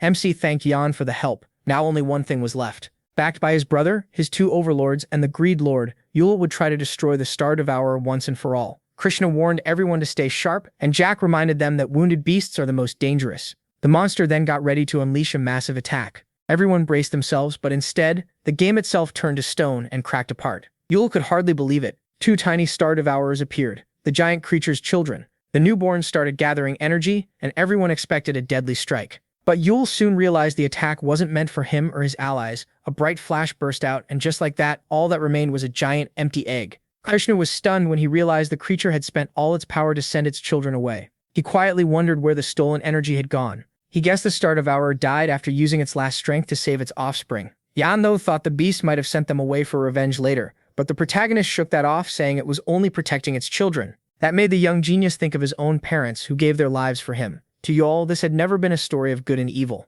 It was just the story of Earth surviving a natural predator. After that, the heroes agreed it was time to return home. Since every part of the game had gone back where it belonged, and after all the changes made inside the game, they needed to move fast to keep order from breaking down. Yul assured them he already had a plan. According to New Earth News, 2 years had passed since the deadly game ended, thanks to MC and the rest of SIG-8, who were now honored on the Wall of Heroes. The reporter added that SIG-8 had been renamed as Citadel. One former member explained that the game had redrawn the borders of cities and nations around core cities, with Citadel becoming the most important one. The reporter also noted that some people hated the heroes for winning, and the man called them the outcasts of paradise, people who mistook the game for a utopia. They believed people could be reborn inside the game, but that rebirth was only code, not real life. Even so, some people didn't care, and the arguments were expected to continue for a long time. After that, the pair decided to check on the other SIG-8 heroes. Meanwhile, in the first felony division of the solar system, the man complained that the outcasts of paradise were getting more and more violent. Even though Kim Chol understood their pain,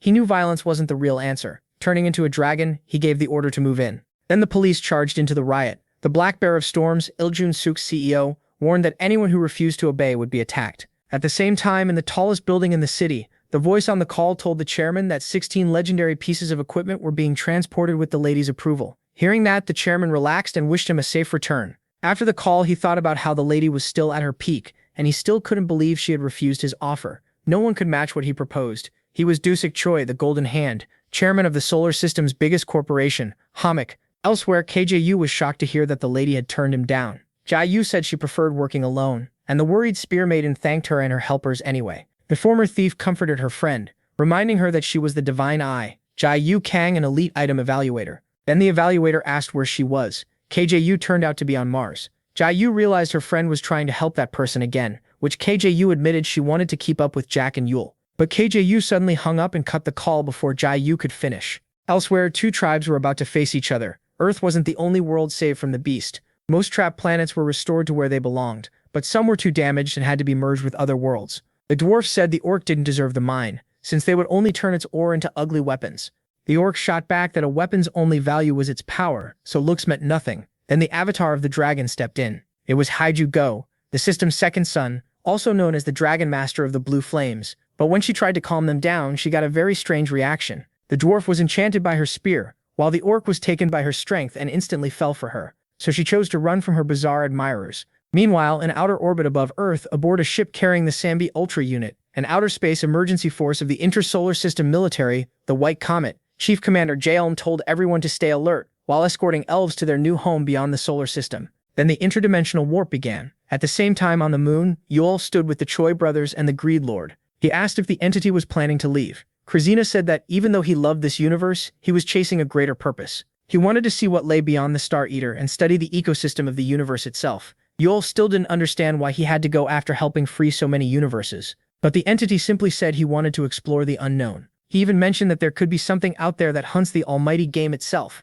As he returned to his true size, he begged him to stop saying creepy things. Krazina repeated that his hunger for knowledge was what drove him. The protagonist couldn't really argue with that, but one big problem remained. Jan had chosen to leave with the Greed Lord instead of staying. Then Jan asked whether MC thought he could stop him if he came after his land again. Jan told him that wasn't what he meant. Jan said family meant everything to him, and he had wasted his chance to bring their parents back. The protagonist answered that he had tried to revive everyone who died in the game, but he simply couldn't. Jan then said that was exactly why he was leaving, which only confused MC more. Jan explained that if there really was a creature stronger than the Star Devourer, he would use its power to bring back their father and mother. The girl was left stunned as he went on, while Yahello tried to explain that their parents had already passed on. Jan said hope still remained. Before the game ended, he saved their parents' data inside that orb. Then he asked him to wait for him, promising he'd come back with their parents. He even challenged his brother to face him again someday, this time for control of the universe. After that, Jan stepped through the portal with the Greed Lord and vanished. That left Yahello worried he might have unleashed something even worse than a celestial devourer on the galaxy.